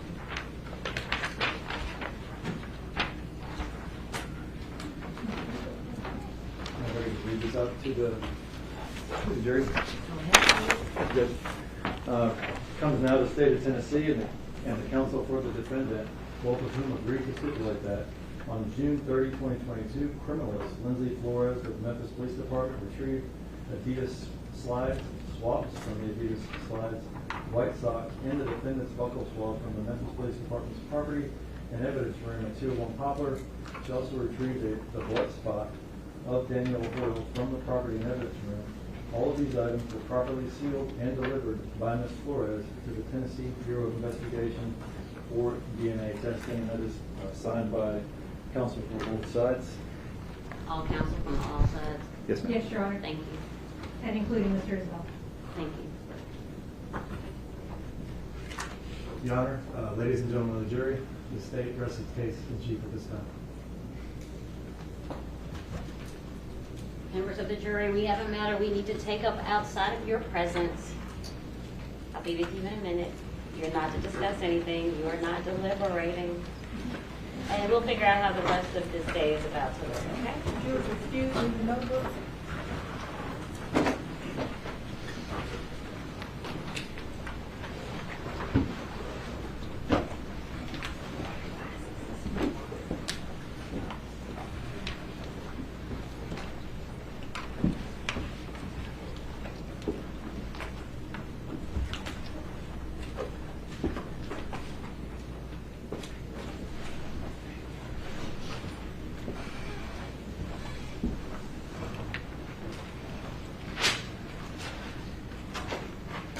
now 3:57. Are there any motions at this time? Yes, Your Honor, this time the defense will move for judgment of acquittal. It's a matter of law on murder, first degree, both counts. First degree murder for felony murder, aggravated child neglect, and especially aggravated kidnapping. That's proved particularly regarding the last two, the aggravated child neglect and especially aggravated kidnapping.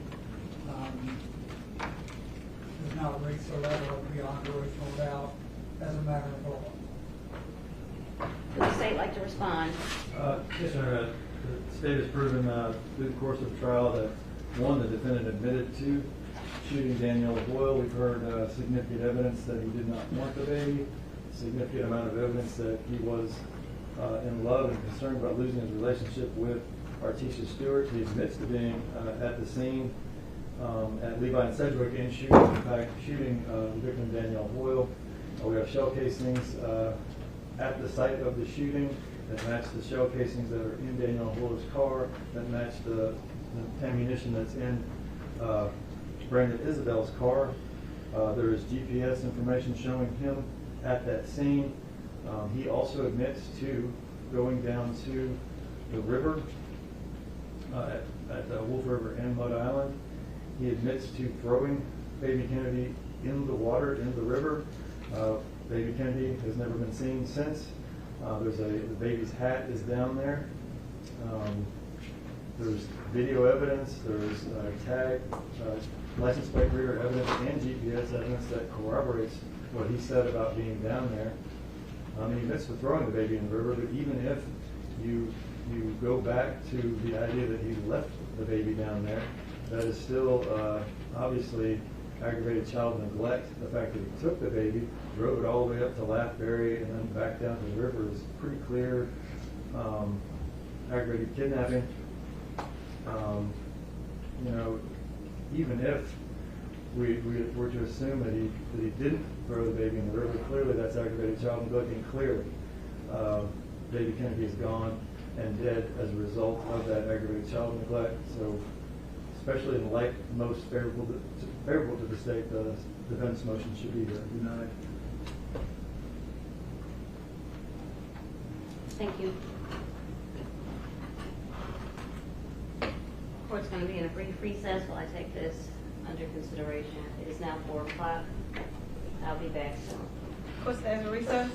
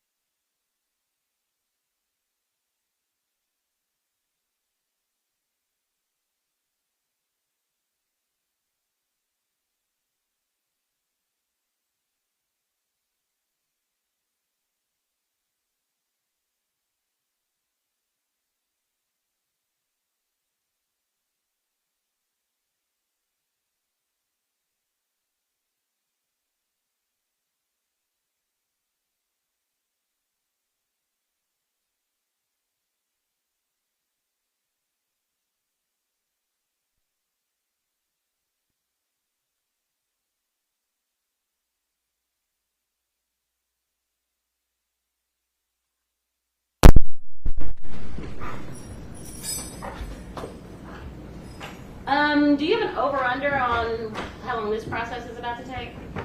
The direct, I would guess 45 minutes. Okay. Cross, maybe 30 minutes? Maybe? Okay, I know that food reservations and whatnot. Okay. And I don't know whether or not I should ask Deputy Moore to order in or push them off. I just want to be prepared.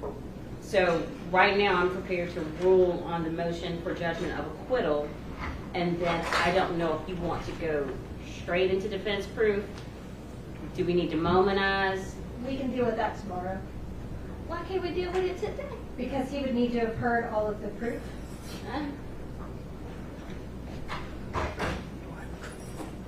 To give the most informed decision. But we can pre-momentize him. I would ask that just to make sure that we get Mr. Neuts on today. That's not what I'm saying. Understand my question. Once we complete the proof and you call all of your necessary witnesses, if I'm going to ask Mr. Isabelle, I want to ask Mr. Isabelle, as I do most people in similarly situated situations, I want to ask him if he will spend the evening weighing his options. I am not in the business of sending him away. Now, it's not that I don't completely trust you and Mr. Massey, that he's been fully apprised of everything that is coming for him. Everything that's due him due to his constitutional rights. But for the court, what makes me feel better is if I look him in his eyes and say, we're going to pick back up in the morning. I need you to spend some time with your thoughts and your family. You just did that conversation with me. Did you understand what I'm saying? I need to have it myself. I don't doubt that you had it. I don't doubt that you'll continue to have it. I don't doubt that you've had it for months and months. But I've not had that conversation with him. And he'll tell you, we've not talked about you testifying, have we? Ever. I want to be able to say that to him before he leaves. Is that okay? Absolutely. All I wanted. Oh my God. How hard was that? Let's go back on the record. Go back in session.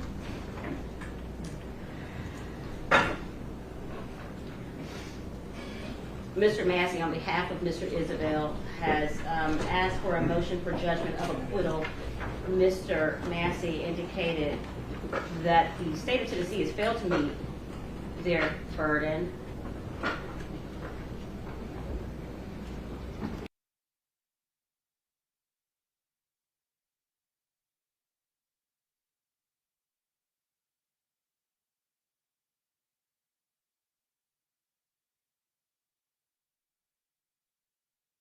The age of 6 and especially aggravated kidnapping. When viewing the evidence in the light most favorable to the state, I am hard-pressed to agree with Mr. Massey.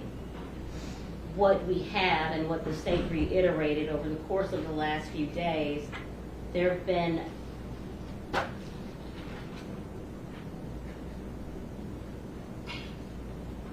$193 exhibits. There have been 29 witnesses, all of which testified under oath independently relating to events that occurred between January 30th and February 2nd. We have some certain admissions. We have what purports to be what the state is pointing to as a motive, multiple motives. We have forensic information. We have biological information as just testified to by these, I don't know if he was a special agent, so I'm not going to call him that, but Agent TBI, from TBI. We have certain information that, and I think that Mr. Massey's, the crux of his argument was relating to the abuse and neglect. And what the state failed to prove in that vein, I disagree wholeheartedly. Based on what I've heard so far, the state of Tennessee put on 3 witnesses early on to discuss the elements that evening.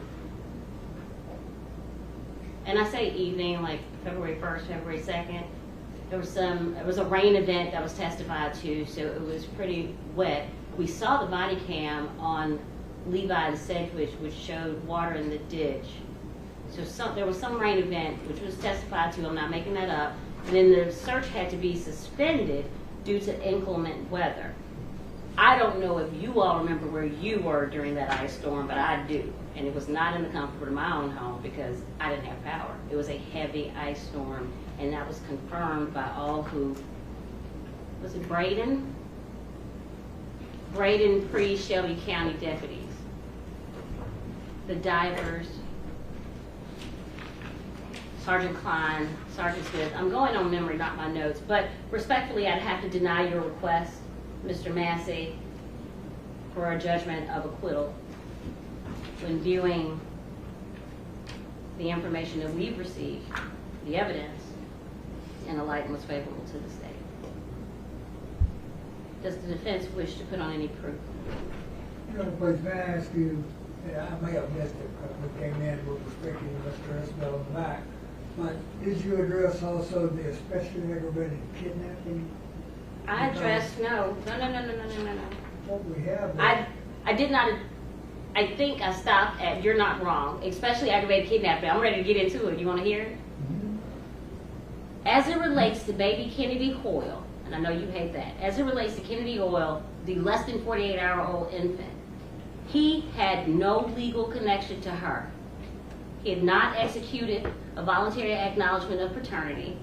A DNA test was not done at Regional 1 Health. For all intents and purposes, he was a non-relative, and he did not have her mother's permission to remove her from that car. And I think we know why we didn't. So I do believe that the state has proven, especially aggravated kidnapping, as under indictment number 2203799, which goes with, I think, and we'll figure this out when we get to our instructions. No. Either way, we have a felony that's attached to that murder in the perpetration of one of the other. But you do not have a parent. Now you know I got to put on my other hat, Mr. Massey. I think there was testimony that he's the father. Tested legally, pursuant to statute. I think it's 36.2 or 36.6303. A child born out of wedlock custody lies solely with the mother. These parties weren't married. He wasn't married to her. So she would have been the sole parent. I'm going to give you the right statute. I don't like giving you the wrong statute, but I know it's 36-something-303. Custody, I was right. It's under the parentage chapter. Oh, look at me. I'm right for a second. 36-2303. Absent in order of custody to the contrary, custody of a child born out of wedlock is with the mother. He had not executed a voluntary acknowledgement of paternity. He had not gone to our local juvenile court and established parentage. He was a non-relative. By your own client's admission, he was 70-30 on the fence. By Artisha Stewart's testimony, he needed a DNA test. He did not have effective consent to have that child in his physical custody, what could have been in the back of his car, for over an hour and a half. Anything else?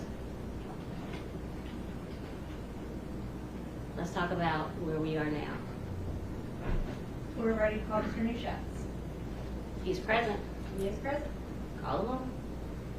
Is this your soul? Well, this is where we're starting today. Yes. Do we want to make the jury come in and call us forward? That'd be nice, wouldn't it? See, I'm out of bandwidth. Let's get that jury in. I need more Kind coke. of gives a heads up at the end of the day when the jury's out about the lesser for the case that you intend to give.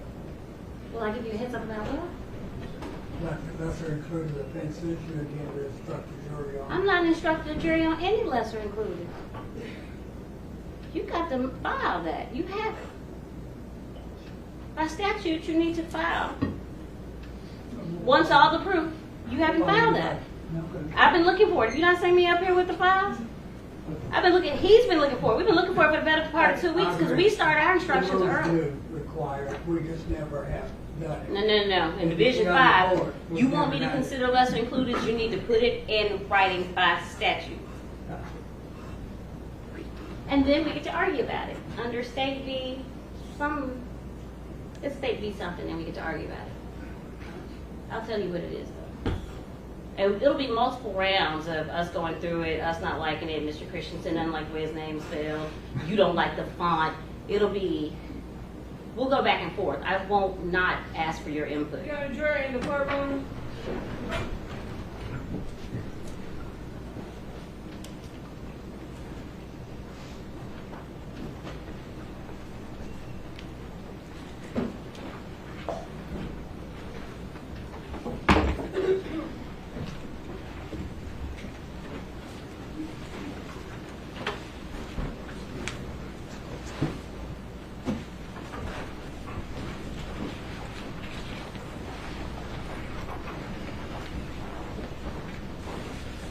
Welcome back. Do we have fresh coffee? Oh, do you need fresh coffee? Yeah. Because I don't know how to make it. Can you help? Okay, we're going to get you some. The defense is now prepared to present their case. Is that correct? Yes, Your Honor. Go ahead, please. The defense would call Mr. Jeffrey Neuts. Mr. Neuts, come forward. Come forward, watch your step. Stand right here, face you on, raise your right hand. Do you swear or affirm to tell the truth? I do, sir. Go ahead, please. Thank Have you, a Your seat.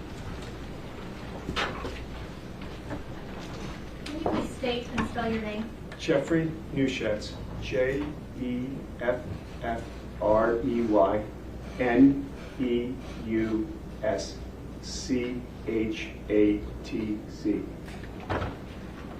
Mr. Neuts, what's your occupation?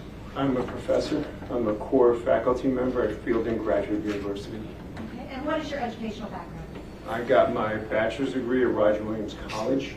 I then got my master's degree at Cortland College, which is part of the SUNY system, State University of New York, in general experimental psychology. And then I got my PhD in cognitive psychology from Binghamton University, which is also part of the SUNY system. Okay. And do you have any particular specialty within psychology? I'm a cognitive psychologist. Okay. And what does that mean? Cognitive psychology is the study of all brain processes, pretty much. Problem solving, judgment, decision making, memory, language, perception, sensation. And after school, did you proceed to work in that field? I did. Okay. What is your work history?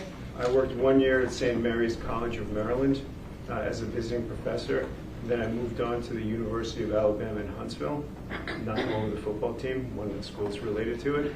And then I just this December, I moved on to Fielding Graduate University. Okay. And have you conducted any research or have you taught in this particular field? I have. And how long have you followed research in this field? I've been doing research in this field for 30 years, 35 years maybe. Since I got my master's degree, I've been following confession since about 2007 when I started doing the research on it, which is about 18 years. Okay. Have you also been teaching in this field? I have. Okay. And what do you teach? I teach all the experimental classes. This semester I'm teaching research methods and forensic psychology, but I've taught all introductory psychology, sensation perception, cognition, psychology and law, most of the experimental classes. Okay. And what do you do to follow the research? I follow the research in 2 ways. I read the literature, or 3 ways. I conduct research, and I follow the DNA exonerations. Okay. Have you contributed to scholarship regarding this? I have. In what way? I've published articles, written chapters. Are you currently engaged in research in the field of false confessions? I am. Okay. And do you research that separate and independent of this litigation? Yes, I do. Your Honor, if I may pass forward the document.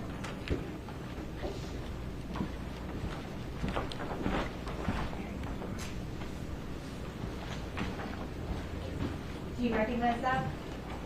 Give me some of the cheaters. This is my curriculum vitae, CB. Your Honor, I'd ask that that be made the next numbered exhibit, number 194.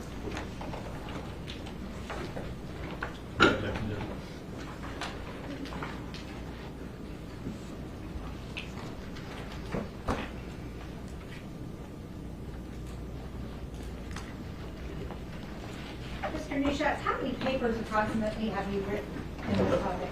Including books and chapters? Yes. About 70 I would say. And do all of those or most of those involve the topic of confessions? No, I've done a lot of research on eyewitness identification as well. I would say 25 probably on the area of confessions. And the writings that you have done regarding false confessions, have those been peer reviewed? Some of them have been, yes. Okay. And what does that mean to be peer reviewed? So in my field, the gold standard is having journal articles, peer-reviewed journal articles. So what you do is once I conduct an experiment and write it up, I send it out to a journal, and the journal sends it out to people in the field like me who do the same research. So they evaluate the research and make a recommendation if it should be accepted for publication, revised, or rejected, and then the editor will make a decision. And it's peer reviewed because they're my peers. They're the people that I would see at conferences who do the same research that I do. And have your publications been accepted to actually be published in the periodicals? Yes, Have you presented at any conferences? I have. Okay. How many times? I couldn't count at this point. I've presented nationally, regionally, and internationally in conferences. Have you previously been accepted by courts as an expert to testify in legal proceedings? I have. Approximately how many times? Over 100. And is that in the area of false confessions or false confessions and eyewitness identification? Mostly in eyewitness identification. I just recently started doing the false confession, but most of those are in eyewitness identification, but some are in confessions. Okay. Have you specifically been accepted as an expert in false confession cases? I have. Your Honor, at this time, I would like to qualify Mr. Jeffrey Neuschatz as an expert in confessions. No objection, Judge. Go ahead, please. Mr. Neuschatz, explain one more time what cognitive psychology is and why it's a science. Cognitive psychology is the study of things going on in the brain: memory, judgment, decision-making, perception, sensation, problem-solving. And it's a science because we use the scientific method in order to find causal effects. How old is it as a science? I think the first research that was done on it was probably done in the late 1800s, but I think it became a formal science in the 1960s when a book was written called Cognitive Psychology. How does cognitive psychology relate to interrogations and confessions? At some point during an interrogation, the person has to make a decision, judgment decision, or decide what they're going to do. Are they going to confess? Are they going to stick to their denials? What they're going to do? That's a cognitive process. And is the research in this field generally accepted within the scientific community? It is. And how do people within your field of the study the issue of interrogations and confessions? They study in three ways. They look at actual confessions, actual interrogations. They look at the DNA exonerations where people falsely confessed and were convicted, and then they conduct research. Are there any particularly influential sources relating to interrogations and confessions for you? For me, there are three. The first one is the scientific review paper, which was written by Casson and colleagues. And basically what a scientific review paper is, it's a review of all the research in the field. And then they give recommendations of how best to apply those to whatever issue it is, in this case, confession. There's the Drizzen and Leo law review paper, which outlines the factors that are involved in false confession cases. It's probably the most comprehensive look at false confessions. That's D-R-I-Z-I-N, Drizzen. And then the other one is the book that was written by Richard Leo on interrogations. Okay. How does this research match what regular lay people believe about confessions? It indicates that there are two myths that people have about confessions. The two big myths are that no one would confess if they didn't commit the crime. They would only confess if they did it, so people don't falsely confess. We know from the research and the DNA exonerations that's not true. And the second one is people think that they would know a false confession if they saw one. Like they're good at detecting when these things are false, and unfortunately that's not the case either. Are you trained as an interrogator? I took the Reed interrogation training. What is the Reed interrogation training? The re-interrogation training, it's probably the oldest interrogation training that I'm aware of. It's probably been around since I think the 1960s. They've trained tens of thousands of police officers worldwide. It's one of the most popular training techniques for interrogations and interviewing. In this case, did it surprise you to learn that neither of the lead investigators had any specialized training in interviewing people? It did a little bit, yes. What would you say as far as how do we know when a false confession occurs? There's really no way to know unless there is physical evidence, right? If it matches the evidence, the way in which you can tell, give you some semblance if a confession is true, is if the person has guilty knowledge. If they know something about what happened that hasn't been in some way leaked to them during the interrogation or some other manner. Can a confession that is derived from a coercive interview have both true and untrue parts to it? Yes. Okay, so when you talk about a false confession, it doesn't necessarily mean that absolutely everything is untrue. No, usually it's not. Usually when you see these things, the confessions match what's going on in the case for a variety of reasons. And when you look at the false confessions, generally they all contain information, details about the who, what, when, and why of the case. Tell me, what is a classification error? So Richard Leo has a classification system of how false confessions occur, and they involve three types of errors that are made during the process: a classification error, contamination error, and a coercion error. So the classification error is when I wrongly think that the person who I'm interrogating committed the crime, and I start asking questions along those lines. The other error, the contamination error, is when I leak in information about what happened so that the person's confession matches the facts of the crime. You know, they may show them, in some cases they may show them like crime scene photos or autopsy reports so you can see what happened, and then the person knows what they're looking for in the interrogation. And finally is the coercion error, and the coercion error is when they get them to write out the confession and sign it. Can you tell us about the major risk factors for a false confession? There are two major risk factors for a false confession. One is called our personal risk factors, and the other are situational risk factors. Personal risk factors are things that reside in the person. There are ones that are temporary, and there are ones that are more stable. So stable ones are things like youth, being mentally or intellectually disabled, psychological problems, things like that. Ones that are more temporary are things like being drunk, being in pain, being tired, being fatigued. Those are more temporary personal risk factors. Situational risk factors are the tactics that are used by the police to extract the interrogation from you, or the confession, I should say. Now, regarding individual risk factors, those things like youth and fatigue that you just listed, why would those pose a greater risk for a false confession? So we know that they do because I mentioned the Drizzt and Leo paper. They looked at 120 false confessions, and the people who were in there were people who were mentally disabled, who were overrepresented, and people who were young, below the age of 25 were more likely. And the reason they do it is because they don't have a cognitive sophistication to understand the consequences of what they're going to do. So because of that and not understanding, they want to agree with authority and get out of the situation. So it puts them at risk for confession. Tell me how, let's switch gears just a little bit, tell me about how interrogators are trained. They're trained in a number of ways. The one I'm most familiar with is the Reed training technique. And in that way, they're trained. It's a 9-step process. They have their own behavior analysis interview. They're trained to start off with, let me just back up, they make a distinction between an interrogation and an interview.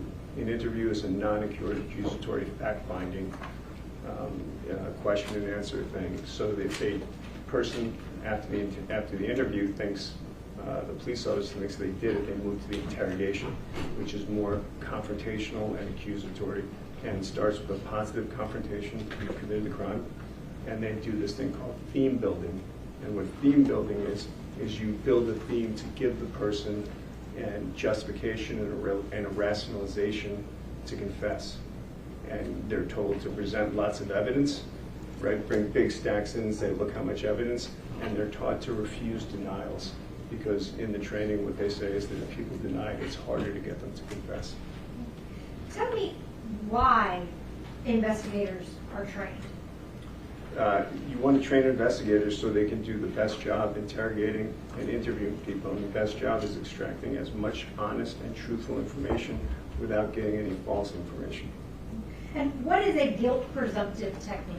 A guilt presumptive technique is when you assume that the person has committed a crime.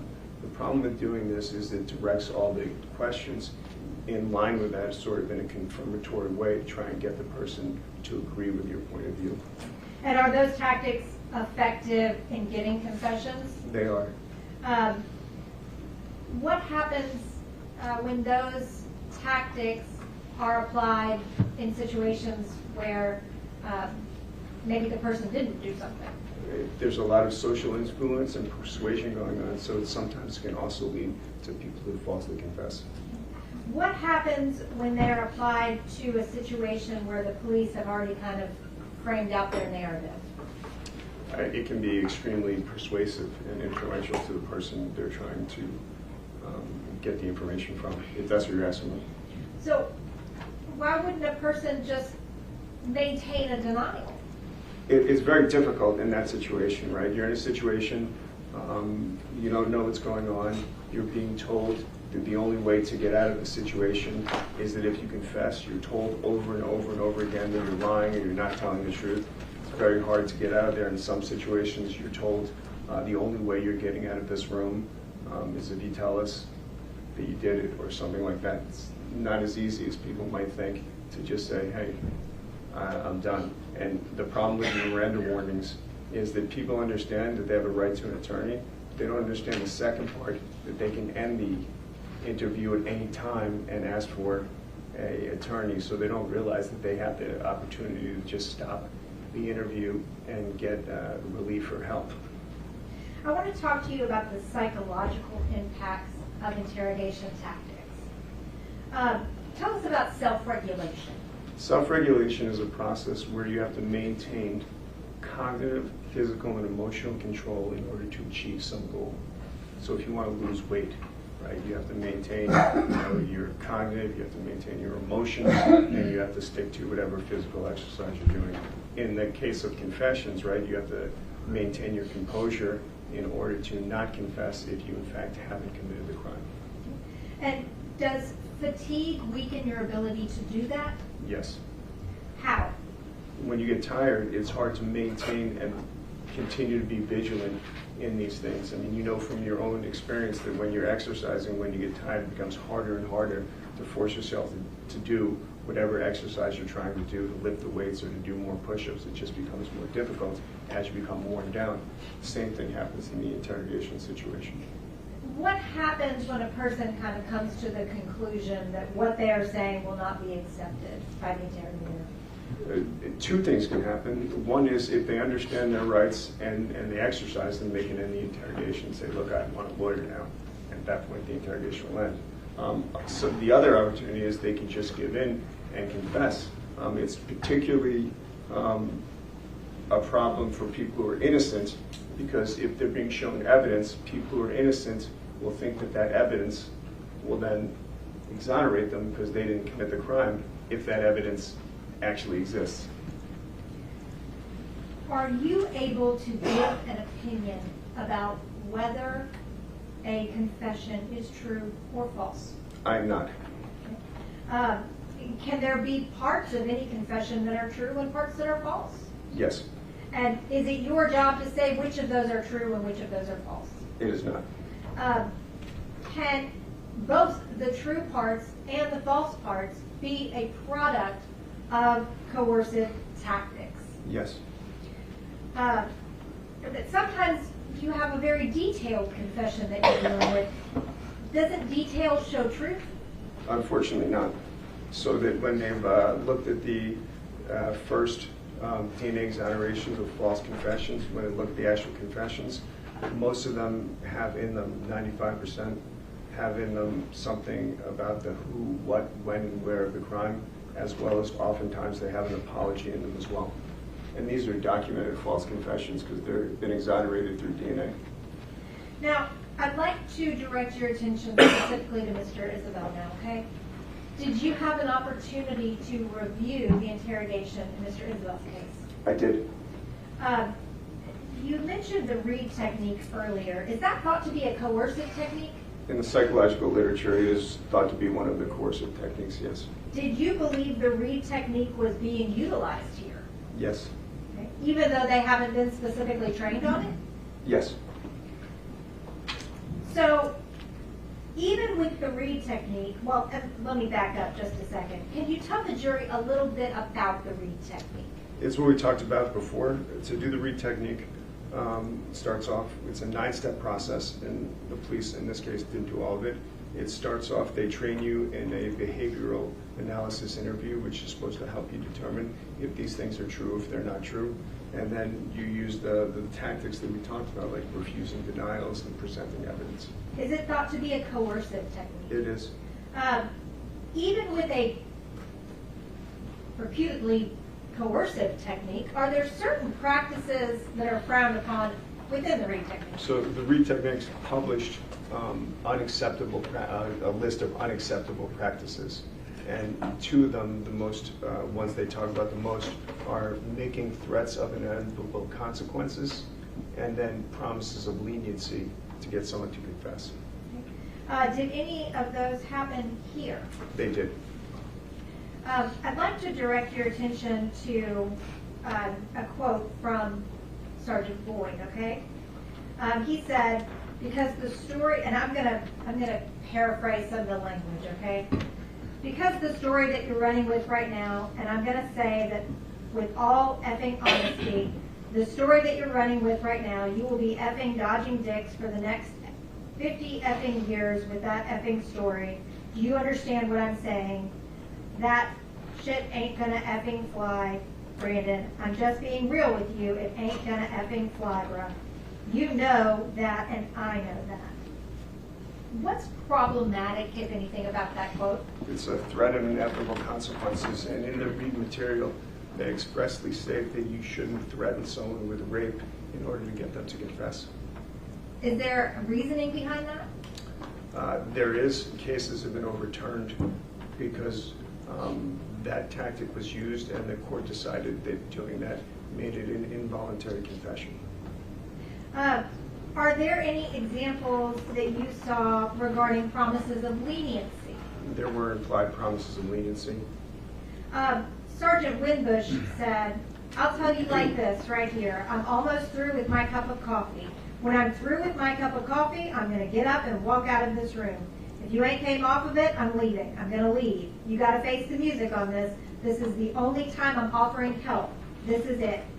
Would you consider that a promise of leniency? It's an implied promise of leniency. What help is he going to be offering and providing for Brandon other than some relief in his situation? And then Sergeant Boyd said, the only thing that's going to save you right now is telling the effing truth. That's it. It ain't no effing way around it, Brandon. What happened to Danielle? Tell the effing truth. Was there a promise of leniency in there? The Savior. This is if he confesses that in some way it's going to save him. Sergeant Boyd said, listen, Brandon, listen, I want you to understand this, okay? You're not a monster, okay? What's done is done, okay? Right now, you have to. You have to talk to me, okay? You understand what I'm saying? All right. I'm not here to hurt you, all right? I'm going to tell you what you need. What you need to save your effing self, okay? You have to lay everything out, because anything short of that, the evidence is going to paint you like an effing monster. Why is that problematic? Again, he's going to save him, right? This is going to save him in some way, right? The implication is that if this is going to save you, his situation is going to be better by virtue of him telling the truth as Detective Boyd sees it. Can you tell me about your process when you review these interrogations? Sure. So that I use with my people who evaluate stuff with me, my students, We use the IIAI survey or coding scheme. It's the Interrogation, Interviewing, Analysis Instrument. It's a lot to say. And basically what it is they've broken down all of the tactics that have been used throughout the literature in psychology, and they've combined them into like a checklist of 5 different categories to look for to see if these tactics occurred. The 5 categories, one is rapport building, sort of like small talk. The other one is there's an evidence tactic. There's a social psychological manipulation tactic, and these have individual tactics within them. These are just the categories. There's a consequential tactic, and there is what we call minimization tactic. And then we also look for what we call contamination, like who said the information about what happened first. Did it come from the suspect, or did it come from the police? So you can see if the information in the confession is based on what the police said or what the person gave voluntarily. Did you determine, based on your expertise, whether you believe this was a coercive interrogation? I did. What did you determine? It was a coercive interrogation. Brandon was told, Mr. Isabelle was told several times that he wasn't leaving. He was called a liar. He was accused of committing the crime 17 times. It's pretty coercive. How many coercive tactics did you count when you coded this particular interrogation? I think 165 maybe. Is that a lot? That's a lot. Okay. Now I want to talk to you about what you found, okay? How long was this interrogation? So the interrogation starts when they detain you. It doesn't start when they put you in the room. It starts when they detain you, because that's when you have to start thinking about the situation that you're in. The amount of the interrogation that I saw, I don't know exactly when he was detained, but the interrogation videos that I saw were over 10 hours. Is that a long interrogation? Yes. What is the recommended length of time for an interrogation? The Reed technique recommends not over 2 to 4 hours. And the reason they do that is because, in my opinion, if you look at the false confessions, DNA exonerations, most of them occur when you have extremely long interrogations because people get very tired, and it's very tiring having to continue to fend off the accusations and the accusations. So even the Reed technique, which you described as a coercive technique, does have parameters that it sets out for length of interrogation? They do. And this one was more than 2.5 times that length? Yes. And you talked about fatigue. Why is that a major risk factor? Because as you become worn down and fatigued, it's hard to maintain self-regulation. So it's harder and harder to sort of maintain cognitive and emotional and physical control. And when you stop self-regulating, right, when you no longer can, you act impulsively. In the case of confessing, that means you confess to get out of the situation. I'd like to talk to you for a minute about youth as a personal risk factor, okay? Did you find youth as a personal risk factor for Mr. Isabelle? I did. Why? Mr. Isabelle was 25 years old. If you look at the Drizzen and Leo paper, and you look at the age of the people who falsely confessed, 65% were under the age. Yeah, I'm going to object to him. If you have an objection, stand and state it. I'm going to object to him. He's done it once already, so indicating other cases and when other people were exonerated and this sort of thing. It's not this case. We're specifically here to talk about this case. Your Honor, this is part of the information that he's relied upon in developing his testimony and his expertise. I don't know what these other cases entail. I don't know if these other cases are similar in what we are dealing with Mr. Isabelle, and I would much rather hear about cases that are similar to what we're dealing with here, given the nature of these offenses. I don't know if he's saying the cases we've seen in thefts, burglaries. That's not what we're dealing with here. I don't disagree with I believe he was testifying about data on which he relies in making his expert opinions regarding false confessions. Well, the expert, I'm sorry, Judge, if I recall that, the expert opinion here would have to do with this particular case, not other cases. Sustained. Did you consider youth to be a personal risk factor for Mr. Isabelle? I did. Okay. And that's because he was 25? Correct. Now I want to talk to you about physical comforts that you were able to view in the video. Did you find any risk factors regarding his physical comfort? Yes. What were those? That he indicated before the interrogation started that he was in some pain because of the tightness of the handcuffs. Okay. Did you notice anything about whether he appeared to be overly hot or overly cold? He seemed to be cold. Okay. Why is that a problem? Because you can imagine when you're trying to do something, like take a test, if you're in physical discomfort or if you're cold, it's going to impair your ability to do it. Same when you're trying to defend your freedom. Now I'd like to kind of focus in on some of the tactics used, okay? Starting with misrepresenting their roles by the police officers, okay? What does it mean by rapport building? So rapport building is something that every interrogation technique probably says that you should do. It's sort of like a little small talk to start the interrogation. There's nothing wrong with that.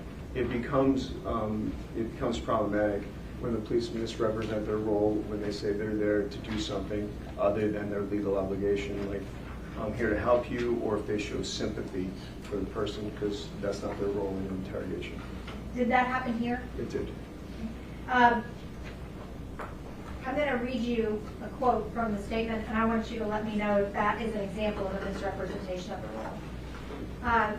Sergeant Winbush said, I'll tell you like this right here, I'm almost, and it's like the cup of coffee. I'm going to get up and walk out of this room. If you ain't come off it, I'm leaving. I'm going to leave. You got to face the music on this. This is the only time I'm offering help. This is it. Is that an example? Yes, because he's offering help. And as Officer Boyd testified, Sergeant, I'm sorry, I'm not sure his name, their job is just to collect evidence. It's not to offer help. They're trying to find out information about the case. And Sergeant Boyd said, I'm not here to hurt you, all right? I'm going to tell you what you need to save your effing self, okay? You have to lay everything out, because anything short of that, the evidence is going to paint you like an effing monster. Was anything wrong with that baby when you left her? Was that misrepresentation of his role? Yes, he's not there to tell, to advise Mr. Isabelle about what's best for him. And why is that problematic? Because it builds a false sense of trust and sort of indicates that Mr. Isabelle, it would be in his interest to do these things. I want to read you a quote from the interview and tell me whether or not is an example of showing sympathy, okay? Sergeant Boyd said, right, that's understandable, man. I mean, we get it. We know that you're going through a tough time right now. You know, your newborn kid is gone, and you know, you don't know where your baby mama is at. We get it, okay? So I understand you being nervous. And then the second one, Brandon, look, I've been in your position, so I understand, okay? Are those two examples of Sergeant Boyd utilizing sympathy? Yes. And why is that problematic? Because when you show sympathy with people, it makes it easier to persuade them and for them to believe you because it builds a sense of trust with them. I want to talk to you about the evidence, okay? Yep. What is an evidence tactic? There are three evidence tactics. They are presenting a lot of evidence so the person thinks that any sort of offer of denial will be rejected. The other one is called the false evidence ploy, which is when you say that you have evidence that doesn't exist, like you say, why is your face on that camera, when in fact it doesn't exist. And the third one is called evidence bait or the evidence bluff. And that's when you say we don't have the evidence, but we're going to get it. And when we get it, you're going to be in a lot of trouble because it's going to show that you're the person. Were any of those evidence tactics used here? I believe they all were. I want to talk to you specifically about the presenting evidence tactic, okay? Sergeant Winbush said, when you took her out of the car, did you pull some of her hair or some of her extensions out? Yeah, you did. Yeah, you did. They was on the ground. Is that an example of presenting evidence to him? Yes, they're telling him they have this evidence. What evidence were they telling him that they had? Hair extensions on the ground. And later on the river, one of the officers said, we've already looked at that, referring to some camera footage, and that's why we're asking you over and over, okay? Was that an example of presenting evidence? If the camera evidence exists, then yes. If the camera evidence doesn't exist, it's the false evidence ploy. And why is that a problem? Because in those situations, in the literature, people are more likely to confess when you do those things. Is it also a source of contamination to the rest of the interview? It is, because you're telling them, especially with the hair, like you're telling him what to put in, right? That's the evidence that he should be including in his confession. Why is that a problem? Because you want the evidence to come from the person rather than the police, and what happens is the only way to tell if a confession, or one way to tell if it's true, is if he has guilty knowledge. Well, if that guilty knowledge comes from a source other than him, there's no way to know if he actually had it or he just picked it up during the interrogation. I'd like to talk to you about the evidence fading, okay? When Sergeant Winbush said, so when we get this gun, it hasn't been fired. Is that an example of evidence fading? Yes, because they're talking about evidence they don't have yet, but they're going to retrieve. And Sergeant Winbush said, she met you at MAPCO, so when I go up to this MAPCO, I'm going to see you and her out there on the parking lot. Right. Evidence bluff, blade, because they don't have that evidence yet. Sergeant Boyd said, because look, Brock, I really wasn't bullshitting you. That area really is monitored. To the extent that they don't have at that monitoring when they're talking to him, that is the evidence base. And that last one was actually also an evidence bluff, wasn't it? They didn't actually have any of Well, that. then it's not evidence bluff, then it's the false evidence ploy. If they're talking about evidence that doesn't exist, that's the false evidence ploy. And what's the problem with using evidence fading? That in the lab, it gets people to falsely confess when they think the evidence exists, even if it doesn't. I want to talk to you about challenging contradictions, okay? What is a challenge about? What is that? When you tell the person that their story doesn't make any sense, it's problematic because the implication is that they need to change their story to make one that fits more with what the interviewer thinks they're asking about.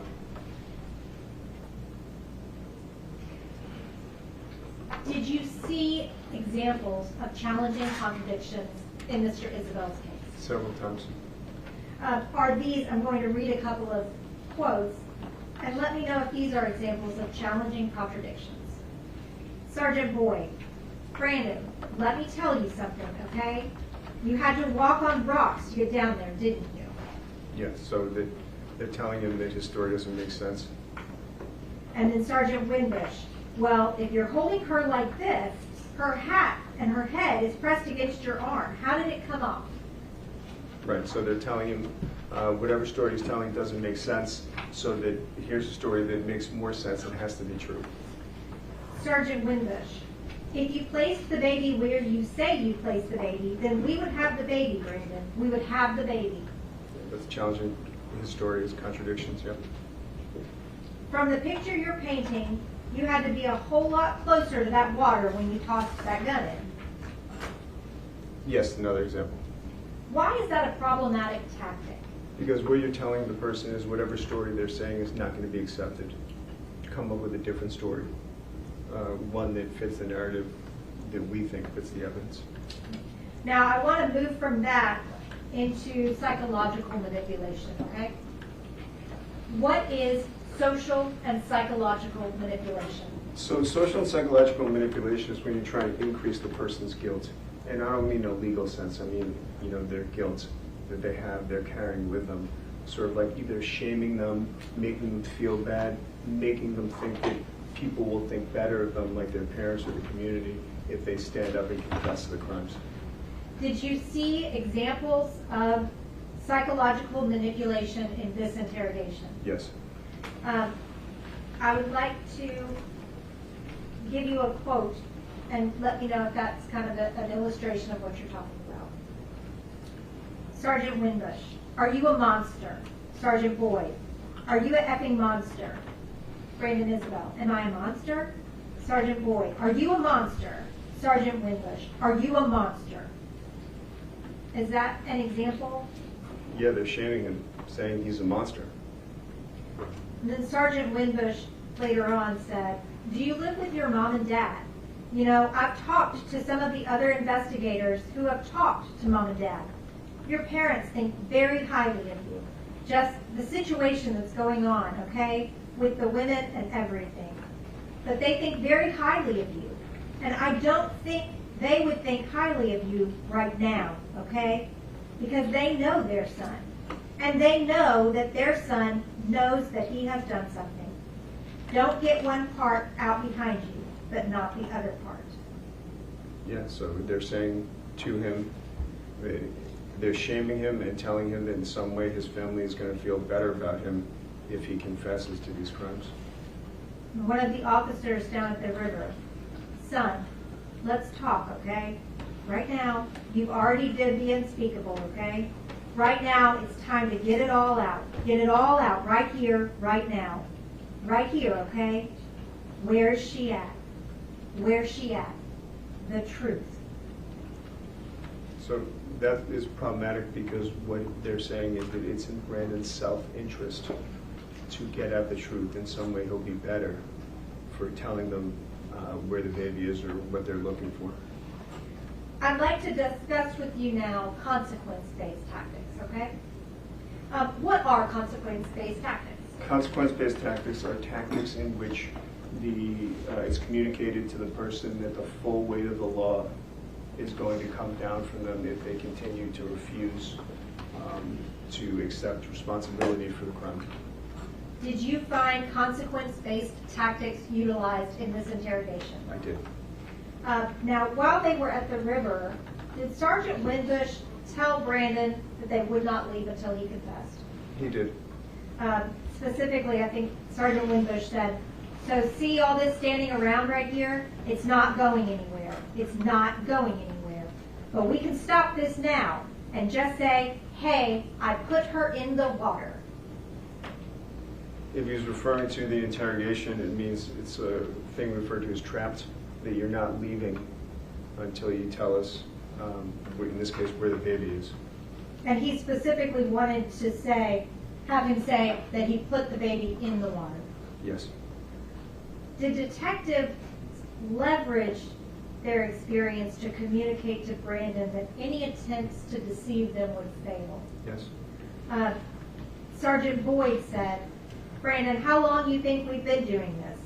You think we look like big dumb brutes, right? I'm going to tell you something, okay? There's a lot of MFers in prison who thought that they was smarter than us because they wanted to play games. And you know what? Every single one of them effed themselves. What are your thoughts on that? It's problematic and coercive because they're using their experience. They know what's going on. They know everything, so not telling them what they believe to be the truth is going to wind him up in jail. Is describing or exaggerating future sentencing considerations considered a consequence-based tactic? It is. Now, Sergeant Boyd told Mr. Isabelle, because the story that you're running with right now, and I'm going to say this with all effing honesty, the story that you're running with right now, you'll be effing dodging dicks for the next 50 effing years with that effing story. Do you understand what I'm saying? That shit ain't gonna effing fly, Brandon. I'm just being real with you. It ain't gonna effing fly, bruh. You know that, and I know that. Is that an example of that describing future consequences? Yes, he's indicating that he'll be in jail for 50 years. Okay. And was there anything else problematic about that one? He's threatening rape. Was Mr. Isabelle ever directly accused of committing the crime? He was. How many times, if you recall? 17. Sergeant Winbush said, opportunity. Sergeant Boyd, what happened? Sergeant Winbush, tell the truth. Sergeant Boyd, what happened to Danielle and what happened to the baby? Where are they? Is that problematic in your view? Yeah, they're saying you know exactly what happens. You've done this, so just tell us where the baby is. Sergeant Boyd, you pushed her down there into the water. Is that problematic? Yes, because they're accusing him of committing a crime. Sergeant Boyd, you know what happened to this girl because you was there, okay? That we can prove. This is not a game, okay? Is that problematic? Once again, it's evidence, tactic, and they're saying that he committed a crime. Sergeant Boyd, that that was your intent, correct? To push that baby into the river. It was, because you brought it out there into the rain anyway, so what's the difference? You brought the baby out here to a secluded location in the rain after you shot the baby's mother. Your intent wasn't for that baby to survive. Problematic because they're saying it's a certainty that he committed the crime.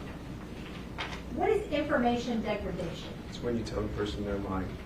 Why is that problematic? Because when you tell someone they're lying, you're telling them that they should change their story into one that they believe is truthful. Sergeant Boyd said, so with that being said, you really need to think long and hard, and you need to be honest with us. Because right now, you know that. We know that you're not. You understand what I'm saying? So when you tell someone you need to be honest with us, the implication is that you haven't been honest with us after a long interrogation, so that start telling us a different story that we believe is honest.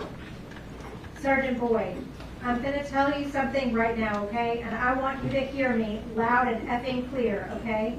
You are not leaving this effing room without cuffs on because you know you're effing lying. So there are several things wrong with that, right? That was me, I'm so sorry. First of all,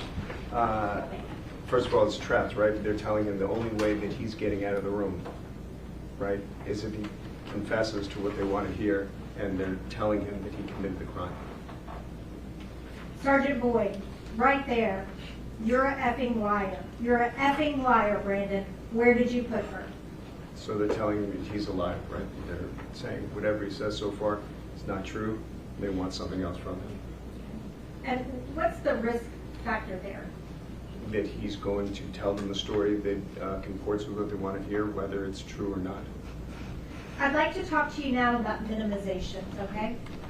What are minimizations? Minimizations are when you say that the crime is not as bad or the punishments aren't going to be bad. So you minimize the severity of the crime and the severity of the punishment. Can you give an example? If I say to you, listen, everybody gets drunk, they get into fights, it's not such a big deal, don't worry about it. So I'm saying that whatever you did when you got into the fight when you were drinking, it's okay because it's not your fault, it's drinking's fault, the alcohol's fault. Did you see that minimization utilized here? Yes. Why are minimizations problematic? Because they can lead to false confessions. Sergeant Winbush told Mr. Isabelle, what you have to do, you have to think about where we go from here, how you're going to be viewed, what's going to be done to you. The thing is, your timeline is off. Those places you went that night is off. You haven't told us everywhere you went. Is that an example of the officer minimizing the situation? It sounds more like an example of the officer challenging the contradiction, telling him his story is not correct, and that he has to tell him the true story.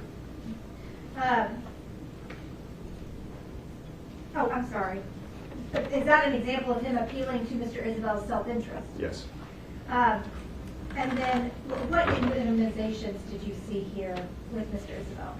Appealing to the self-interest, giving rationalizations why he committed the crime. I think Detective Boyd said, look, we've all been there. We've all had problems with women or something like that, so that in some way it's understandable what's going on. I'd like to talk to you about contamination. What is contamination? Contamination is when information about the crime is leaked in by the police officers, either voluntarily or involuntary, and they can be used to make a confession. Did that happen in this case? Yes. Did police provide Mr. Isabelle with certain details? They did. Did police tell Mr. Isabelle that this was a homicide investigation? They were the first to mention that, yes. Did the police tell Mr. Isabelle first that the baby was left somewhere? Yes. Did the police introduce the information about the Adidas slides? They did. Did the police introduce the information that the baby was left in the car seat? Yes. Did the police introduce the fact that the baby was put or tossed into the river? Yes. Did the police introduce the evidence of the hat? They did. Did the police introduce the fact that Mr. Isabelle changed clothes? Yes. Did the police introduce the fact that the car seat was taken to another location? They did. Did the police introduce the fact that the slides were placed in the trunk? Yes. Did the police introduce the evidence regarding the specific placement of Danielle Hoyle's car? They did. Why does that matter? Because you can use that information to create the confession, and now you don't know if it comes from his memory of actually committing a crime or if it came from what he deduced that the police wanted him to say in his confession. I'm getting close to the end here, okay? So we got over a couple of these examples that we've talked about, specific examples. Did you have other examples in each of those categories? I did. So those were just kind of highlights. If you could call them that, yes. Are the tactics that we've discussed risk factors for a false confession? They are. Can a false confession include true information? It can. How many tactics were used in this interrogation? 165, thereabouts. Is Mr. Isabelle at a greater risk to falsely confess to some things because of the length of the interrogation, his cognitive ability, or his fatigue? I would say the length and his fatigue. And in your expert opinion, was this a highly coercive interrogation? It was. And that can increase the risk for a false confession? It can. And a false confession can include true information? It can. That's all I have. State of Tennessee, you have the floor. Thank you, Judge. All right, Doctor. Sir, can I trouble you for a glass of water before the study? Oh. Let's get the deputy report so that we don't spill water all over that thing. Thank you. Thank you. If that's okay with you. Everything's fine. I'm not saying that, I just. I'm kidding, I'm joking, I'm joking. We'll get you some water, it'll be in a bottle. That's great. Thank you. Thank you. Thank you, Judge. So it seems like a bit of a minefield, right, in your world to do an interrogation, right, an interview? Not really. There are ways in which you can do it that are non-accusatory and non-confrontational. But you can't tell him when he's lying. There are ways in which you're doing it that are not coercive. You can challenge contradictions without accusing the person of committing the crime. Hold on. Your Honor, I asked if he'd be allowed to finish his answer. I just asked him if you can tell him when he's lying. Generally, you shouldn't do that. You shouldn't do that. You shouldn't show sympathy. Right. You shouldn't challenge contradictions? You can. It's the manner in which the way you do it is. How do you do it? You just say to the person, thank you. You say to the person, look, here's some things that don't match up. Can you explain that? Opposed to calling them a liar, accusing them of committing the crime and stuff like that. You can't talk about consequences. You shouldn't talk about consequences, no. You shouldn't minimize things. Correct. You shouldn't accuse them of the crime. You should not. You shouldn't appeal to their self-interest. And you shouldn't give them information, right? Right. You can't do any of those things. You indicated that this interview lasted for 10 hours and something, right? Yep. But that's not true, though, is it? No, it is absolutely true. Do you remember the 7-minute 52 mark of the statement? Yes. What happened after that? I'm sorry, I don't remember. Is that when You reviewed the interview, right? Yes. You're here to testify about the interview. I am. So you don't know what happened after the 7-hour and 52-minute mark? I don't remember every minute of the interrogation. So Well, you just said it lasted over 10 hours. it did, because the times that I had matched up for over 10 and a half hours. At the 7-hour and 52-minute mark, the interview did what? It ended. You remember that? No. What does he do after 7 hours and 52 minutes? I don't know. And the interview? He sits in there by himself. Yeah, the interview is still going on at that time. They didn't talk to him after that, in the next 2.5 hours. The interview doesn't end until he leaves. So you're saying that things that he said before he's left alone for 2.5 hours and they never talk to him again, that affects the things he said? He doesn't know that it's over. But it doesn't affect his confession before that, but the interrogation is still going on. In fact, it doesn't affect anything he said before that point, but the interrogation is still ongoing. How is the interrogation still ongoing if they're not talking to him? Is he still in cuffs? Is he still in the interrogation room? Does he know that the interrogation's over? I'll ask the question. I'm answering the questions. To the extent that he doesn't know the interrogation's over, They haven't said, look, we're done. It's still going on for him. But if he doesn't say anything after that, that can't have any effect on the overall interrogation, can it? I said it has no effect on the things he said before. But he doesn't say anything after the 7-hour, 52-minute mark. That's what I'm telling you. Okay. So the interrogation can have gone on for over 10 hours, right? It did go on for over 10 hours. You're sticking with, we're going with time after the interrogation. You're including it in the interrogation. Succinct. Okay. The time that he's sitting in there by himself before they ever start talking to him, do you remember what he was doing during that time? Sleeping. Sleeping. That's helpful, right? How is that helpful? Sleep. It's helpful, right? Yes, I guess. I'm not sure. I'm not an expert on sleep. Do you sleep? I do. Do you feel better when you sleep? It depends. We're getting outside of my area of expertise. I'm not an expert on sleeping. Well, you said that sitting there causes fatigue and it causes them to maybe confess to things they didn't do. Yes. So if you sleep, you have less fatigue, right? Not necessarily. No. Not all sleep is restful. Again, I'm not an expert on sleep. You said that he was cold. He appeared to be cold. Right. Did you ever talk to him? I did not. You have no idea if he was cold or not, right? I believe it was asked during the previous hearing, and it was agreed to that it was. It was asked during what? A previous hearing in here. You've been involved in a previous hearing? I read a transcript of a previous hearing in here. It was asked and somebody said he was cold? Yeah, I believe so. But that's not you observing it was cold. I took the person who was testifying under oath at their word. Well, you just sat up there and testified that you were looking at him and you thought he felt cold. I did. Well, that's not true then, is it? No, I did believe that.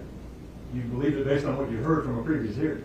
No, I believed it, and I believed it was said in a previous hearing too. When you put handcuffs on someone, what do you, when you have someone in on a suspected double homicide, right? What are you supposed to do with it? I'm not an expert on police procedure. I can't tell you. What do you think you should handcuff that person? My expertise is on what happened during the interrogation, not what should or should not happen when someone commits a double homicide. Well, you commented on the handcuffs, right? Yes. So, do you understand why they have to handcuff someone that's accused of double homicide? I do, but it's not really my expertise of why they handcuff people or what they do to collect evidence. My expertise is what happened during the interrogation, and during the interrogation, before they start questioning him, he indicates that they were tied on. What did they do? They loosened him at that point. Okay, and that's all they can do at that point, right? That's all they can do at that They point. can loosen them. You said at some point false confessions in the lab. What did you mean by that? So we conduct experiments in the lab. They do them in a number of ways, and you can get people to falsely confess to things in the lab that they didn't do. But that's not real life, is it? No.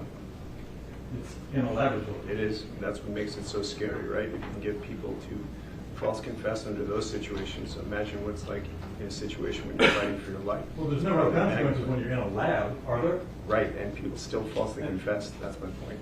But they know they're not accused of anything. They don't. They feel like during the experiment that they've made an error and that there are going to be consequences to what they do.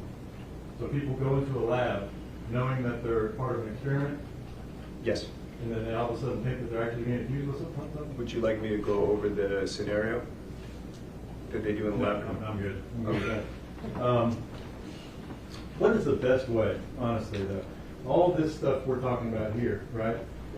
All these factors, all these risk factors, things you shouldn't do and you should do. You can't look at a statement, can you, on the four corners of the statement, or just view a statement and tell whether or not it's false? No. You can't do it, right? What do you need? What do you need to really determine whether or not a statement is false or true? We talked about it earlier, the guilty knowledge. If the person has guilty knowledge of the crime that was not contaminated in there, it gives you more evidence that what they're saying is true. What do we need to determine whether or not the interview is false or true? I can't speak for what you need to determine that it's. I said, what do we need? I can't speak to what we need. I can tell you what I do when I look at the interrogations, and the way in which we determine if it's true is we look to see if they have guilty knowledge that has not been leaked in through any other form. How about facts? yes, we look to see if what they're saying matches the facts that they have. That's what I'm saying. Guilty knowledge is the facts. So if what they're saying matches facts that are in evidence, then the statement is less likely to be false, right? Yes. So if the defendant, in this case, indicated that he went to Le Bonheur Surgery Center that day, that he went to the Regional Medical Center that day, and then he came home that day, and all that is confirmed by the GPS on his phone, that would give us comfort that what he said was true, right? Depending on what was happening with the GPS phone, if he had it, I mean, there's a lot of factors, but yes. Depending on what? I'm sorry. There's a lot of factors involved. Does he have his phone? Does somebody else have his phone? I mean, I'm not an evidence expert. Okay. What about a motive? If he said he had a motive, if we knew he had a motive. That has no influence on whether the interrogation is true or false. A motive doesn't have anything to do with it, right? Not in looking at what happened during the interrogation, no. So if he said that he didn't want to have the baby, right, in the interrogation, and that's confirmed with the text message that we saw earlier that he wanted Danielle Hoyle to abort the baby, that doesn't help you with the idea that that statement might be true? No. What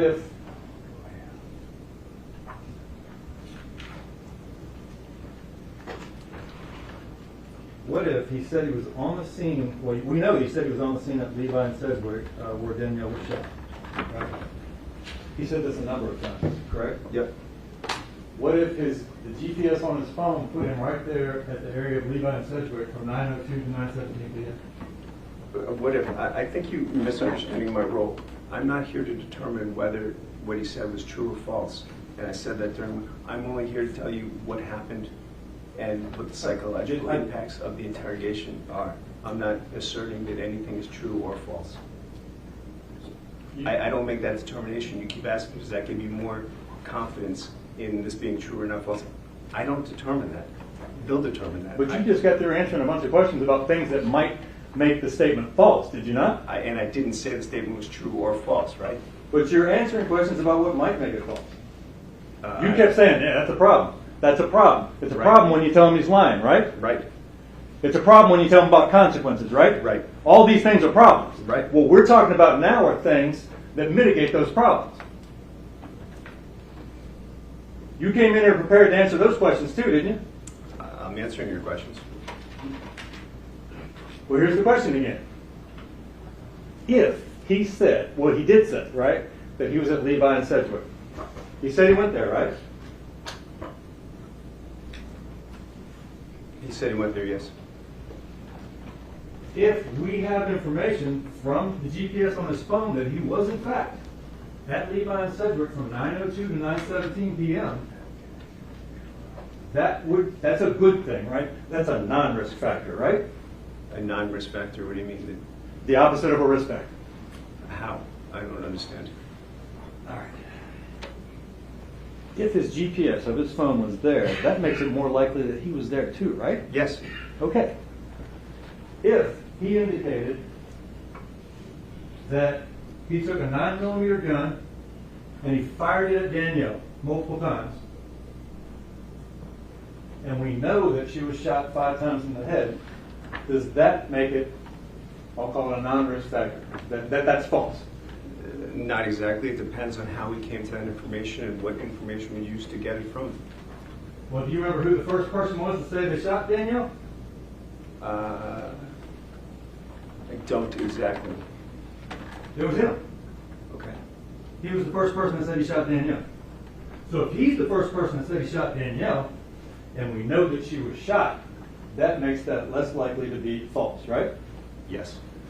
If he said he used a 9mm gun, and there were 9mm shell casings found right out where the shooting occurred, makes it less likely to be false. If right? he's the first person to mention those facts, then it makes it less likely to be false. If he said he used a 9mm gun and there were 2 9mm casings found in the front seat of her car, that makes it less likely to be false, right? As long as there was no contamination, yes.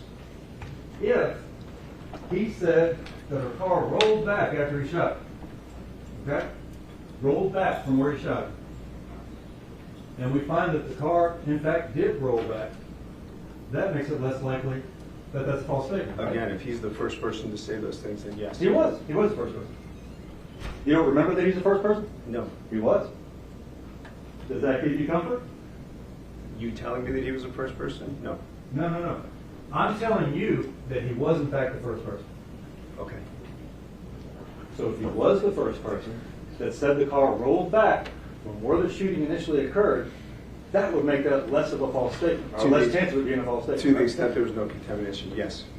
Well, if he's the first person to say it. I'm agreeing with you. If the shell casings that were found where the shooting occurred and the shell casings that were found in the front seat of the victim's car also match live ammunition that's found in this defendant's car, does that make it less false or less chance of being false?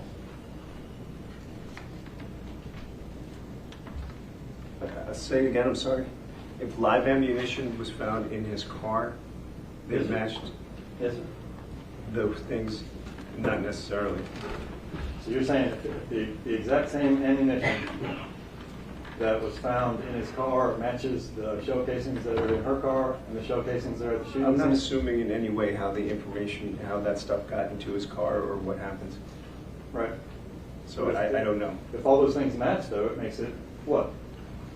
It makes it what? I don't Less know. likely that it's false. The statement is false. We're talking about the statement, right? You're here to talk about the statement. Right. How much did they pay you to come in here and talk about the statement? I get $150 an hour. How many hours have you spent on this? I don't know. You're not going to do a bill? I mean, I am. I just haven't tabulated the whole thing. You just have no idea how many hours you spent so far? I've spent a lot of hours. I don't know exactly how many. It's been a But in lot. all those hours you spent, it doesn't sound like you reviewed the evidence of the case. I don't review the evidence of the case. I only review the interrogation. I mean, How? it sounds like that because it's in fact true.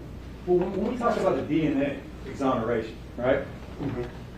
What exonerates the person in the DNA exoneration? The DNA? The DNA. What is the DNA? Evidence? Is that what you want to say? It's a fact, right? Okay. So you have to look at the facts to exonerate someone or to work to see if it agrees with the statement they made, right? Yes. It's not somebody in a lab looking at the statement that exonerates them, is it? No. It's the facts that exonerate them, isn't it? Yes. That's why I'm talking to you about facts right now. Okay, but okay. You get it? Yeah. All right. He was first to say he shot her. We've already talked about that, right? Right. We talked about the gun that he said he used, right? Right. And he said he used a 9mm gun, right? Right. And we've already talked about those shell casings. So that makes it less likely to be false if the shell casings match each other and match the ammunition that's in his car, right? That one we didn't agree on. We agreed on the other two. Let me ask you this. He said in his statement that he threw the gun in the river, right? Yes. Now, I know you didn't review the evidence on this case, but does it make sense to you or make it less false that he threw the gun in the river if, in fact, we know that he Googled, he searched, do shell casings, can you trace shell casings to a gun after it's fired? Only a day before the homicide. No. That doesn't indicate to you that he might try to get rid of the gun? Searching. What was he searching?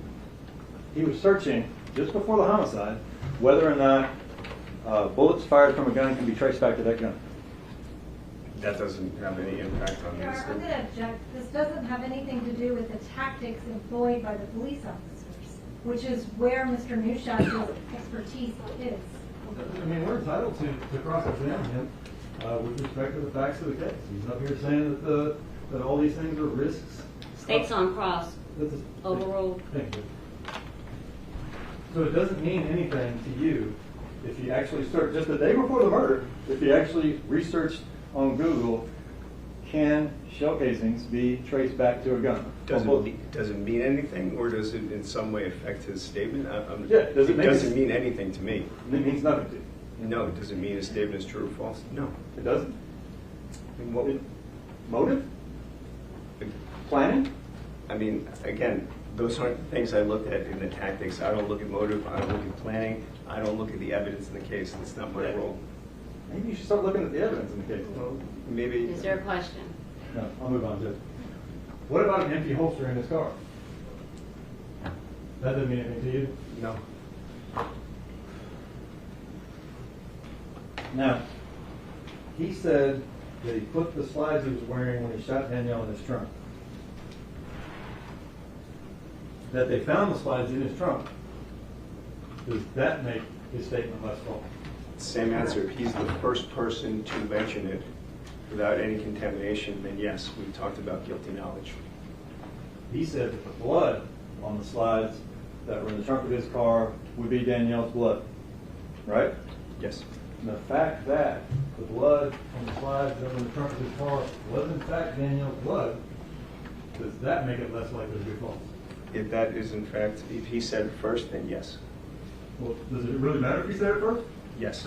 You don't think that having a murdered person's blood on the slides in the trunk of your car It matters. is a bad thing? It matters that he has guilty knowledge that wasn't contaminated. What about blood on the socks? What's the question?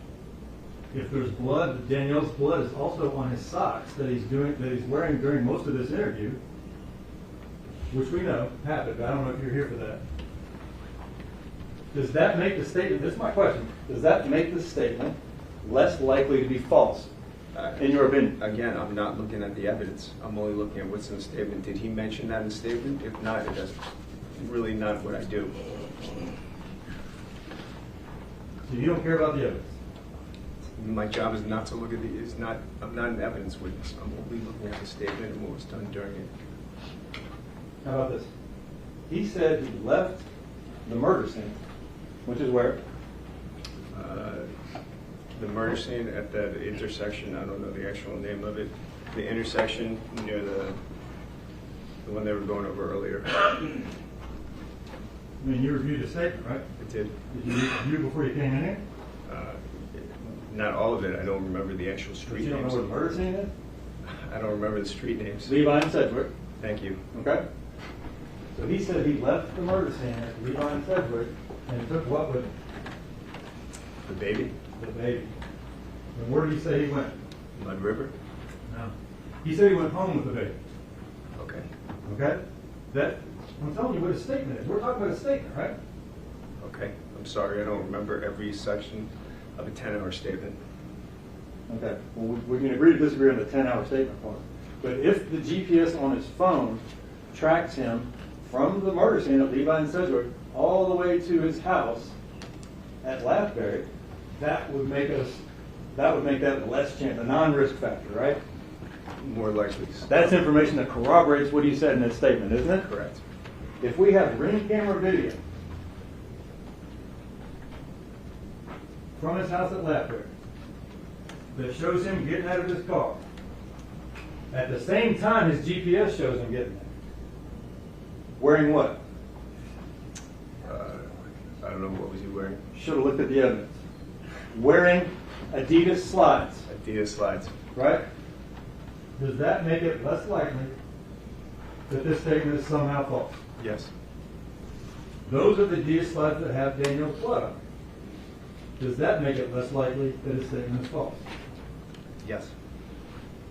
He says in his statement that he leaves the house on Lathbury and goes where? To the river. Goes to the river. Okay?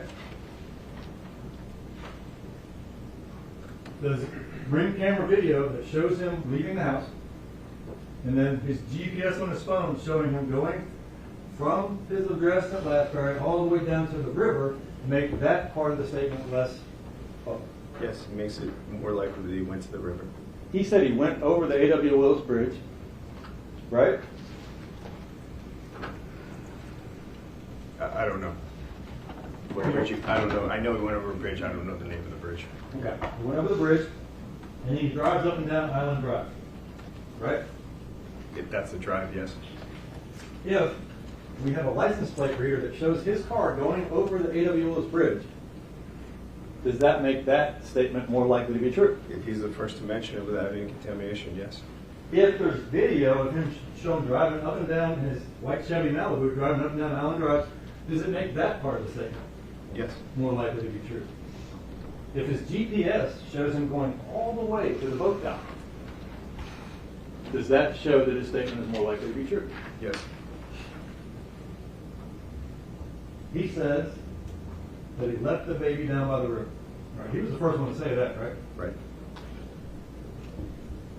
Does the fact that the baby's hat was down there make that more likely to be true?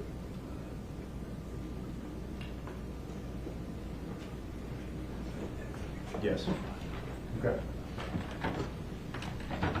He says that after he throws the baby in the river, and I kind of want to stop for a second and ask you about this, because a lot of the questions where you're saying that, they're trying to, you can't leave until, they never said you can't leave until you confess, right?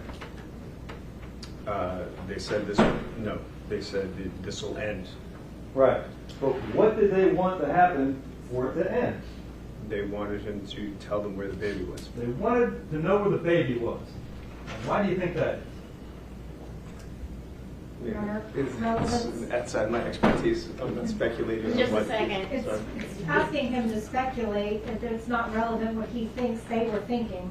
Well, he's been speculating for an hour and a half now, Judge. I'll sustain the objection and we'll move on. Now, what did he say he did after he said he threw the baby in the river? I don't remember. Because you didn't review the evidence, right? Because it's a 10-hour interrogation. I can't remember every single word of it. Well, that's kind of an important part, right? Part where he threw the baby in the river and where he went after that? Didn't it? I guess to you. I guess to all of us. Okay. Okay? You get what you're doing here, right? I think you don't get what I'm doing here. Yeah, I don't. True An statement. object to commentary by counsel. I've spoken with Mr. Christensen. Ask a question. Sorry, Judge. He went to Walgreens. He said he went to Walgreens after he left, right? Yes. Okay. Sustain your objection, Mr. Massey. I'm sorry. You don't know what he did at Walgreens, right? He went in and bought some items. Yeah. He said he went in and he bought some items for his girlfriend, Artesia. Right. And if we have his GPS going from where he threw the baby in the river all the way to Walgreens, that would make that more likely a true statement, right? Yes. And he bought items for Artesia, and those were found at Artesia's house. Correct. So that makes it more likely for that statement to be true, right? Right. Then, after he leaves Walgreens, I'll tell you what he did. After he leaves Walgreens, he goes where? Walmart. Right. Right? Do you know what he does at Walmart? I don't. I guess that's where they find the baby carrier. Correct. He says he takes the baby carrier that he took the baby out of before he threw it in the river, and he drops it off at Walmart. Commentary, you can ask questions. It's not commentary, Judge. That's what he said. That is literally what the defendant said. I agree with Mr. Christensen. That's not commentary. Commentary is you've been speculating for an hour and a half. That's not what this is. Go ahead, please. Thank you, Judge. He says he took the baby carrier to Walmart and dropped it by a dumpster. Right. Now, does the fact that GPS shows him going from Walgreens to Walmart give us, make that less likely to be a false statement? Yes. Does the fact that there's video that shows him at Walmart or shows his car at Walmart dropping something off by a dumpster make that less likely to be a false statement? Yes. Does the fact that we found the baby's car seat right there at that dumpster and it was identified as her car seat, does that make that statement less likely to be false? Yes. So just a few more here.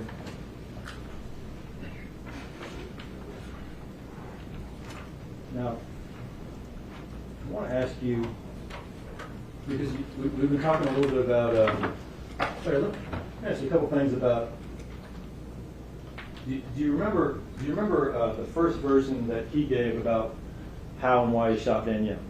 Yes. What was it? I believe it was he said he didn't want to have he wasn't interested in having a baby. Correct. He said he shot her because he didn't want to have a baby, right? But he changed it a little bit later on, actually a couple hours later. Do you remember what he changed it to? I don't. Well, he changed it to I accidentally shot. Do you remember that? I do. Okay. Well, what does that mean to you, an expert in these things? Can you ask me a more specific question? What does it Let mean? me ask you specifically, what's worse, right? Consequence-wise, is it worse to shoot someone because you didn't want to have the baby, or is it worse to accidentally shoot a person?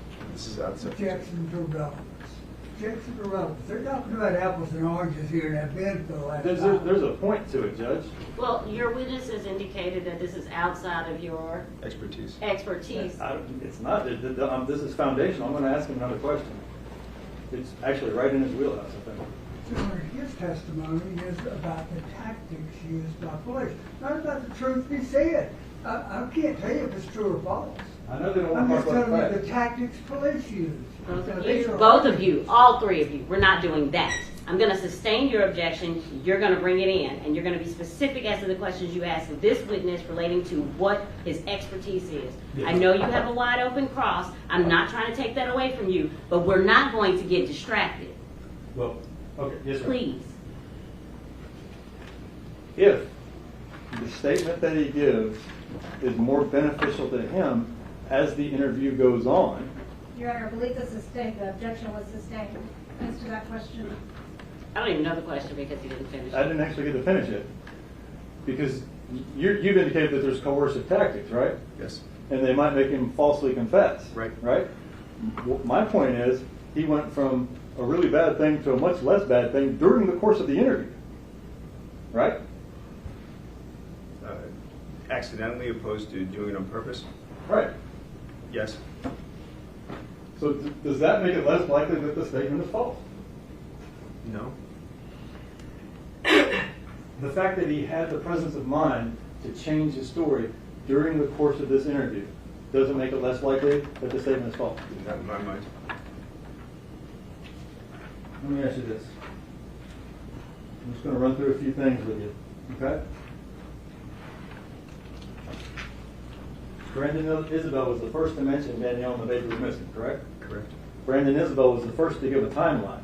Had the child on January 31st, was in the gym Saturday night, January 30th, when Danielle went into labor, went to the hospital and stayed there until this morning because he had to take another child to the dentist. Right? Yes. He was the first to say he dropped his son off at the dentist and met Danielle to give her baby clothes. Correct. He was the first to say both left the meetup going toward 3rd Street, and he went home. Yes. He was the first to say he went to his girlfriend's house around 9 to 10 p.m. Yes. He was the first to say that he was having a DNA test to confirm he's the father of Kennedy. He was. He was the first to say he met Danielle at the Mapco on Brooks Road to give her baby clothes. Yes. He was the first to say they were only together for a minute, just long enough to give her the clothes he bought from Walmart. Correct. He was the first to say it was raining when they met up. Correct. He was the first to say that he arrived at Mapco first. Correct. He was the first to say they met at the pumps. Yes. He was the first to say Danielle was driving a gold Chevy Cruze. Yes. He was the first to say that he was in a white Chevy Malibu. Yes. He was the first to say he handed her clothes through the window. Yes. He was the first to say Danielle told him she was going to McDonald's. Yes. He was the first to confirm that he saw the baby asleep in the back seat covered by a pink blanket. Yes. He was the first to say Danielle told him she got the baby medicine for low iron. Yes. He was the first to say he arrived at his house at 8:30 at night. Yes. He said he took a shower. Correct. He was the first to say he got to his girlfriend at 10:30 or 11. I believe so. He was the first to say he texted Danielle several times after getting a shower with no response. I believe so. He was the first to say Danielle's brother texted him to inform him that they could not find Danielle or the baby. Yes. He was the first to say the brother wanted his location, and he gave him the home address instead of his girlfriend's address. He and his girlfriend went to his home in girlfriend's car. He was the first to say that. Right. He was the first to say he left his car at his girlfriend's house. Right. He was the first to say Artesia has a blacksmith in Weston. I believe so. He was the first to say he had a Glock 19. I believe so. He was the first to say his gun was left in Artesia's room in a dresser. Yes. He was the first to say he last fired his gun about a year ago at a Top Gun ranch. That's true. He was the first to say that Artesia stopped for gas between her house and Brandon's. I don't remember that one. Is that in my report? Yeah. Then yes. He was the first to say he punched a hole in the wall when he got to the house. Yes. He was the first to say his mom called police when she found out Danielle was missing and messaged from someone else saying they were on the way to Brandon's house. Yes. He was the first to say when he first found out Danielle was pregnant, Brandon wanted her to get an abortion because he's still legally married. Yes. He was the first to say that Danielle decided not to get an abortion, and she and Brandon didn't really talk until around December. Right. He was the first to say that his car was messing up, so he and Danielle pulled over on the side of the road close to 3rd Street. The street had a fork at the end of it. Yes. Right? Yes. He was the first to say they sat in the car for a minute and talked, then he got the child and left. Right. He was the first to bring up the river. Yes. He was the first to state he left the child in the river near the harbor. Yes.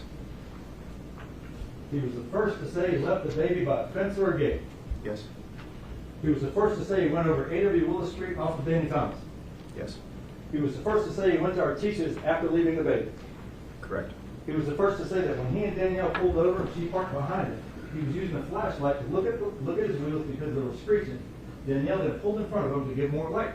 Yes. He was the first to say it started raining, and Brandon and Isabelle got in the car with Danielle and the baby, talked about random stuff, and he got the baby and left. Yes. He was the first to say that Danielle was still sitting there when he left. Yes.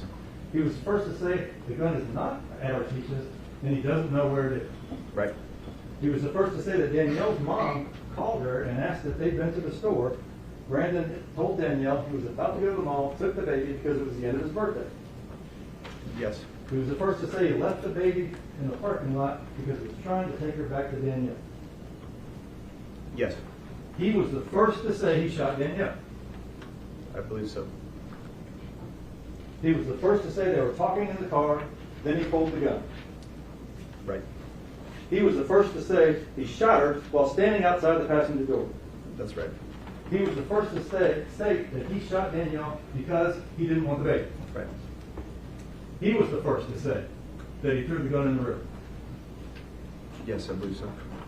He was the first to say that he was hearing noises behind him. She was looking behind him. He told her not to because it was making him nervous.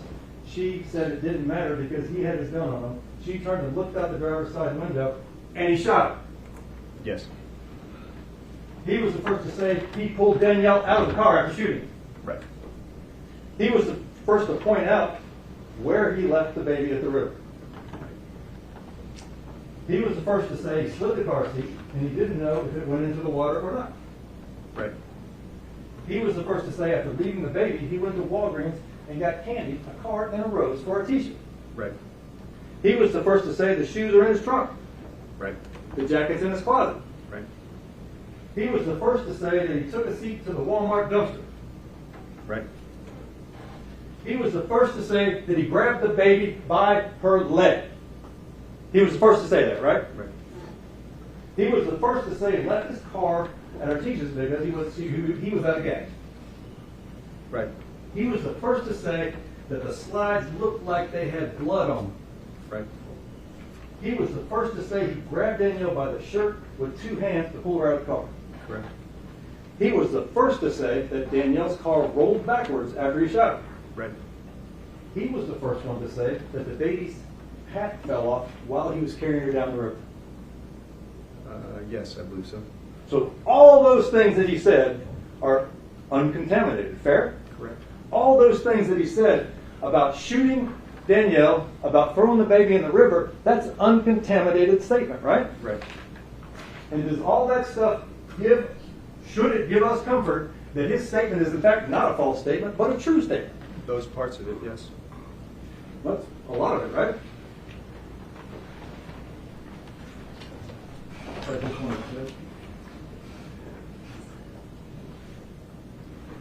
No further questions, sir. Any redirect? Yes, please.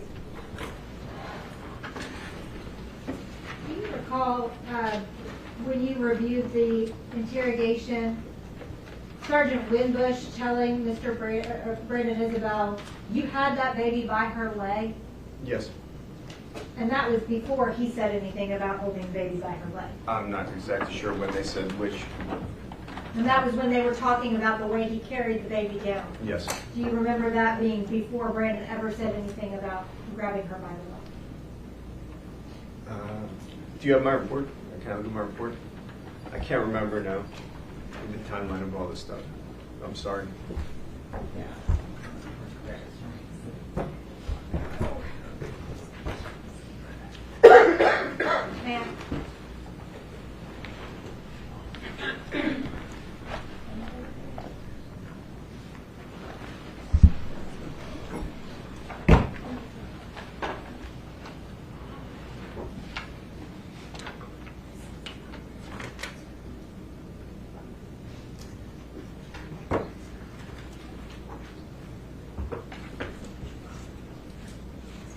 I'm sorry, I don't remember that. Yeah.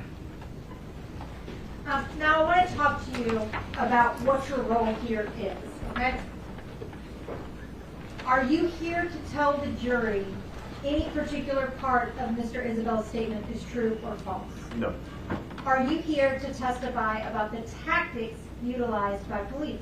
I'm here to testify about the psychological impacts of the tactics used by police. And so that has really no actual bearing on the truth or falsity of what's said. Correct. So what you are discussing with the jury is the way that the police interviewed him and how that can affect the product of the interview. That's right. Would it be appropriate for your determinations for you to review the other discovery in the case?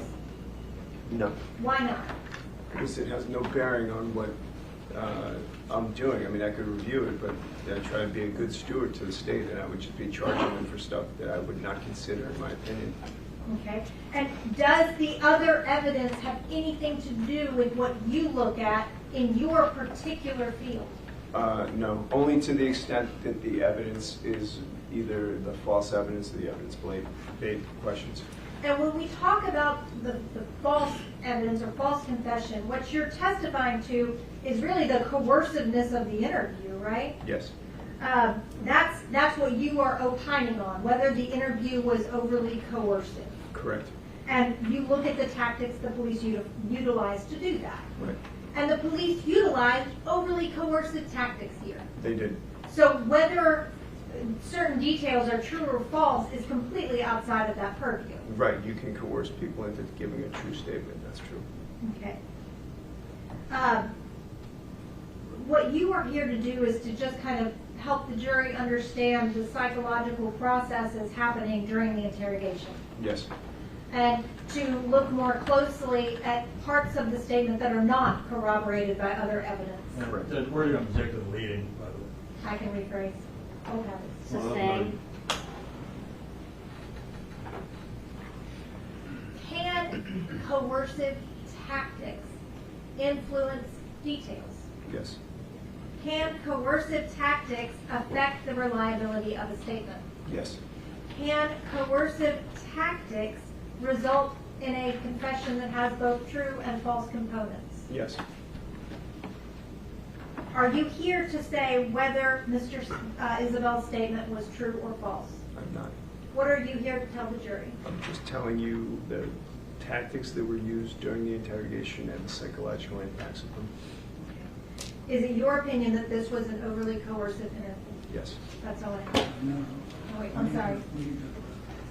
You are, can we start? Sure. Ladies and gentlemen, I'll be right with you. Sir, I'll be right with you. No, because this shouldn't be long.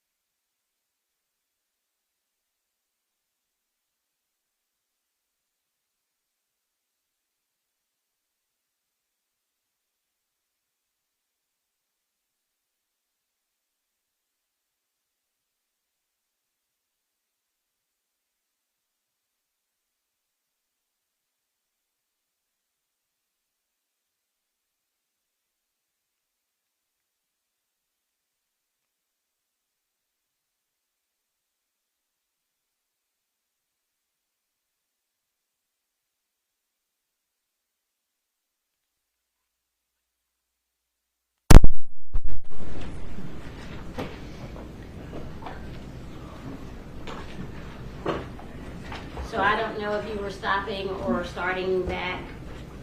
If I could have just 1 second. Yes, ma'am.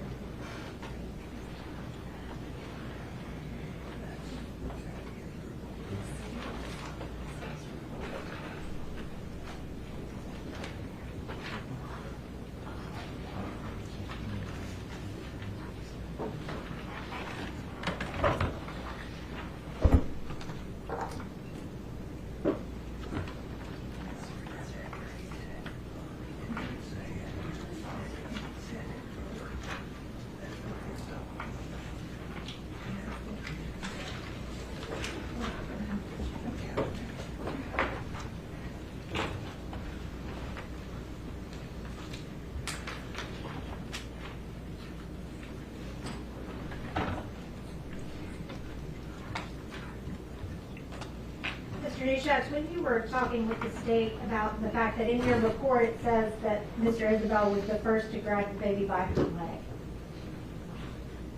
If the video that we watched showed the officers have that exchange with him first that I mentioned with you about carrying the baby down there by her leg, could that portion, could that inclusion in your report have been an error? I mean, it's possible.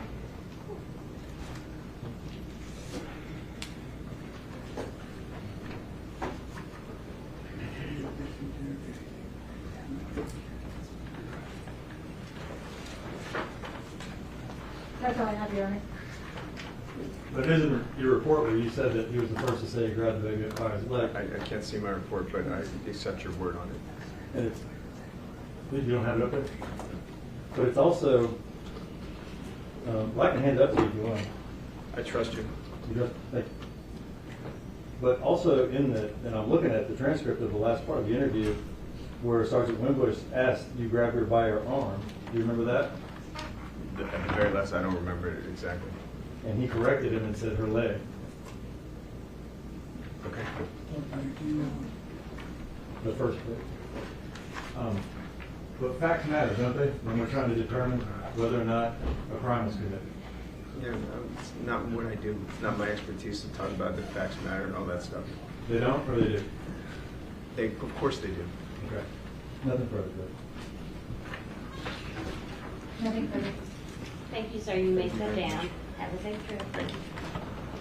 Please call or tell me what our next steps are.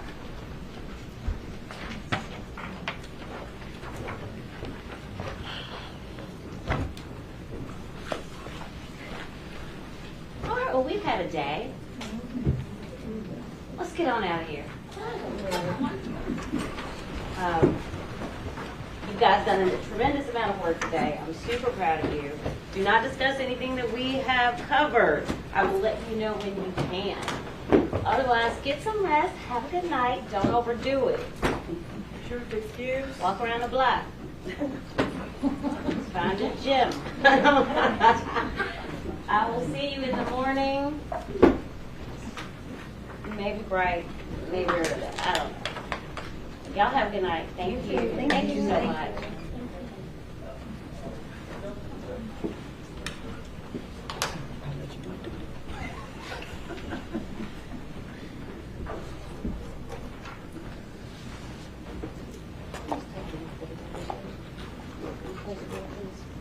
All right, you may be seated. I know I said I was going to break, but I asked you for. I have two housekeeping issues. I need to refer back to Mr. Massey,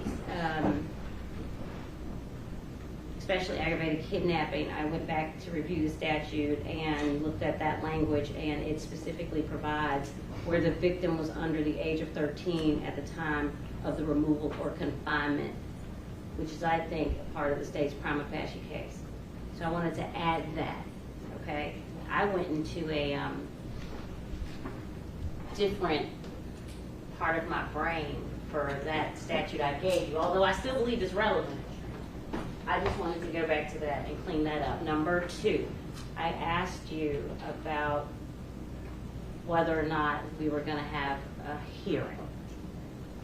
Ms. Fuchs has indicated that she wants to do that tomorrow. You still want to do that, which I highly encourage. Nobody knows what I'm talking about? We do that. You're still okay with doing it in the morning? Yes, Your Honor. So is it okay with you if I speak to Mr. Isabelle? I will not take up much of your time, and he doesn't even have to respond to me. But I want him to hear it from me. Yes, Your Honor. Mr. Isabelle, you have the right to remain silent. You have the right to testify. Ultimately, anything you say can and will be held against you in this court of law. No one can tell you what choice to make. I can't, Mr. Massey can't, Ms. Fuchs can't. You are at the part of the program where you have to decide what your next steps are going to be.